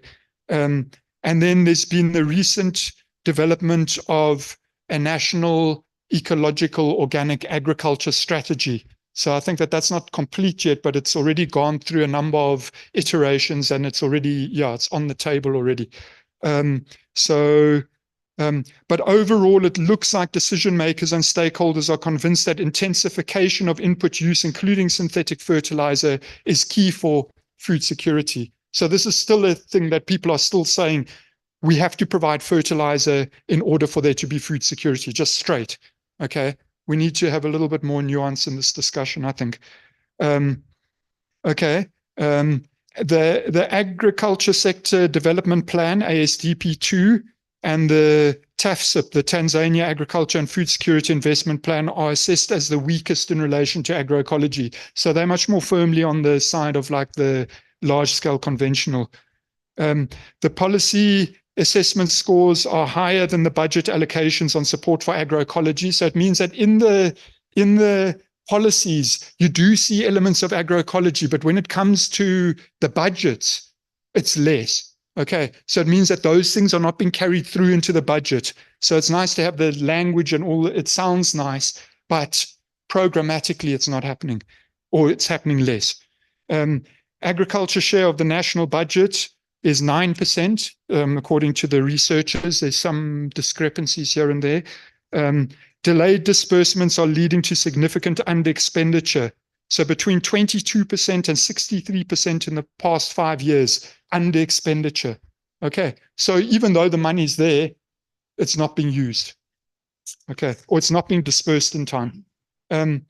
Budget support for agroecology, based on information from agriculture, livestock and fisheries and natural resources. There were 14 programs that were assessed here. Irrigation is by far the largest. Okay, now on this slide, we can see fairly low scores for the agroecology principles in Tanzania, even though they've got an ecological organic agriculture draft policy on the table. Okay, so there's a bit of a contradiction over here. The assessment was that just 27% of budgets for the assessed programs are going to agroecology compatible interventions. And in Tanzania, the programs are low on all principles except participation, which has got some credence. And then co-creation of knowledge as the only other principle above 30%. So that's fairly weak. Okay, the next one. This is HLPE assessment of the local, Tanzania local government. The assessment was that it's stronger at the local level than at the national level for Tanzania. And the researchers assessed that around 45% of the budget allocated to agroecology compatible interventions. Co-creation of knowledge, soil health, social values, and diets are the strongest. Fairness is the weakest, as you can see there. Despite a better assessment for local government, there are still low total allocations and underfunded mandates leading to staff shortages and so on. I think this is also a picture across the region, that there are positions that are not filled and those people are needed in order to do the work. Okay, the next one is Zambia, and then I'm going to just finish on Zambia and then do a few quick recommendations and then stop. Okay, sorry to take long. There's a lot to cover here. Zambia, okay, first things first. Zambia, unfortunately, has experienced a rapid expansion in the debt from $3 billion in US dollars in 2012 to $14 billion in 2023, with a debt default in 2020. This is not a sustainable financing model, quite clearly. Okay, we can't keep on borrowing money in order to pay back loans. It's not a system that's going to work for us in the long run. Agriculture has got a declining share of GDP and employment in Zambia. I think this is also an indication of a kind of an urbanizing economy, let's say.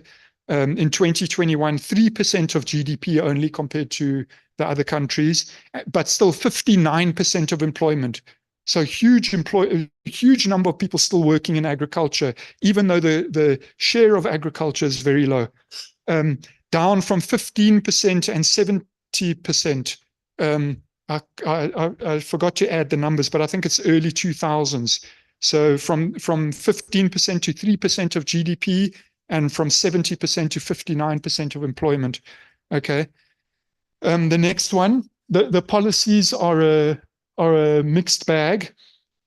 Support for some elements of agroecology, but again, hand in hand with commercialization and conventional agriculture. And the commercial farm blocks are quite a big thing in Zambia.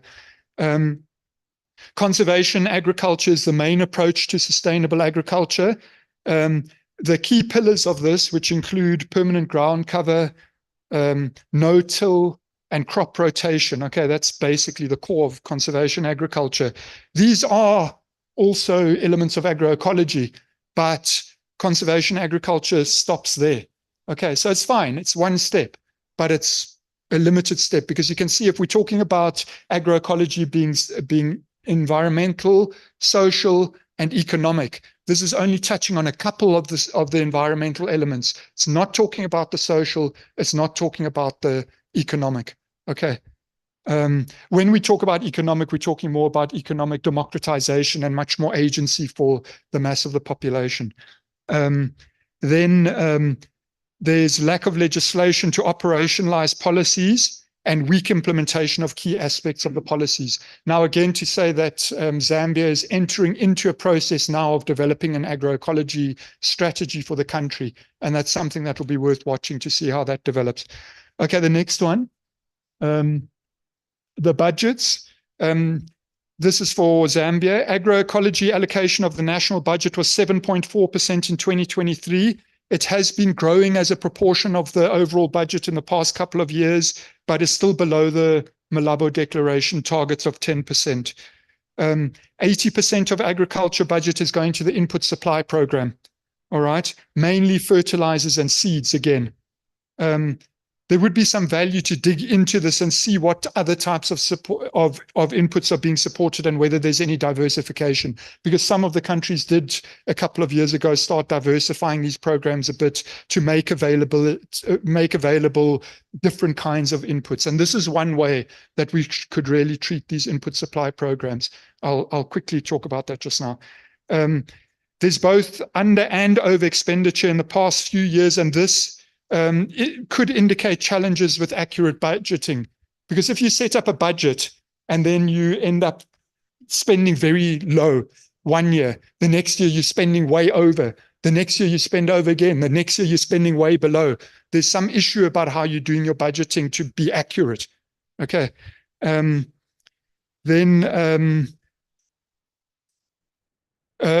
was an estimated 24% of the agriculture budget supporting agroecology compatible interventions, but this was only considering the agricultural development and productivity program. So it's just one program, all right? And there's a similar assessment for selected overseas development assistance projects, ODA, ODI projects. And then there's a lack of explicit gender support and approach, according to the researchers on this one.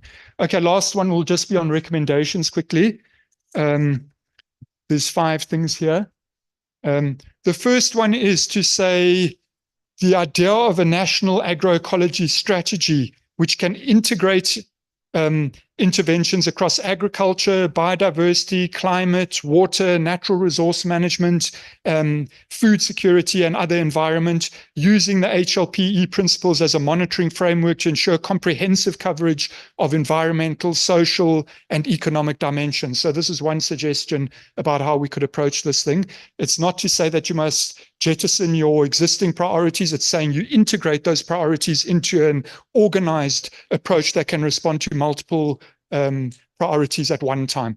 Okay, that's 1. 2, we must be very aware of policy hierarchies, because what happens is that these things get written into the policies and then the implementing selects and chooses what they want. And we know that the selection and choosing goes on with those people who have the resources. So if you're very heavily dependent on overseas funding, that means those are the people who are going to pick and choose. This is what we want you to do. That's what we want you to do. Other things fall off. Then you've got vested interests as well locally. So this is a big issue. Okay. We need to try and identify how we can pull out the agroecological elements that can then be supported. That's 2. 3, there is a question that came out of some of the research about where best to place investments.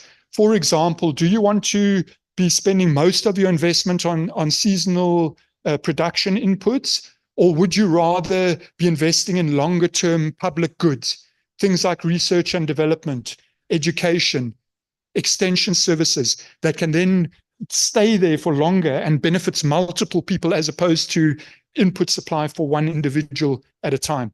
Okay. Then the farm input subsidy programs, I think here we can talk. The one thing, and I know that there's a review of these programs in some countries, and the danger is that people will say these programs aren't working anymore, let's just chop them, and you just clear that thing out. Rather, you want to maybe diversify a little bit so that you can start thinking about how can you bring farmers into the process of, in a systematic and organized way, producing bulk inputs, seeds, seedlings, fertilizer, compost, vermiculture, biopesticides, all of these things. There's potential economic activity here that can be, if you do a proper support to farmers, they can be producing a lot of those inputs for circulation locally. So we could use these existing resources. It's not like you have to now create a whole new line. You use existing package to just diversify a bit. It's not to say you stop the fertilizer immediately. Of course, it's going to take time, but a portion of this thing, let's start building an alternative program that's about ecological inputs. Okay. The final one is about a regional agroecology support strategy. So I'm looking at Dr. Dlamini here about CODESA and the role that CODESA could be playing here as well in doing research on agroecology, which includes technical, practical research of like field trials and comparative trials and that kind of thing.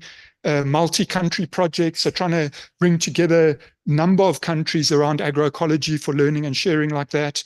cross-border learning and sharing, and then the potential idea of a model agroecology strategy for countries, because some countries are starting to adopt. Tanzania, Zambia, Kenya. I know Kenya's not in SADC, but I mean, they're a neighbor. And Zimbabwe, I think, is also thinking about some kind of agroecology strategy. I think the region, SADC, could really provide some useful benefit by saying these are the kinds of things that you could think about when you're developing a national strategy, not to impose on people, but just to give some guidelines of, like, if you're thinking about the ecological, the social, the economic, these are some of the ways that you can think about it. This is how you could approach it. That could be of great value to countries. Sorry to take so long. That's me done.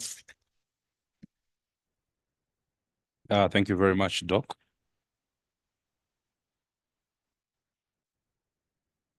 Honourable members, do we have any reactions or reflections from the floor after having heard the presentation by the doc? Any takers? I say a hand from Namibia, and then I say a hand from Mozambique and Zimbabwe. In that order, please. Let's not forget to introduce our name for the people online to get to know us. Thank you. Thank you, Chairperson. Dr. Greenberg, yeah, it was a long, but yeah, we are learning.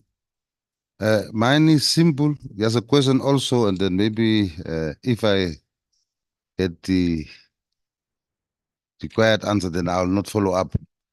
Now, how does climate change affect agroecology? That is my first one for now. Thank you.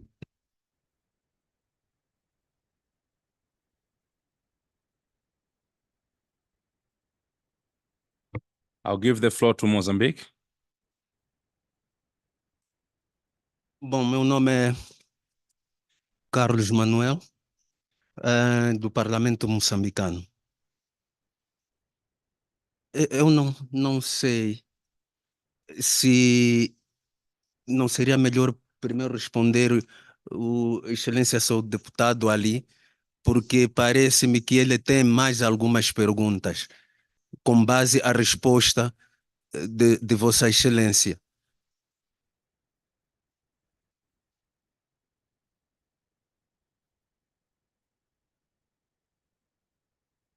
No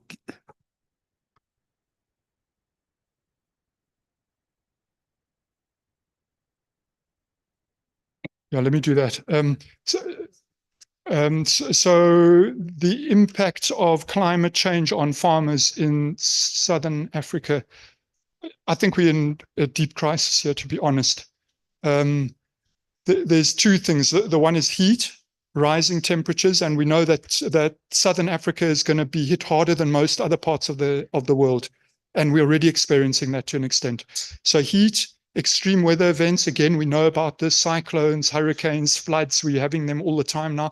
Of course, these things were there, but they get more extreme, they get more regular, they get more unpredictable, okay? Water as a major issue, access to water. We're going to have a drying portion of the continent. It's going to get drier in our area. To me, honestly, we have to ask a question about whether smallholder farming can actually sustain in this region.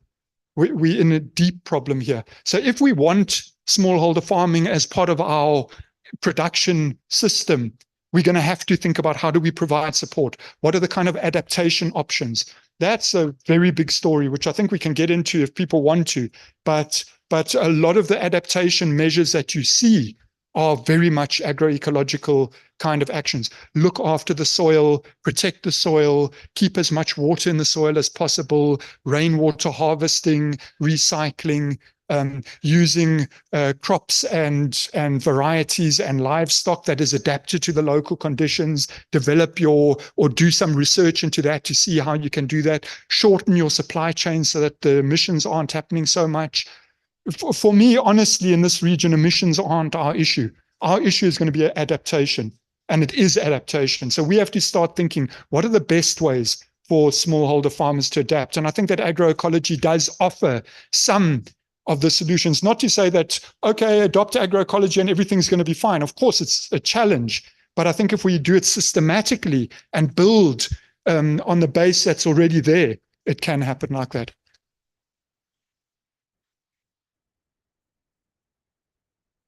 Maybe I must continue since my colleague have then requested after the response. May you please introduce yourself, Honorable? Oh, Vincent Mareka from Namibia. Sorry. Mareka from Namibia. Now, mine is also because of Namibia that I'm from, and I think Botswana and any other country that is on the southern end of SADC is really struggling through drought and then low rainfall patterns. Now, the graph that Doctor have displayed here about Zambia from 2012 up to 2023, the amount of money that Zambia has then borrowed to try to mitigate its agricultural problems. Ours now, rainfall patterns low, which also affects the underground water tables. As an example, with low rainfall, one was of the opinion to maybe go on irrigation because of low rainfall, but then definitely underground levels also dropping. What is the best that we can do, or should we then not dream of food security in the southern African part where we are, not the flood areas like Tanzania, Kenya, as my colleague have said here, that at least they've got, despite floods, they still have got the water and they can at least produce. What will then happen to us? How do you foresee it? Thank you, Doctor. Yeah, it's a very good question. There are practices or there are projects where people look at agroecology in arid and semi-arid areas, and I think this is something we can look at. But we definitely can say that if temperatures reach above 37 degrees, let's say, like on a regular basis, it's not really going to be feasible to do production there, because even if you've got water, the plants aren't going to survive in that heat. The animals aren't going to survive in the heat, you know. So there's a real question. I mean, areas like the Eastern Highlands in Zimbabwe, which is like a breadbasket for the region, is now facing seriously that people are going to have to leave out of that area. That's good, the good conditions. So when we're talking about people are living in desert conditions, it's another story. We're going to have to think about which crops, which animals are we growing, and how are we going to do that. Then again, there may be a need for some kind of regional integration, to the extent that Namibia doesn't just stand alone. Now Namibia, because they happen to be in the desert, that's too bad for them. We need to support each other in the region, and maybe something regional that can be developed like that is the way to go. I'm not sure what else there is. And also just to say that in terms of funding for this kind of thing, I think there's a real political question about like a loss and damage fund, for example, that the North, the United States, Europe, China, Russia have produced the vast majority of emissions globally since the beginning. Now, when it comes to the point here, suddenly Africa must be left on its own to deal with the consequences. We need to make a political argument that those people have to pay some kind of loss and damage, so that we can actually rebuild our economies in ways that then are adaptive and resilient to what's happening here. Chairperson, thank you, Doctor. It's where it gets me back to the very first question on the emitters, the West, in the North, Europe now. Ourselves is Africa now, SADC or the continent itself.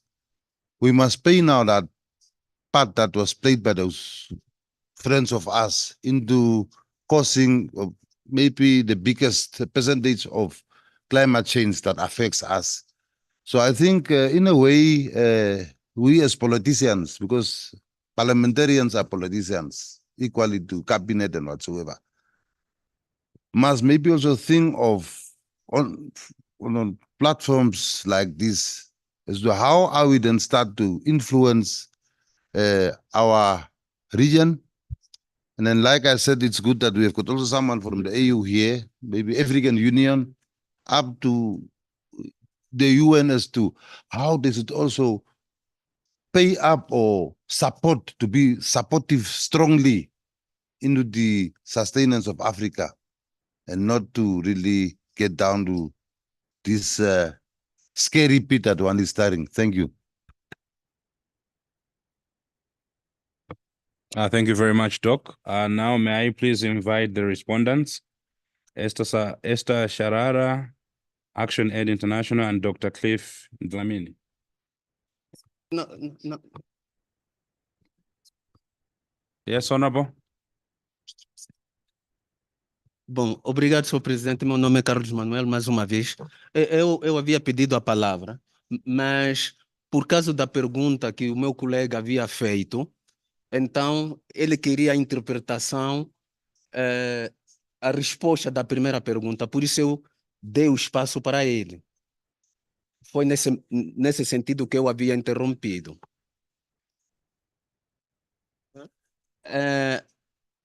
Bom, eu tenho uma ou duas questões. Aprendi de que nós, parlamentares, nós somos políticos. E os políticos não dizem tudo o que sabem, mas sabem tudo o que dizem. Para dizer o quê? Para dizer que eu não hei de aqui falar tudo, mas queria dar alguns pontos de vista relacionado com esta apresentação. Primeiro, sobre a justeza, aquilo que se chama o produtor-comprador. Parece que falou sobre essa questão.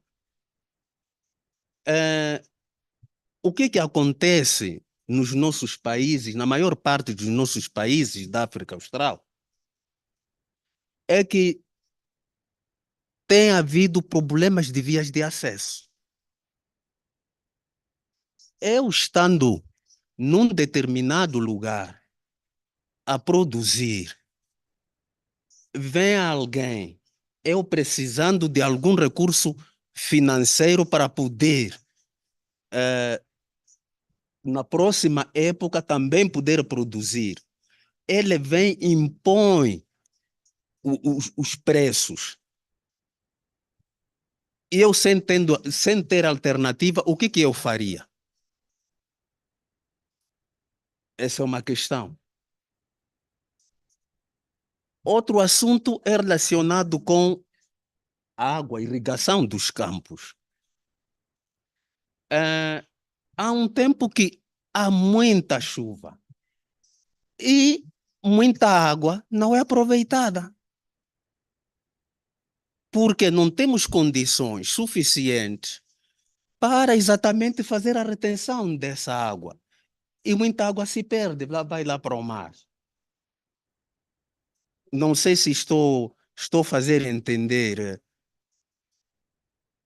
Outra questão é relacionada também, apanhamos garimpeiros a fazer mineração numa determinada área, a montante, e prontos, a água já contaminada, eu levo aquela água para irrigar o campo. Que resultado eu vou ter? Então, são essas questões que a nossa região, de uma maneira mais resumida, para não queimar muito tempo, né? São esses fatores que fazem também, que influenciam também como é que eu diria? Traz o retrocesso na agricultura para a nossa região. E muito obrigado.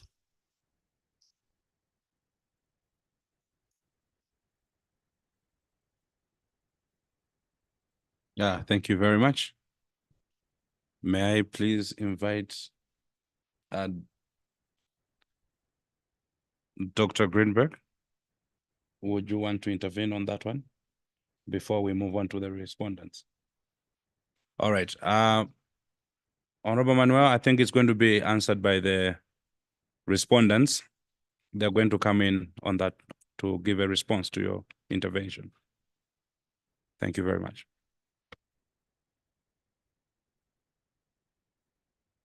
Good afternoon, everyone.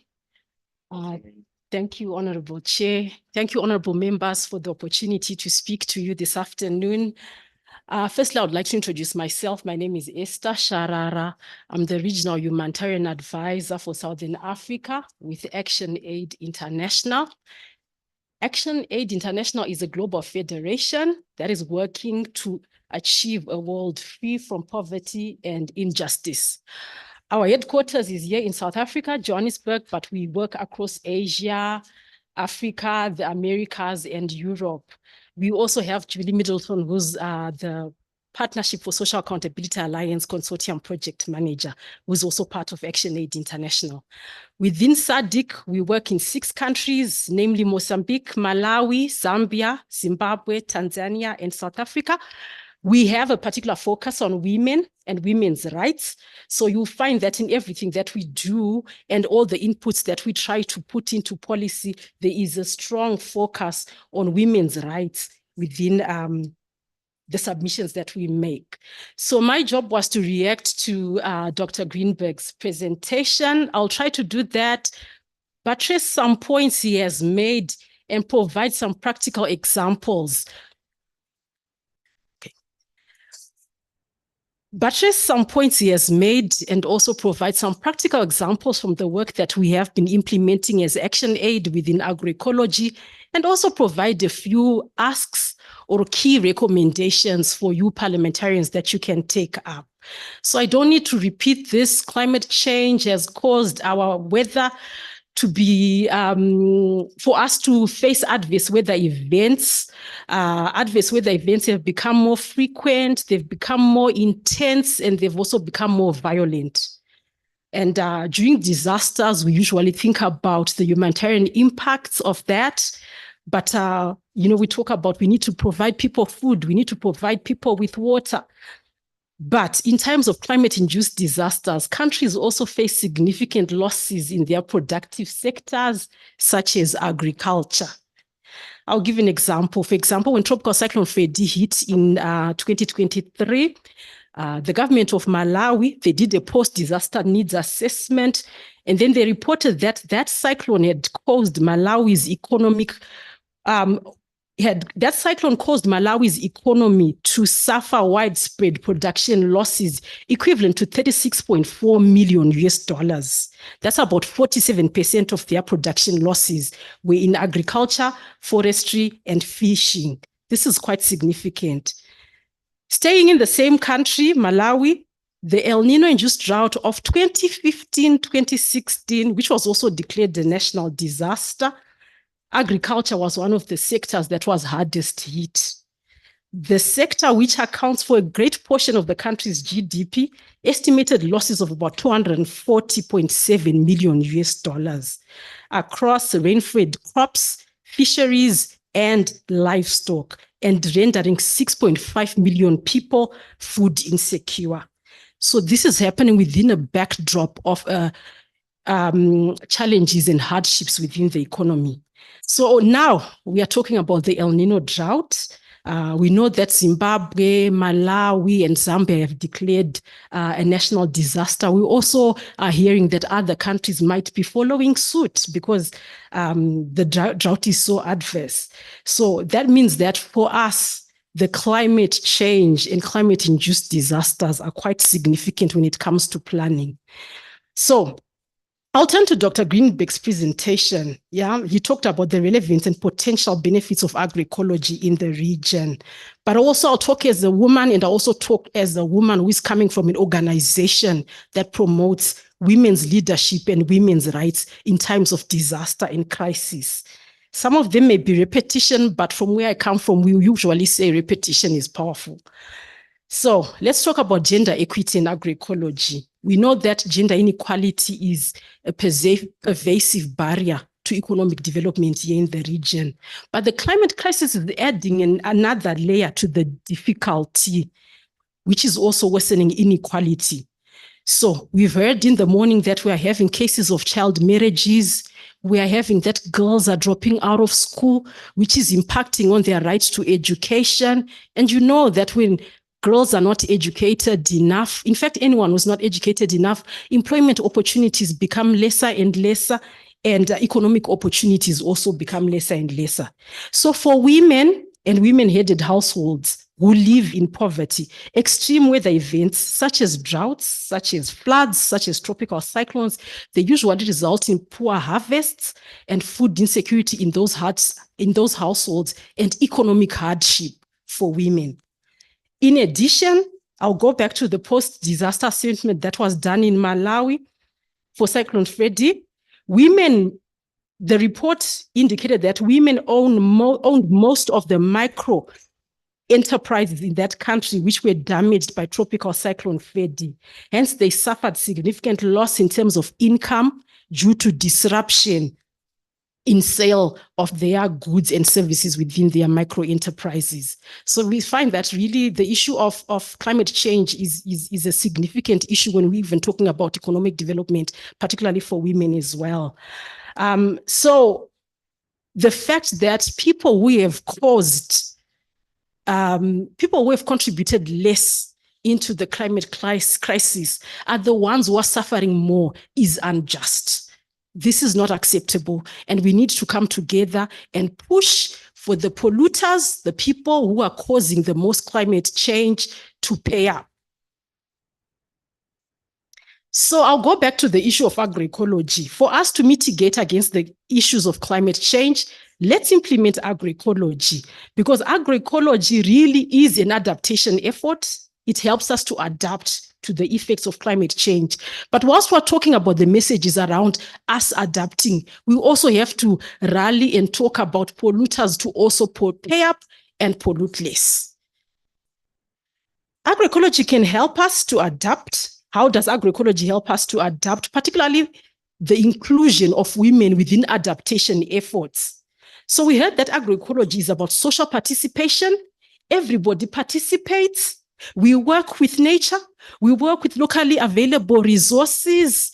There are no issues around, exclusion and profiteering when we're talking about agroecology. It's about sustenance, and it's about working with the land for us to produce food that can feed our people. So that element of inclusion of everybody is significant when we're talking about women, because many times women suffer from exclusion. As Action Aid, we're working with smallholder subsistence farmers. Yeah, the majority of them are women. And during this drought, we are training them on agroecology principles. We are training them on how to practice agroecology. So we give them knowledge around, how they can implement water harvesting techniques, for example, digging swales, so that we slow down the surface runoff whenever there is a bit of rainfall that comes. We slow down surface runoff, and also the soil has adequate time to really absorb the rain or the water that is coming. We also teach them about mulching, where they use local available resources like grass, leaves, in order to protect the soil cover so that there is less evaporation of the water. We also teach them around drought-tolerant crops, how they can produce drought-tolerant, which do not necessarily need a lot of water. That's lessening the demand on the few water resources that we are left with as a region. So this has been very helpful for these farmers. And I also know that for Zimbabwe, under the Pfumvudza Intwasa scheme, there is also distribution of drought-tolerant seeds to farmers. But we want to go ahead to train farmers to be able to save drought-tolerant seed so that they can also use that seed next time. This could reduce demands on water, and it works in everybody's favor, particularly for women, because women have the responsibility to look for water and they have the responsibility to prepare food. So I do note that some of the techniques that we're talking about can be labor intensive, especially for women, especially for girls. This is why, as governments, we also need to invest in technologies that reduce drudgery, technologies that also enable, smallholder farmers to kind of like mechanize at that small scale level. But also, some of the techniques or methods that the women are using are that they come together as small clubs, they come together as small corporations, cooperatives, they come together as rural women's assemblies so that they help each other, to do the work. And they have reported that this makes it so much more easier for them when they come together and do the work. But we need to invest in some sort of mechanization for that type. And moving forward, for us to do all of these things, so the women are already doing this, but the funding is not coming. The funds are not there. So you'll find that when the funds are not there to support the women, and funds are used to support another type of production, people tend to abandon, the things that we have used for years and years. Agroecology is something that we have used for years and years. Our ancestors used this type of farming to protect the environment. But because it's not well funded, you find that many people will probably rather abandon that. So let's give a bit more support, budgetary support, to the type of agriculture that supports agroecology. And one way in which we can do that is having an agroecology policy, maybe at national level, or having policies that speak to agroecology as a whole. I know Zimbabwe has already done that in terms of having, there's a lot of work that has happened around having an agroecology policy at national level. So Zimbabwe is a front runner in that aspect. How best can we learn from what Zimbabwe is doing? But we do not stop from having a policy. I think another speaker spoke about, having policies is one thing, but implementation is another thing. So how do we ensure that we put our money where our mouths are? Whenever we're talking about policies around agroecology, where is the money? This is where we need to do that analysis that Dr. Greenberg has also been talking about. To what extent are SADC governments investing in agroecology? I'll give an example. I know Zimbabwe was not part of the examples of countries that were analyzed, but I do know from interactions with colleagues there was some bit of preliminary work around that, and it came out that, according to the scores, Zimbabwe could not really achieve the highest score for providing a lot of support into agroecology. So you see, now you can have the policy, but when it comes to the actual funding at the end of the day, it's another story altogether. How do we interrogate that as parliamentarians? Therefore, some key asks that we have, as SADC member states, we should invest in alternatives such as agroecology, which are resilient to climate change, and they help us to mitigate against the effects of El Nino drought, which we are facing currently. Agroecology makes use of locally available resources. So it makes economic sense for us to invest in agroecology. SADC should also recognize the gender impacts of climate change. Yes, our efforts to mitigate against climate-induced disasters should place women at the center of everything that we do. Therefore, we ask parliamentarians to push for the wide adoption of agroecology across the region and at national level, but also recognizing the implications around gender-based violence when we are in times of crisis. Let's also put protection measures such that we avoid cases of child marriages and girls dropping out of school. Let's also facilitate cross-learning among SADC governments, SADC countries, amongst parliamentarians on how we can effectively use agroecology to mitigate against the El Nino. And then I think one of the key things that maybe Dr. Greenberg did not speak about it, but this is a key issue that we face as non-state actors when we're trying to do this sort of analysis that he was talking about: access to information that should be public information, information about government budgets, information about government spending. It's very, very difficult for us as non-state actors to access such information so that we do that kind of analysis. It's important to do that kind of analysis because it helps us to hold each other accountable for the achievement of the Sustainable Development Goals and also the Africa Union's 2063 agenda. When there's no accountability amongst ourselves, it will be very difficult for us to reach those goals. So how do we promote accountability? We need access to information, and we need that support from you parliamentarians to have that enabling environment for us to get the information about government spending, government budgets, and where the programs are going. And then lastly, language is very key. Language is very important. There is no such thing as a natural disaster. disasters are not natural. What comes is that we make decisions, we make choices, we make policies, and those decisions, those choices and policies create an environment that will make our people either vulnerable or resilient. Yes? So it is up to us to make sure that our people are resilient to the effects of climate change, such that when we have these hazards, we call them hazards, the droughts, the floods, the cyclones, people are resilient. They are not found vulnerable because we've already prepared our people because of the choices, the decisions, and the policies we make as policymakers. Thank you.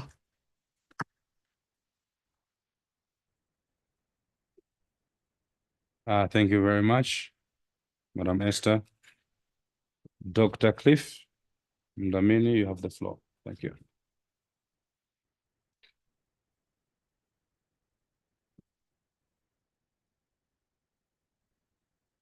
Good afternoon, honorable members of parliament. I think I will not repeat what my colleagues have said, but from the presentation that the consultant made, I picked, and also in my colleague's presentation, I observed 8 points that are very important for parliamentarians. I just picked what is relevant for you in this forum.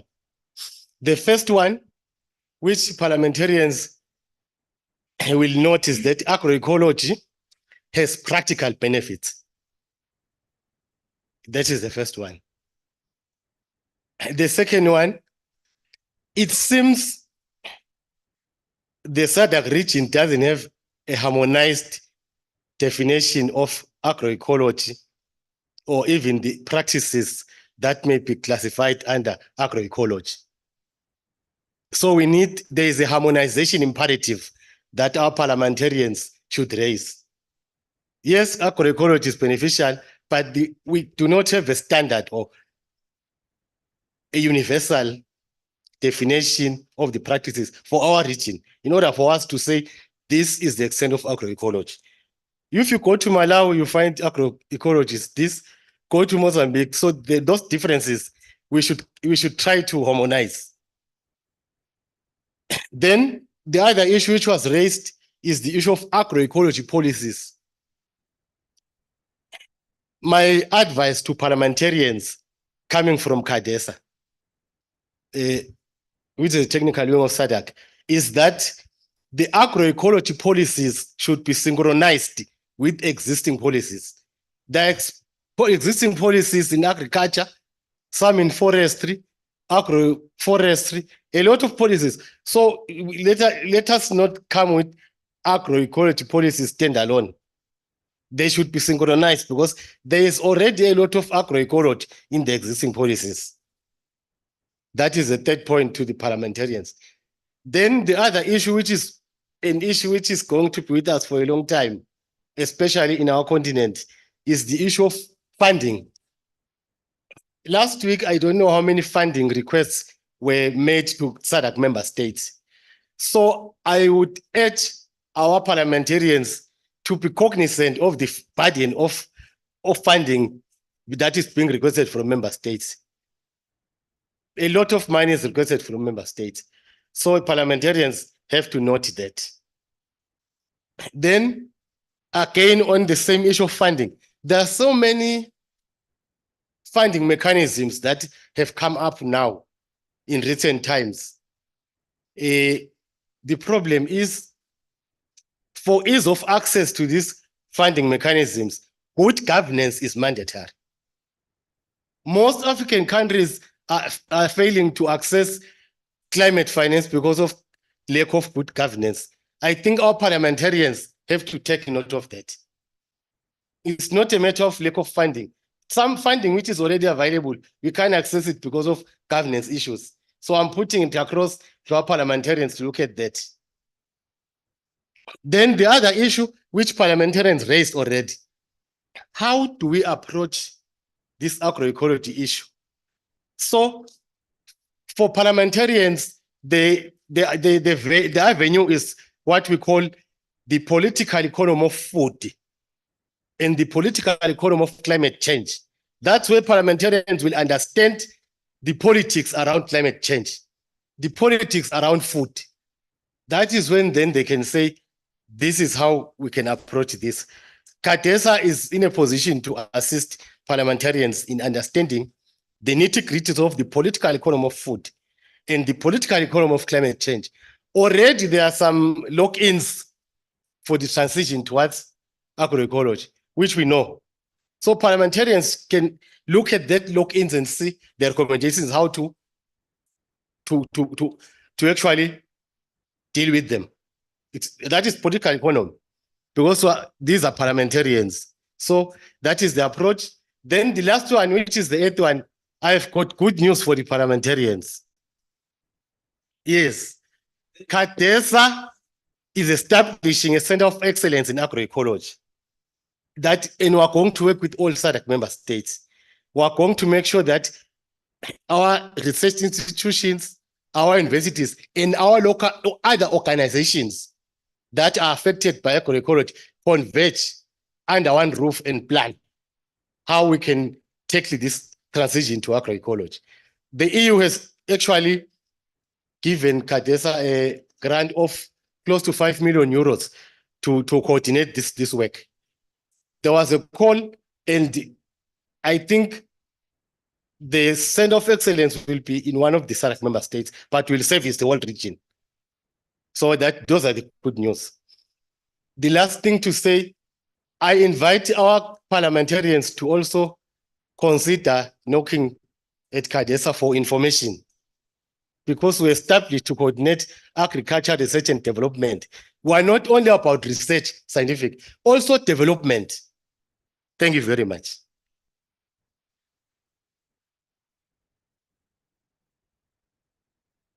Thank you very much, Doc, for the intervention. And thank you very much, Dr. Greenberg. I think, Doc, in your winding remarks, I think there are two things that I quoted.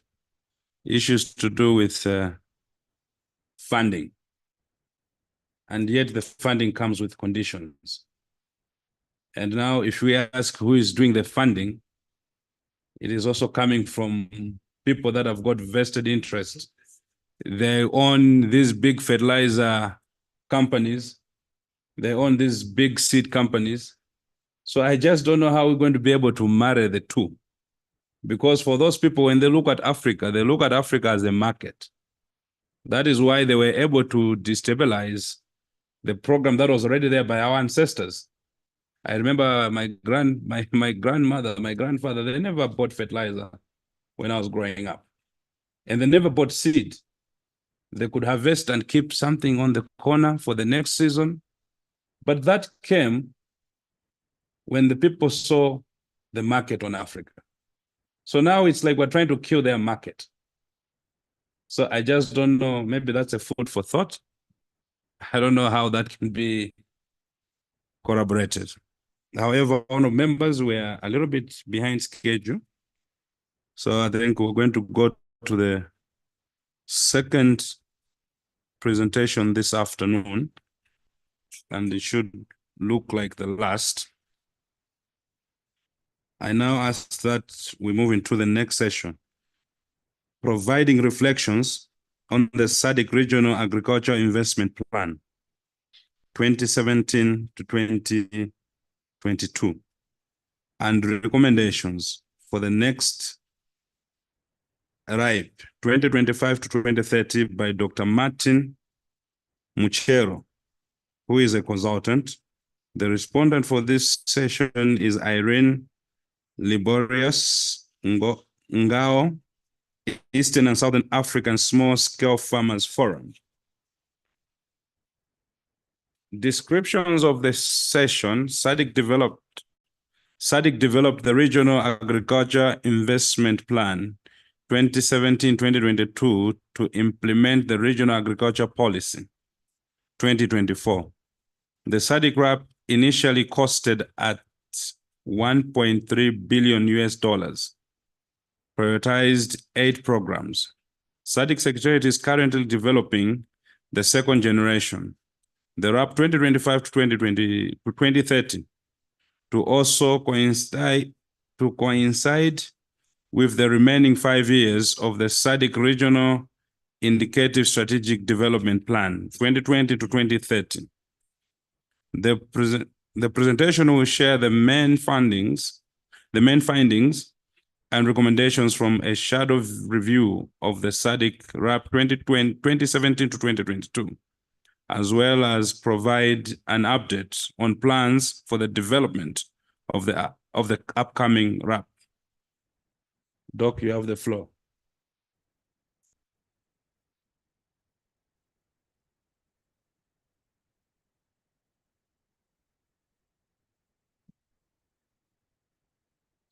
Honorable Chair, honorable members of Parliament, I would like to take you through very quickly, knowing that time is not quite on our side, a review of the or the results of the review that has taken place so far of the RUP, or the RIPE 2017 to 2022, as has been outlined by the Honorable Chair, and then also give you a quick update on the proposed or the draft second generation RIPE. In terms of presentation outline, we'll look very briefly at the contextual background to the regional agricultural frameworks, and then we'll review, I'll look at the achievements so far that have been made or recorded in the review of the RIPE, the first RIPE, at the regional perspective, from a regional perspective, but we'll also look at it from a national perspective, and then we'll look at the draft that is coming up. Let me acknowledge straight off the fact that the work that was done to develop the shadow report on the implementation or the performance of the RIPE 2017-2022 came from GIZ through a program called SNRL, Strengthening National Regional Linkages, which is a SADC program. GIZ is supporting SADC in the strengthening of national and regional linkages. And through that program, the PSA Alliance are being supported to undertake a shadow monitoring of the RIPE as one of the elements that the PSA is involved in. So with regards to the context of the RIPE, already the chair, I think, has outlined very briefly where we've come from and where we are at this point in time. In 2014, SADC approved the SADC Regional Agricultural Policy as an overarching policy framework for the SADC region. I would like to encourage all members of Parliament to read, if not already aware of this document. It's a fairly short document. It's not very long, and it is available on the SADC website, this particular document.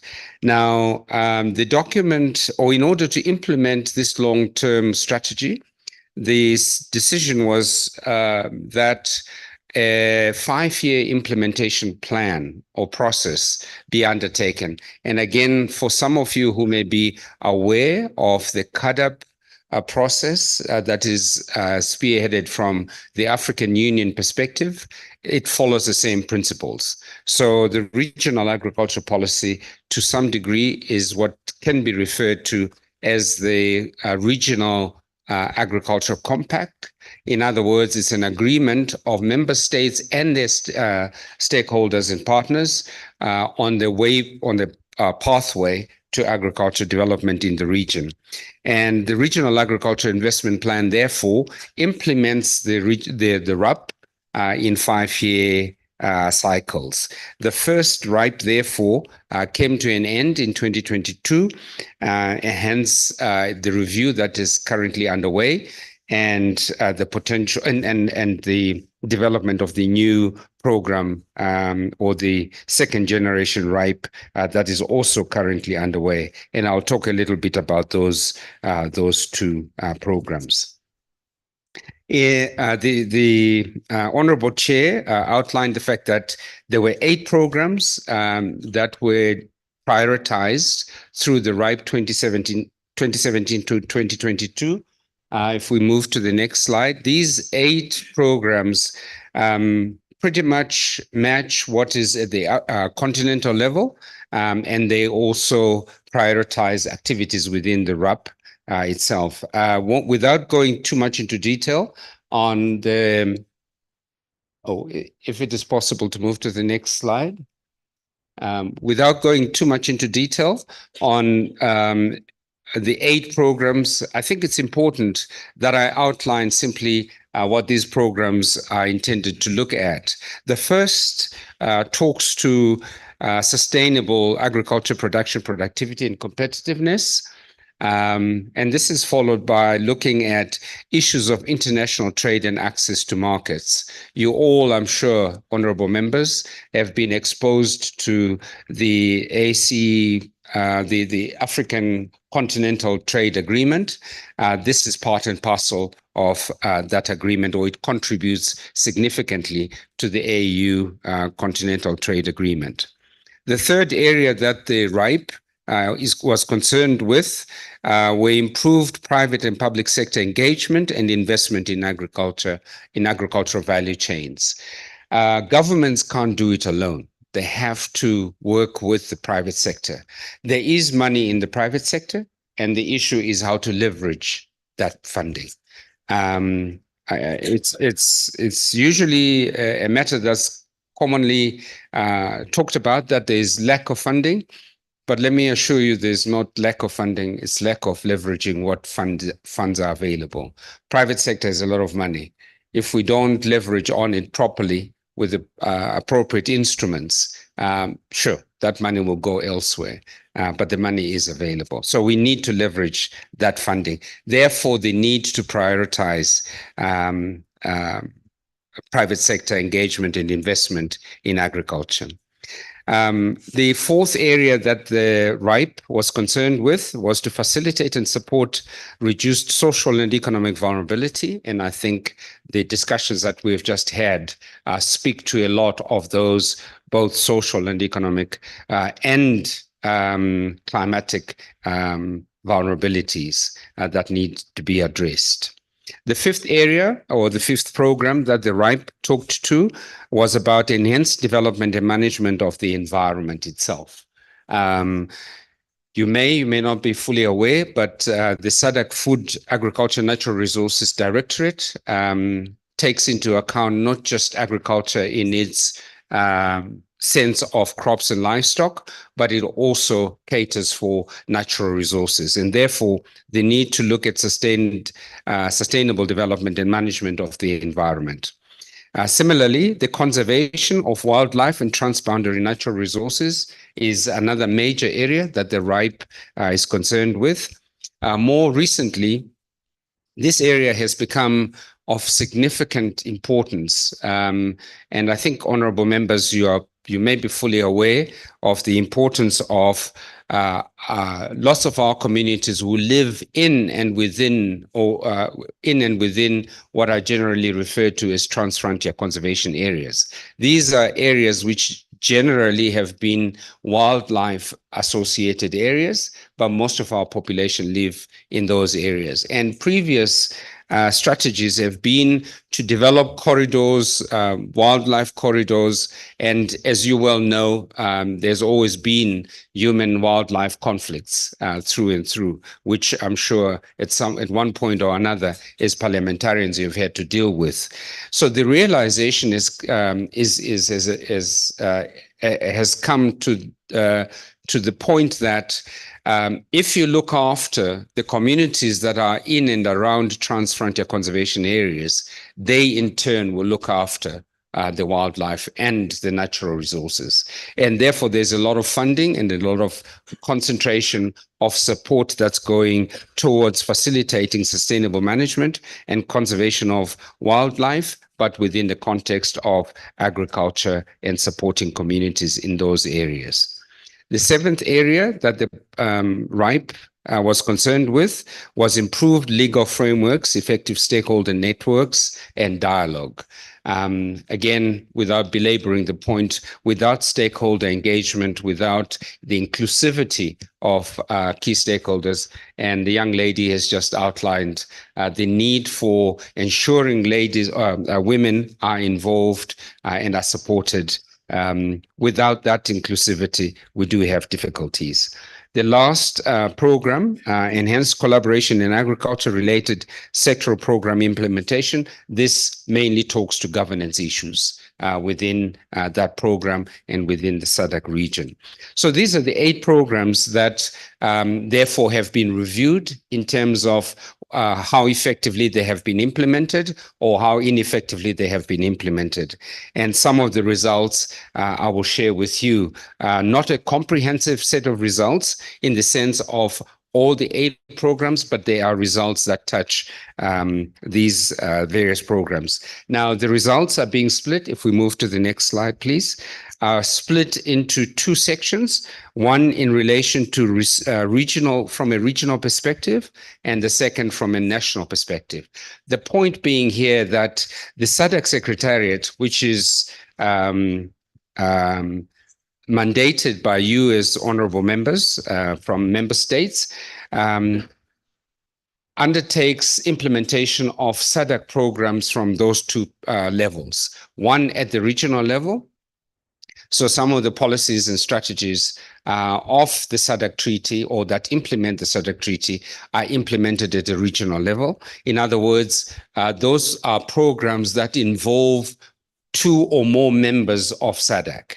Then in any of the programs, there's also the need to implement such regional programs at the national level.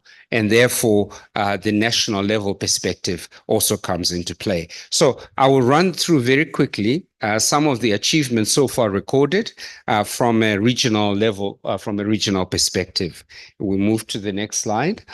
Again, I believe you've got copies of the presentation and therefore you would be able to go through and read a bit more about what has been outlined. And so I will run through reasonably quickly and through interventions that will come from the floor. I can then elaborate on any points that I may have glossed over.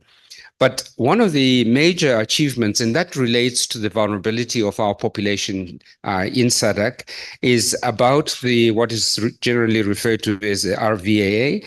That's the Regional Vulnerability Analysis and Assessment that is generally undertaken in the region. This is an important document that is produced every year, and I would really encourage honorable members to spend a bit of time looking at this document every year it is produced. It is one where it kind of links, I think, to an earlier discussion that we had this morning with regards to the support that the FAO provides, but with other institutions that provide support on assessments of vulnerable populations, particularly from a point of view of food security, food and nutrition security. That RVAA is produced annually, but this RVAA is not just produced at the regional level, it's also produced at the national level, because there are in the SADC member states what are called national VACs, vulnerability assessment, analysis assessment committees. I think it's important and we would like to highlight this to honorable members, to look at it from both the regional perspective as well as the national perspective.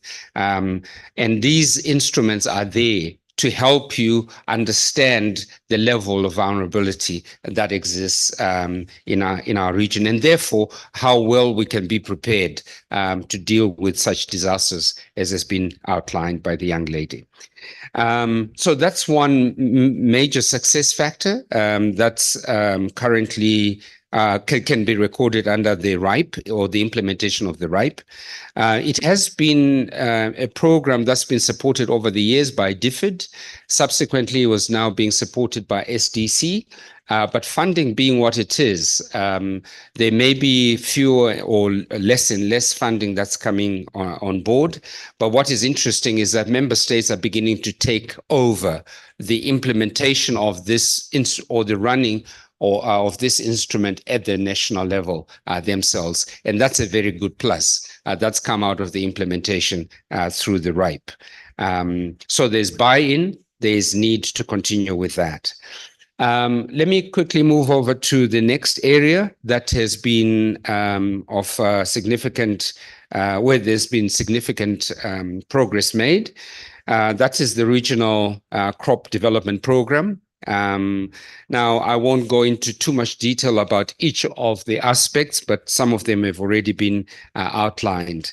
You recall through the presentation from FAO, they talked about the Regional Fertilizer Program, which through the support of the FAO, that's now been approved for implementation in the region. The whole idea is that we need to be able to start producing fertilizer in the region. Honorable members of Parliament, we have in the region all the necessary material to produce the fertilizer that is imported from overseas. All the materials are here.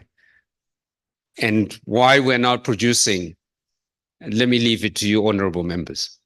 Okay. Okay. Under the crop development program as well, they have, as I said, they've also finalized the harmonized framework, which FAO talked about earlier. So that's a major achievement in the region. And please, honorable members, let's really be serious about fertilizer production. I know we've talked about agroecology, and I think Dr. Greenberg has made the point that it's not necessarily moving from one to the other, but it's a combination of using these fertilizers for the benefit of our agriculture. So we have the capacity. Let's use that capacity. I think the key point here is, and the key question that I would like to pose, and it runs through many other sectors, is why is it that we are, as governments, as countries, are so eager to generate foreign currency in order to spend it outside and not generate enough effort to spend it within our own region? I think we need to start looking internally.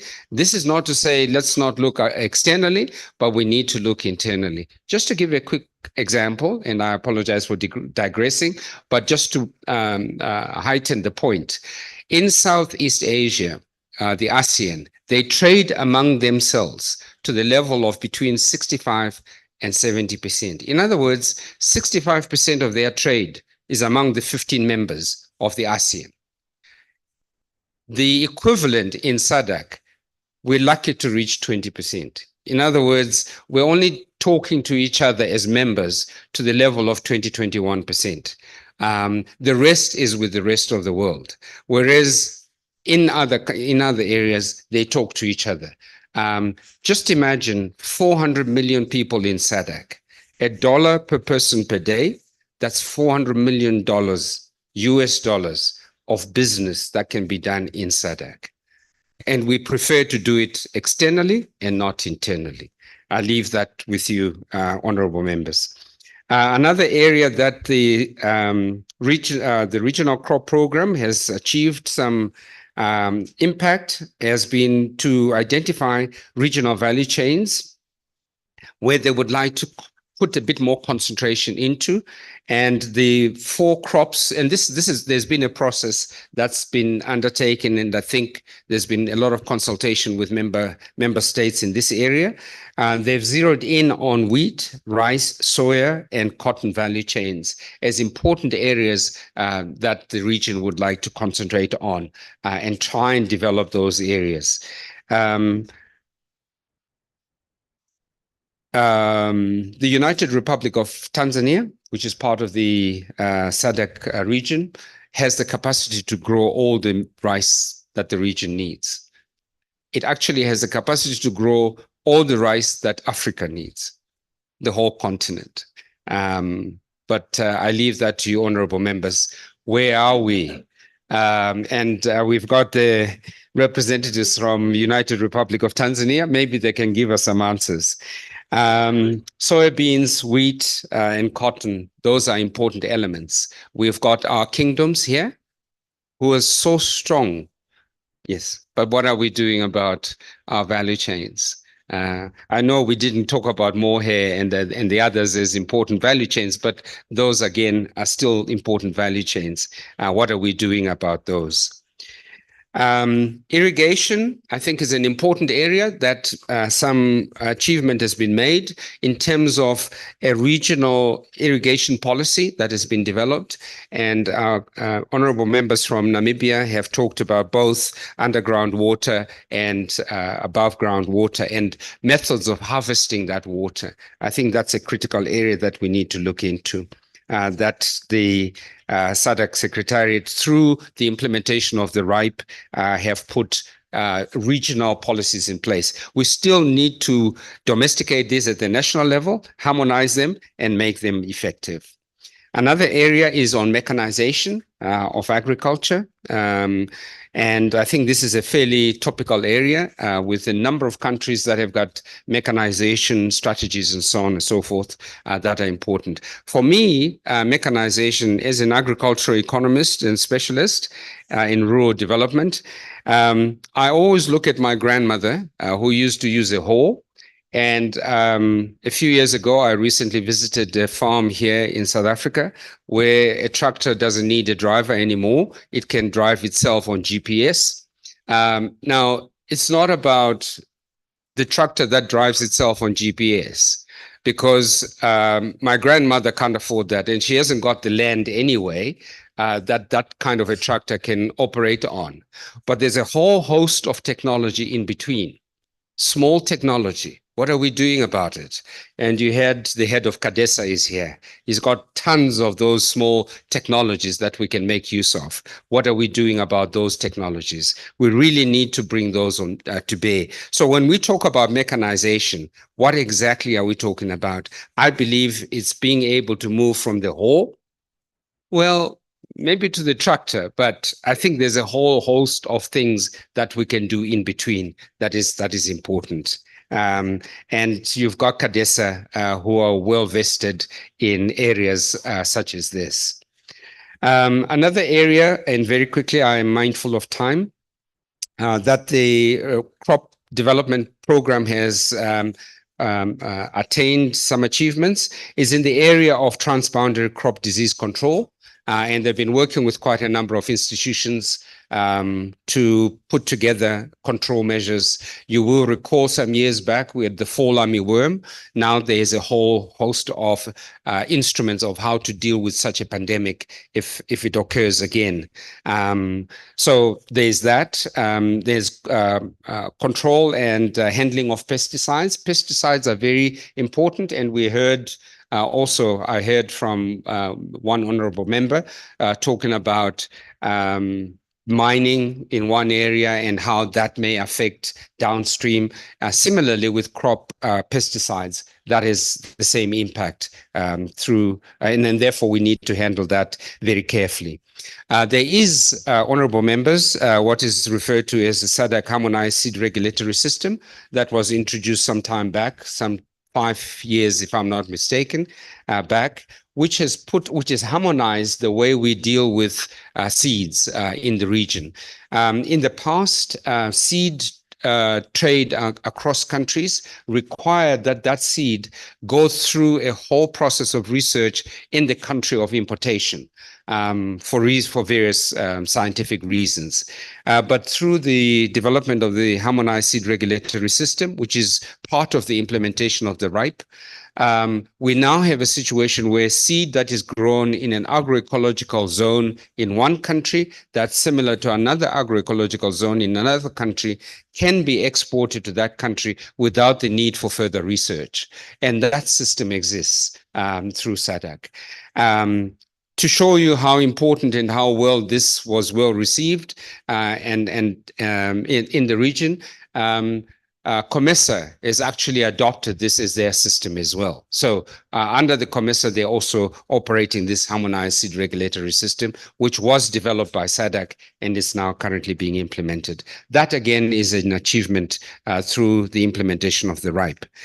Developing a catalog of community seed banks and field gene banks. This is a big area that SADC has always been involved with, and so the RIPE is also concentrated on this quite strongly. And this is the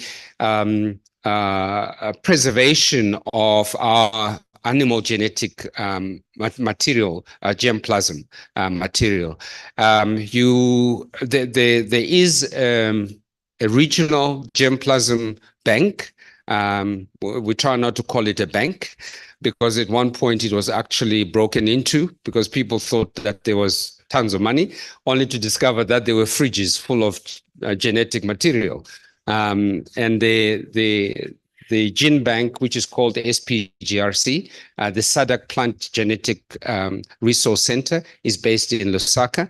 And that keeps all the genetic material that is from this region. Honorable members, you are, I'm sure, are aware that that genetic center holds genes or germplasm that's more than 100 years old. So we've got plants or material of plants from this region that is more than 100 years old and is kept in that gene bank and is replicated in our country gene banks. We have gene banks in our countries that has those materials. What are we doing about using that material under climate change conditions to go back to products that used to produce under harsh conditions? Honorable members, I would like to put that across to you to say, let's use the resources that we have. We have the gene banks in our countries because those are called national gene banks, and it's them that support that identify the material that then goes to the gene bank in Lusaka for storage. And through CADESA, we need also researchers who can use that material to replicate and to reproduce some of the materials or some of the plants that can be climate resilient. I thought I should just mention that point. And therefore, there is also a SADC plant genetics strategy that is in place now. If we move to the next slide, that will talk about the achievements under the Livestock Development Program. Again, I won't go through each and every one of these, but you'll be able to read through some of the developments or the achievements that have been made. Allow me to say that the RIPE, through implementation by the FANR Directorate of SADC Secretariat, has put together a control guidelines and system on transboundary animal diseases, especially on foot and mouth disease and highly pathogenic influenzas, rabies, and other diseases. I notice our colleagues from Botswana are not here, but Botswana is the one country that has been dedicated for years now to produce the vaccine for foot and mouth disease. Members of Parliament, honorable members, we have Botswana through BVI producing those vaccines. We need to utilize that capacity. And there are controls and guidelines that have been put in place for purposes of foot and mouth disease control. And there are systems that may not have recorded here, especially the big win that was attained through what is now called commodity, I think it's commodity-based trade, CBT, which has allowed for meat or beef that is produced in a red zone or in a foot and mouth infested area, but that is allowed for that meat still to be traded even internationally, because scientifically, SADC was able to prove that as long as you debone that meat, you're still able to trade that meat safely.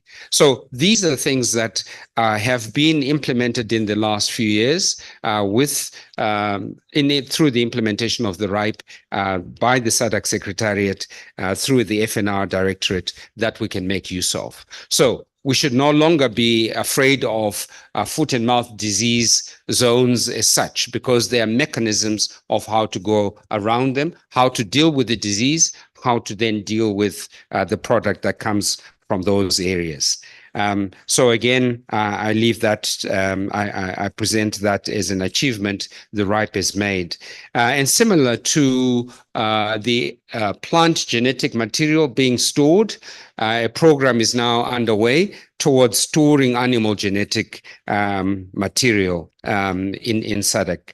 And Botswana is already offered to host the gene bank for animal genetic material as such. So that's another major achievement in the region. As you, some of you are aware, members of parliament, honorable members, we have a lot of material that is available from this region, but that has actually gone elsewhere, and the intellectual properties now belong elsewhere for products that belong or that originated from this area. A good example from a livestock sector is the Nguni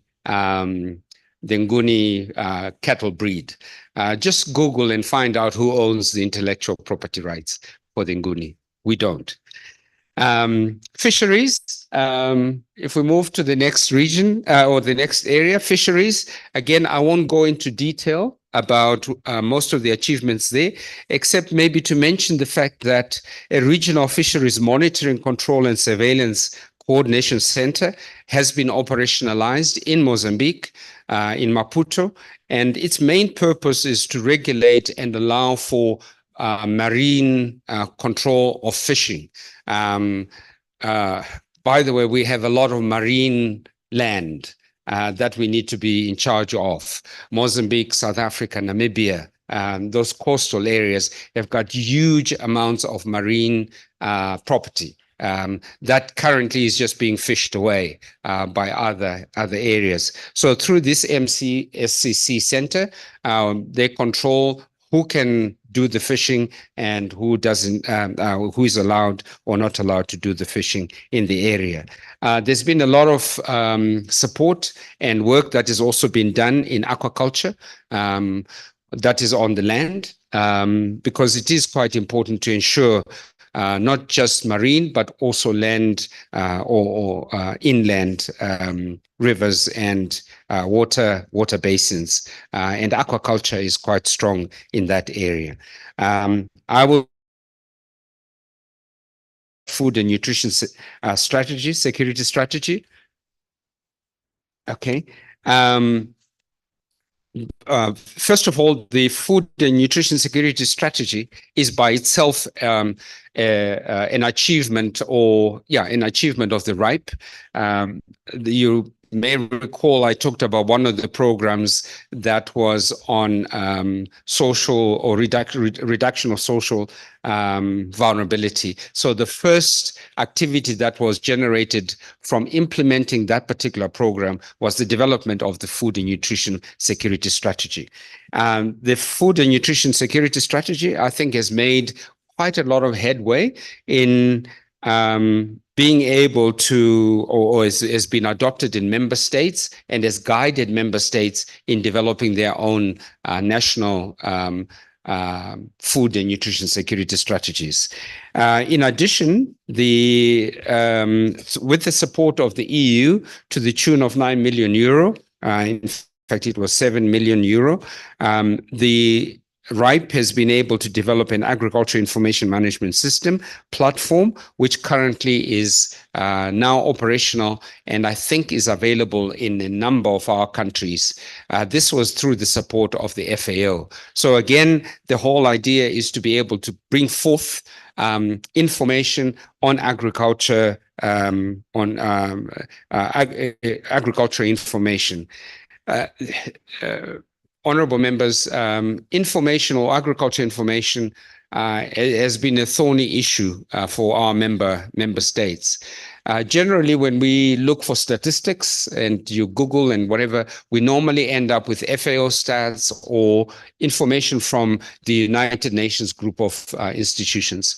And I think our honorable ministers are responsible for food security and agriculture were concerned that we ought to have our own SADC statistics, our own SADC statistical information base. And it was through that this whole program of developing the agriculture information management system was then generated. And now there is a platform that's there that tries to consolidate information from member states and therefore make it available to anyone that is interested. So there's headway that is being made towards agriculture, towards making public information from our member states as a SADC information management system. Let me quickly move to the next slide in the interest of time. There were, the food security strategy was approved actually in 2014 in Malawi by our ministers of responsible for agriculture. And since then, obviously, it has been under implementation. A midterm review was done in 2021, and you'll be able to read in your spare time some of the findings that have come out from that midterm review. But just mentioning one or two of them, SADC member states have acknowledged that the FNS system has contributed highly to improving national systems or national governance systems in relation to food and nutrition strategies. Item F, I believe, this is not my recommendation, but I've picked it up from the medium-term strategy review. It said that implementation of the FNSS has succeeded in making politicians and policymakers aware of the gravity of the problem of malnutrition in SADC and at the SADC member states level. Honorable members, I believe that you are abreast of the issues at the country level and regionally of the problems that we're having with regards to malnutrition. And I must admit that progress is being made in reducing the prevalence of malnutrition in the region, but we still have a long way to go. I'll move to the next slide, which is still on food and nutrition security strategy, but this is in terms of the recommendations that were made by from the midterm review. The first recommendation was the need for a rural development strategy to be developed to address food security and nutrition, as well as to provide a holistic approach to development of agriculture in the region. You might argue and wonder, well, we have the RAP, which is a regional agricultural policy, as our overarching policy framework in the SADC region or in the agriculture sector. So what's with the rural development strategy that is being proposed? Allow me to say that the agriculture development or agriculture policy is a key component of rural development. Rural development is much broader, and therefore the need for us to have a rural development strategy in place. And in very quick terms, rural development takes into account or goes way beyond just agriculture as agriculture development. In other words, it looks at infrastructure. What are we doing about energy? What are we doing about water? What are we doing about ICT? What are we doing about, when I said infrastructure, we're talking about roads, market access for farmers, and so on and so forth. What are we doing about all of those elements? And how are we encouraging the move or the support of farm enterprises, but near the farm, to provide for job employment in those areas? So rural development, in short, I think is another area that is highly important.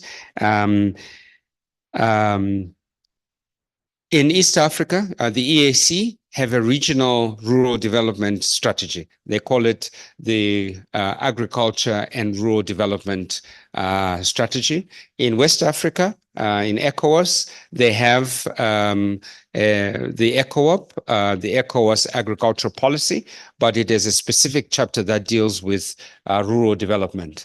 In SADC, we have the regional agriculture policy, but we don't have a regional rural development strategy. So this is an important recommendation that has been made. And let me stop at this point, but a critical area that we need to look into.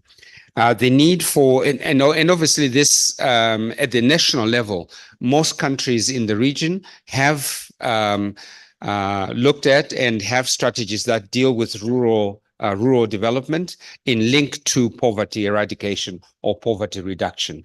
As you well know, most of our population is rural, and the biggest component of our poor people are in rural areas. This is not to say we don't have poor people in urban areas. In fact, that population is actually growing in urban areas. But in general, when you do the statistics, the poorest of the poor usually are in rural areas. And therefore, the need to look at the rural sector in order to improve on our rural in the reduction of our rural poverty as such. The next recommendation that was made in the review was to develop a robust monitoring mechanism and system for the food and nutrition security. This is quite important. In fact, it's quite important in the sense also that even at the regional level, the RIPE itself, the document proposed to develop an M&D system or a monitoring system, but in fact, it never went ahead to develop one. Now, the key thing is, whilst we develop all these processes, when we look for funding for implementation of these various processes, are we reviewing how the money has been used? Are we reviewing whether we have achieved our goals? Ladies and gentlemen, honorable members, M&D is very important. For us to be able to say, this is where we wanted to go, this is what this is how we tried to get there, and this is how far we are. And therefore, we're able to take mitigation measures towards reaching our goals. So the point of a monitoring mechanism, although here it talks specifically about the food and nutrition security, but overall, in terms of our agriculture system, I think it's quite important. Another area that they recommended was ensuring synergistic actions at the level of SADC and member states in the implementation of the RIPE. Dr. Greenberg, I think, talked as one of the 13 HLPEs, the whole issue of synergies. We need to utilize that more effectively. The other recommendation from the midterm review was bringing the actors, especially the private sector, into supporting and the implementation of FNSS. Generally, we tend to leave it and it becomes a government mandate, and it's only government institutions that are involved in implementing our various strategies and policies. We have the private sector, we have the NGOs, we have the civil society, we have the farmers. They need to be involved, not only at the policy implementation level, but throughout the whole spectrum of policy formulation to policy implementation. And therefore, a key recommendation that is being made here. Another recommendation was about adequate resources. I think, Honorable Chair, you raised in your comment to the presentation by Dr. Greenberg the issue of, presentation from CADESA, the issue of resources, where they're coming from and what is associated with them. And I mentioned earlier, ladies and gentlemen, SADC region is very rich, honestly. And I say this from the bottom of from my personal understanding of the region. We have the top top 10 minerals of the top 12 minerals in the world. They're resident in our region. We have the natural resources. We have, yes, despite climate change and so on that's happening, we have the one of the most beautiful production systems or environments in the region. Why are we not utilizing that? So we need commitment to providing resources, both financial and human resources, to implementing, in this instance, the FNSS, but over and above our whole agriculture sector. Let me quickly run through the rest of the others. If we go to the next slide, I'll just quickly say that some of the strategies that have been put in place through the implementation of the RIPE include a circular economy strategy that's now in place, the use of research information through CADESA. That's an institution that's running through with the agriculture research and development for us. Regional agriculture information system, I've talked about that. Climate resilience and natural resources projects have been put in place. Next slide, please. Wildlife-based economy strategies are in place. Then a whole lot has been done with transfrontier conservation programs, including the establishment of a transfrontier conservation financial facility, which currently is sitting on 40 million euro, and member states have been requested through a call for proposal to indicate what they would like funding for from the financing facility. Honorable members, we need to be able to follow up on our ministries of environment. What are they doing to take advantage of these facilities that exist? And that fund is expected to grow to about 100 million euro by 2025, if I'm not mistaken. So these are some of the achievements from a regional perspective. The next slide also gives you a bit more on some of the additional strategies that have been put in place as part of the implementation of the RIPE. You may be able to take advantage of this in your spare time to read through. And there's quite a bit more when you engage with the website of SADC. It's just that very often on the website, it doesn't actually tell you that this is being implemented as part of, because it's broken down into the various subsectors of SADC. Now, very quickly, next slide, please. I will run through, and this won't take too much time. I'll run through the achievements from a national perspective. This is the achievements of the RIPE from a national perspective.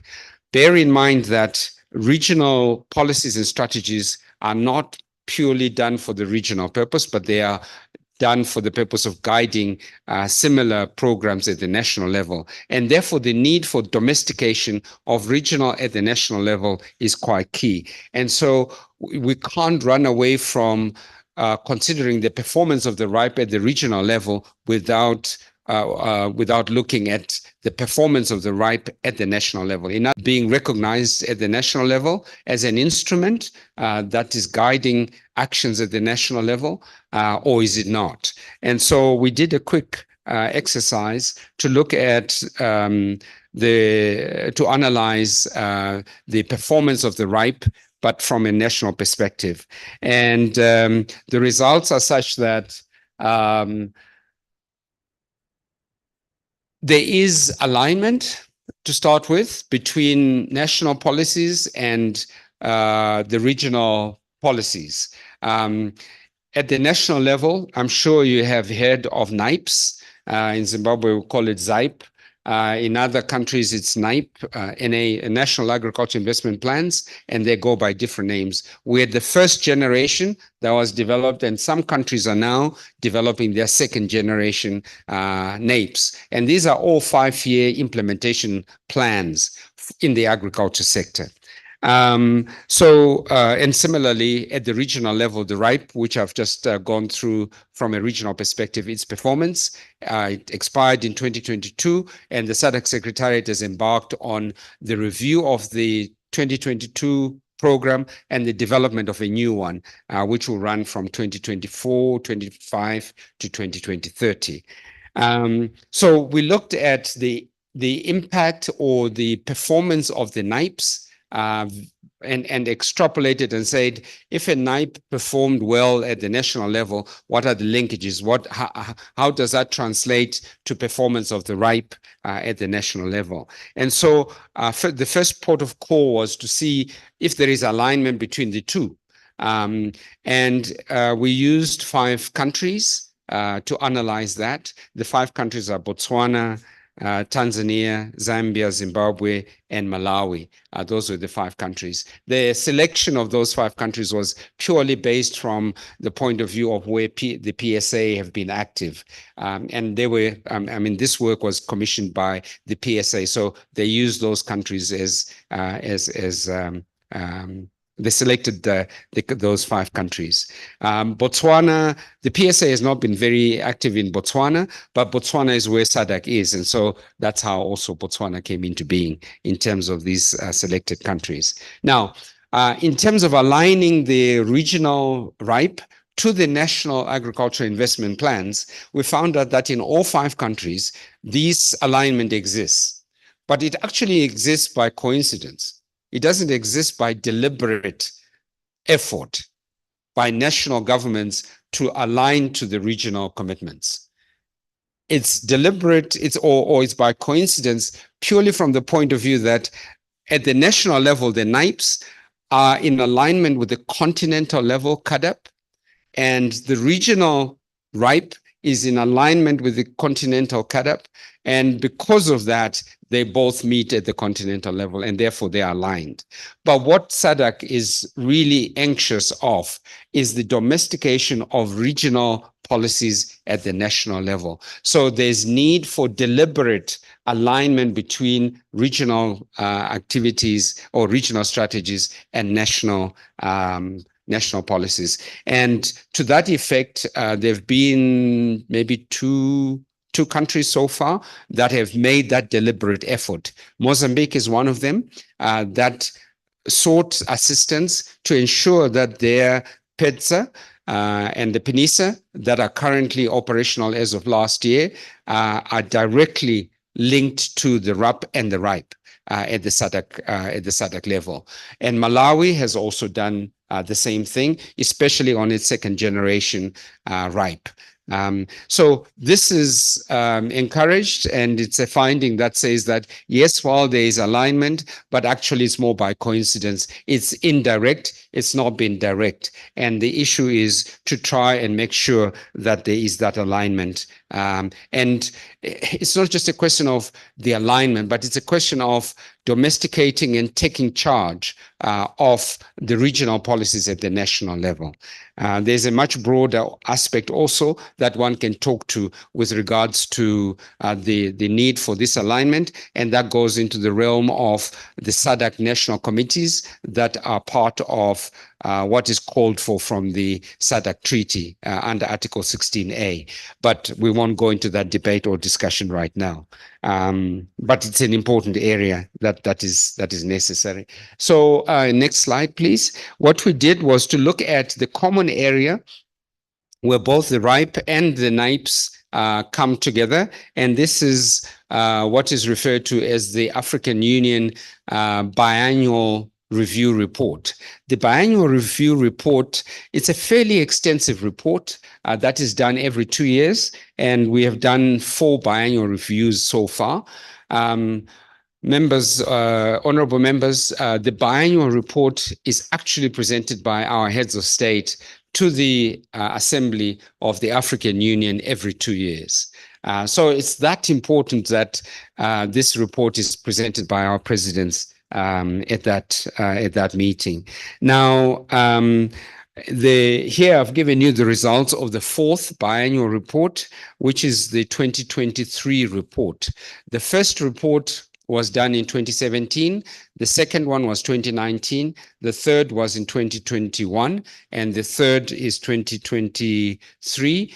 And there is the 5th biannual report, which currently is already being worked on that is due in 2025, which is the target year for CAADP.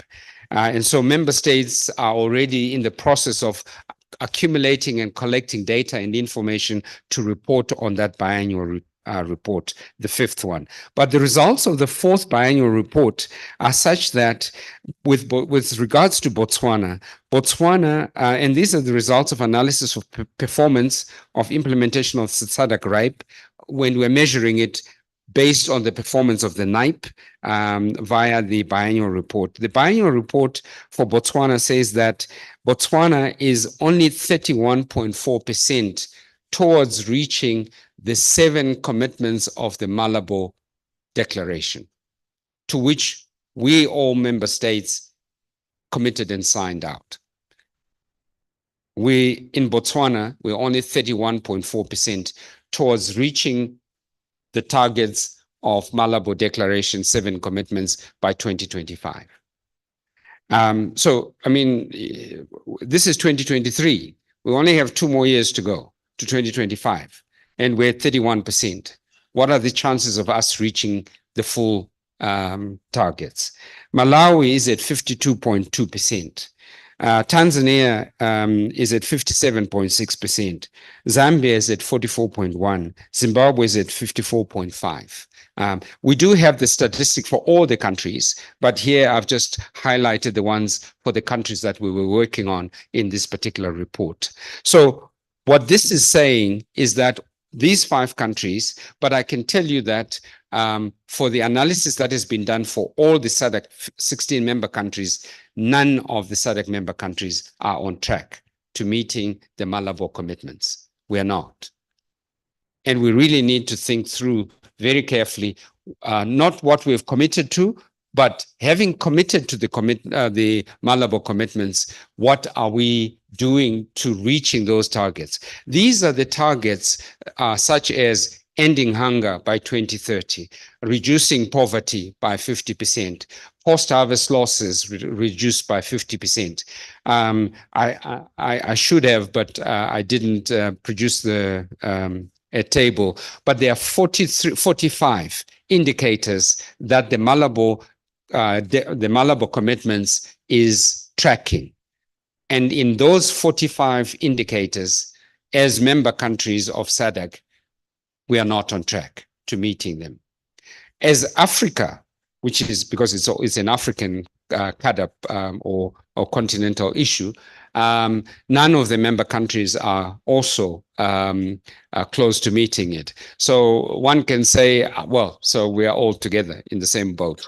But I think the issue is we committed to achieving certain things, and I think we need to put our minds to it and commit. The closest to being able to achieve the targets is Rwanda. And there are many lessons I think we can learn from Rwanda in relation to that aspect. So I think the message that I would like to put across here is that if we measure the regional performance of the RIPE based on the performance at the national level of the NIPEs, then we're doing very poorly at the regional level based on the poor performance at the national level. And as an offshoot of that, we need, honorable members, to look very critically at the Malabo Declaration commitments, because there is a process now that all SADC member states are undertaking, and that is the post-Malabo Declaration. So our countries are currently involved in processes that are looking at what are going to be the next set of commitments post-2025, post-Malabo. And I think it's already being called the Kampala Declaration, because it's going to be, the final meeting will be held in Kampala, and therefore it will be called Kampala Declaration. The Malabo Declaration is purely because it was held in Malabo, in Equatorial Guinea. And the very first meeting is the Maputo Declaration, which was held in Maputo in 2003. So we're looking to the Kampala Declaration, 2025 or thereabouts. That should, and as members of parliament, I think we need to have our voice heard. What must be contained? What must we be doing in the next 10 years, 2025 and beyond.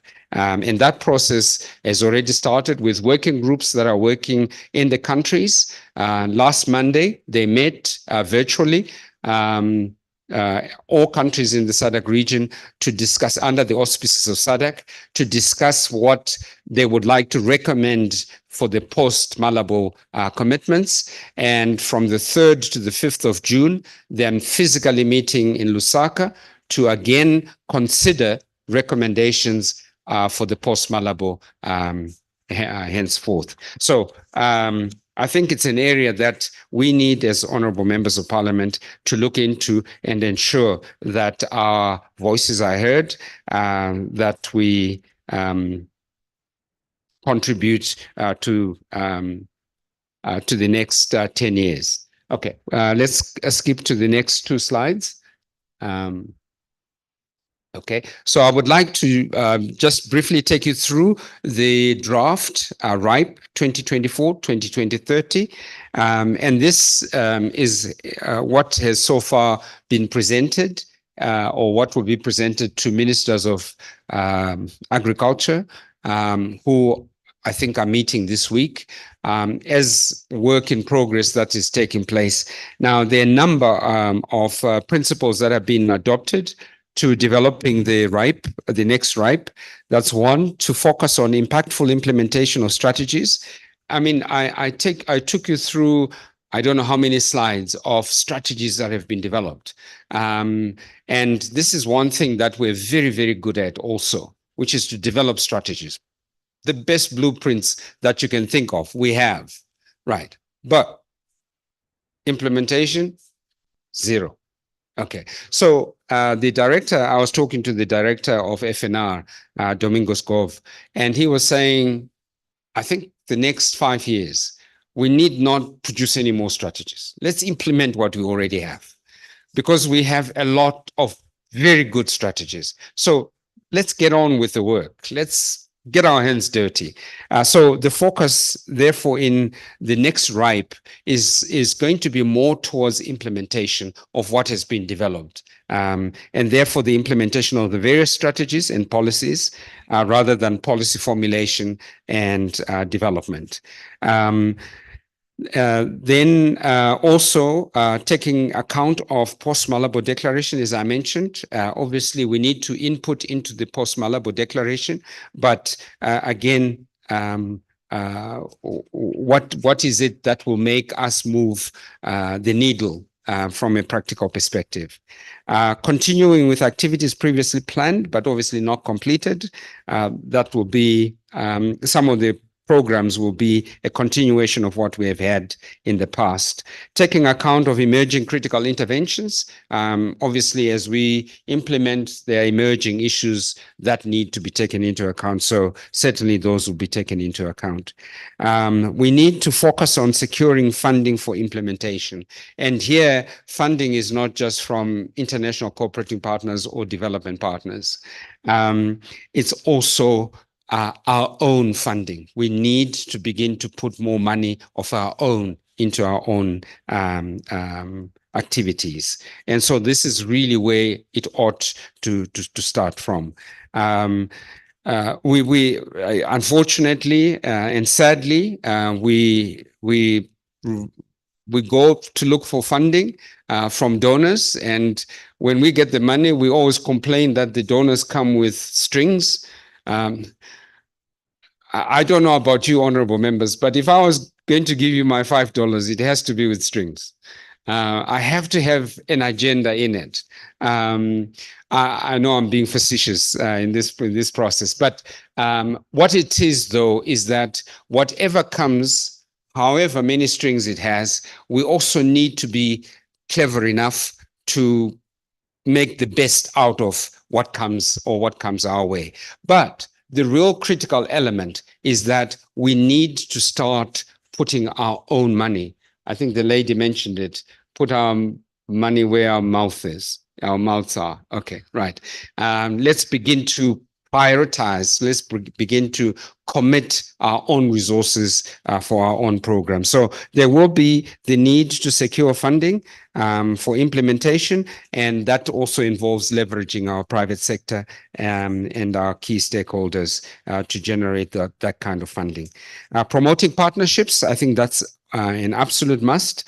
Partnerships in all various forms, that's going to be critical. And so the next slides, a few slides, and I won't go through every single slide, but there are these proposals that are currently being considered for inclusion in the regional, in the RIPE, the new RIPE.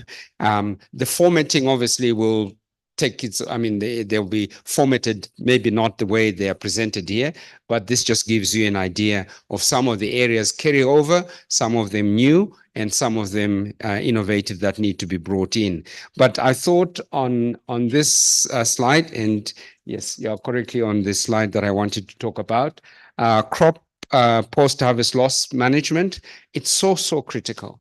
As countries, we have spent a lot of effort in putting money into agricultural production and productivity, only to lose the production halfway down. And in the region, the figures are, FAO have done a lot of these statistics, and our fields have done a lot of these statistics. You'll find that we go as high as 40% losses in crops that we have spent millions of dollars to produce.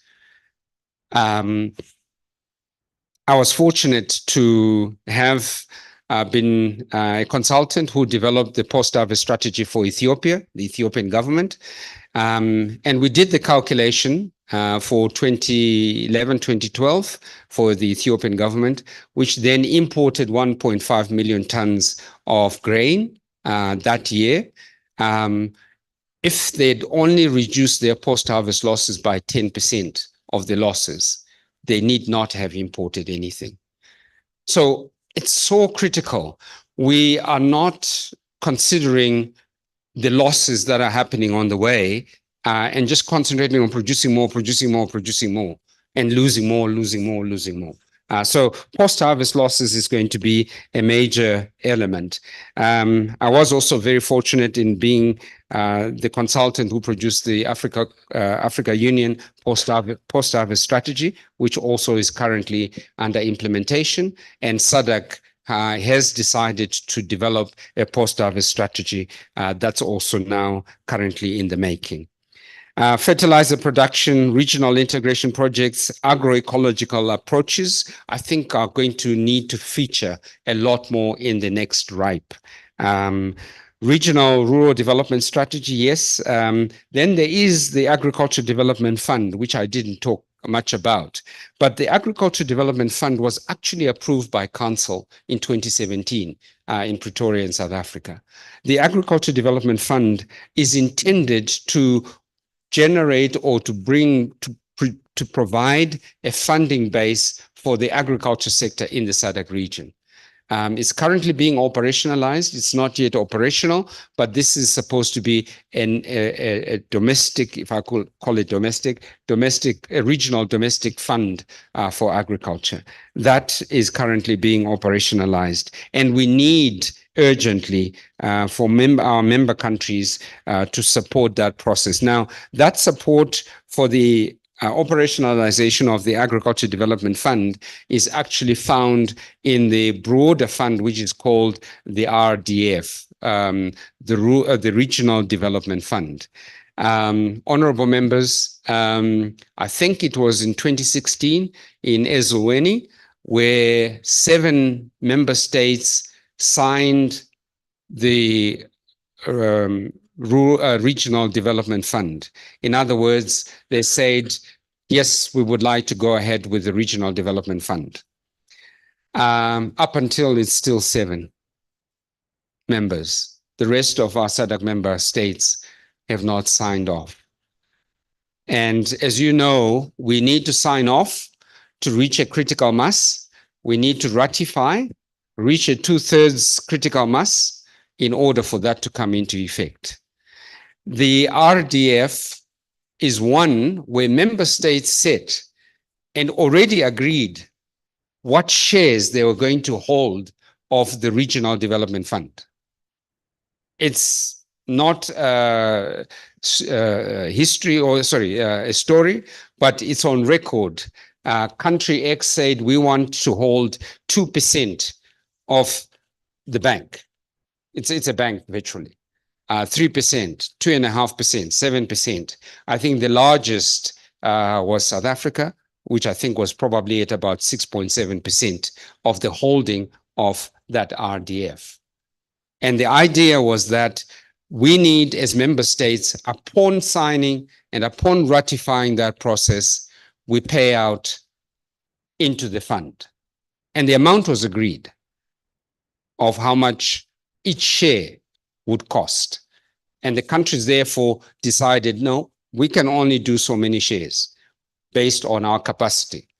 But as of now, that fund is not operational.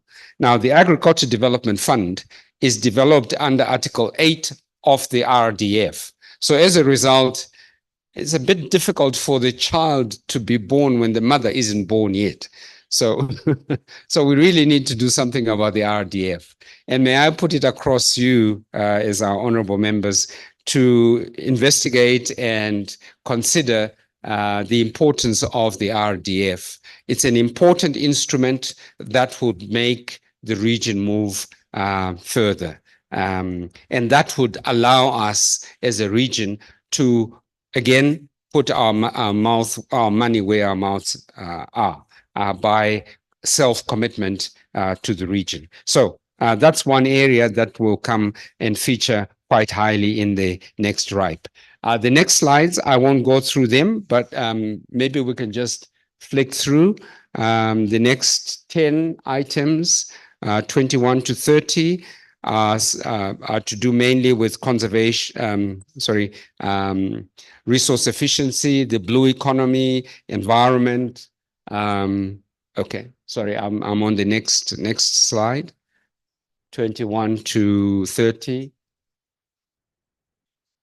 Okay, maybe that's, oh, okay. Okay, all right, great. So that's another set of areas that we need to that are being considered for the RIPE. The next one, 31 to 42, again another set of areas that are critical for the inclusion in the RIPE. And I think that's the last slide in terms of the proposed RIPE. So from a PSA point of view, and the analysis that has been done so far, some recommendations are being considered, but obviously this is still being drafted or being finalized. And I think at some point soon enough, there will be a validation workshop that will include stakeholders. And from that process, maybe more recommendations or maybe finer recommendations will be made. These recommendations are intended to be submitted to SADC as they develop the new RIPE, so that it takes on board the concerns of the stakeholders and non-state actors.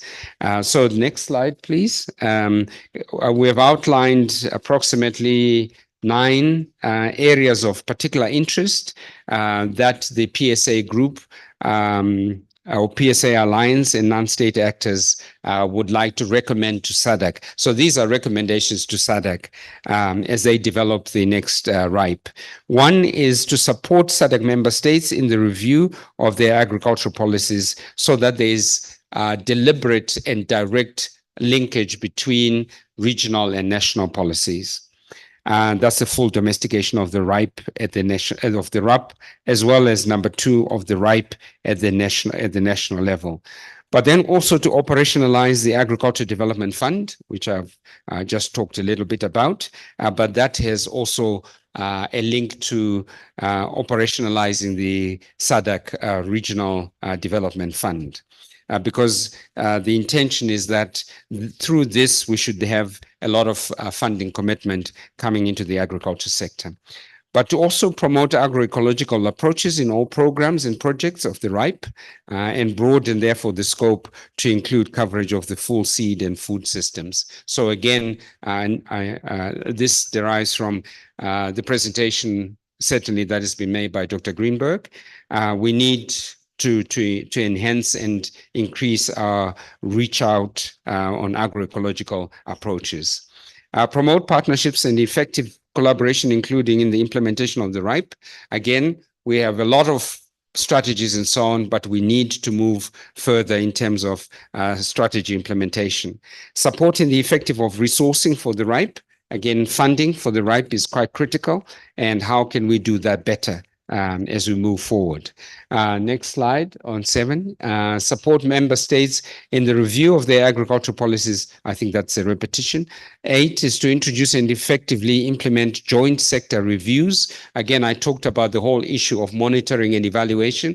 I think this is quite critical. We need to be able to do these joint sector reviews as we progress so that we can measure where we're coming from and be able to say, are we on target to where we intend to be? The last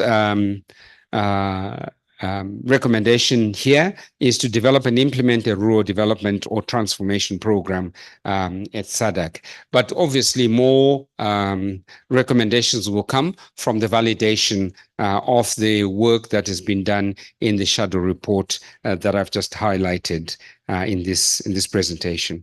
Next steps, this is going to be my last slide. In terms of the process that is envisaged with regards to the development of the SADC RIPE. Currently, as I said, a draft RIPE has been produced and will be tabled at the for the ministers to consider. But following that are going to be stakeholder consultations with all SADC member states using that zero draft so that it can be more robust. So the involvement of the PSA Alliance, non-state actors and so on, and therefore the recommendations that they are now developing will become central in this next step, which will be taking place after the ministerial meeting, and it's expected to run between May and July this year. And the mode of consultations, at the moment, it's mainly going to be virtual for the reason that the funding is difficult, but ideally, it's virtual and questionnaires, but ideally face-to-face at some point along the way would be necessary. So that is currently what is earmarked. That should lead to after stakeholder consultations, that should lead to stakeholder consultations on the draft. Oh, okay, my apologies. I think that may have been a repetition. I apologize. Let's move to the last bit, which is the final draft RIPE.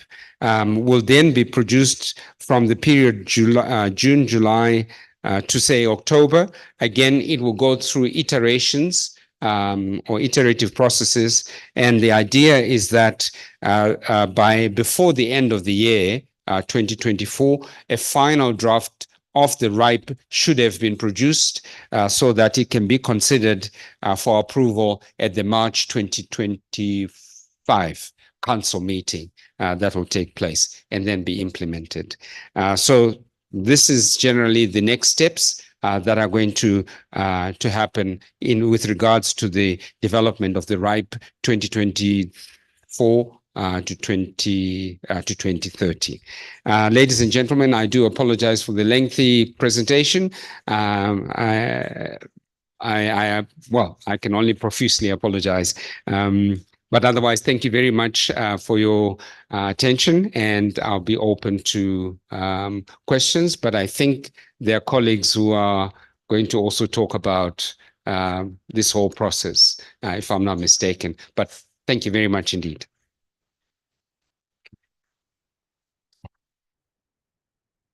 Thank you very much, Doc, for the presentation.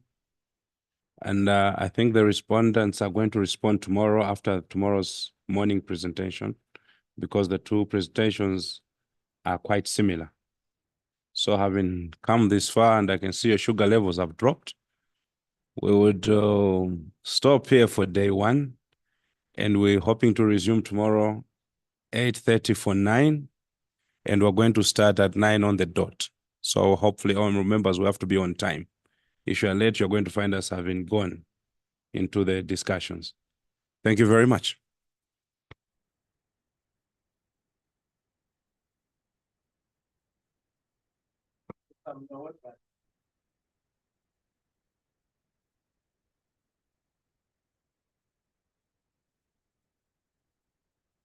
You have the floor. Thank you, Chair. What I wanted to mention, I think the MPs have realized that the countries are lagging behind drastically on the Malabo targets. What we have to appreciate is that we do, in most of our countries do not have up-to-date data. So what some countries have done some work, but it can't be reflected because the analysis is based on data that is available. So our honorable MPs may encourage government to commit funds for data collection so that the quality of data gives us the true picture. Because at the moment, in some countries, the picture is not the correct one. You find that a lot is happening on the ground, but you are given 30%, 40%. Thank you. Thank you so much.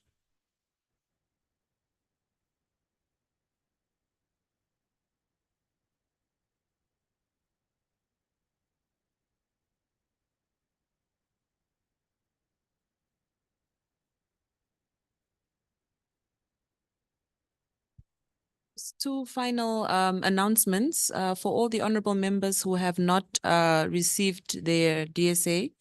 Could you kindly stay behind? And also all the SADC PF staff, would you just please remain behind for a debrief? Thank you.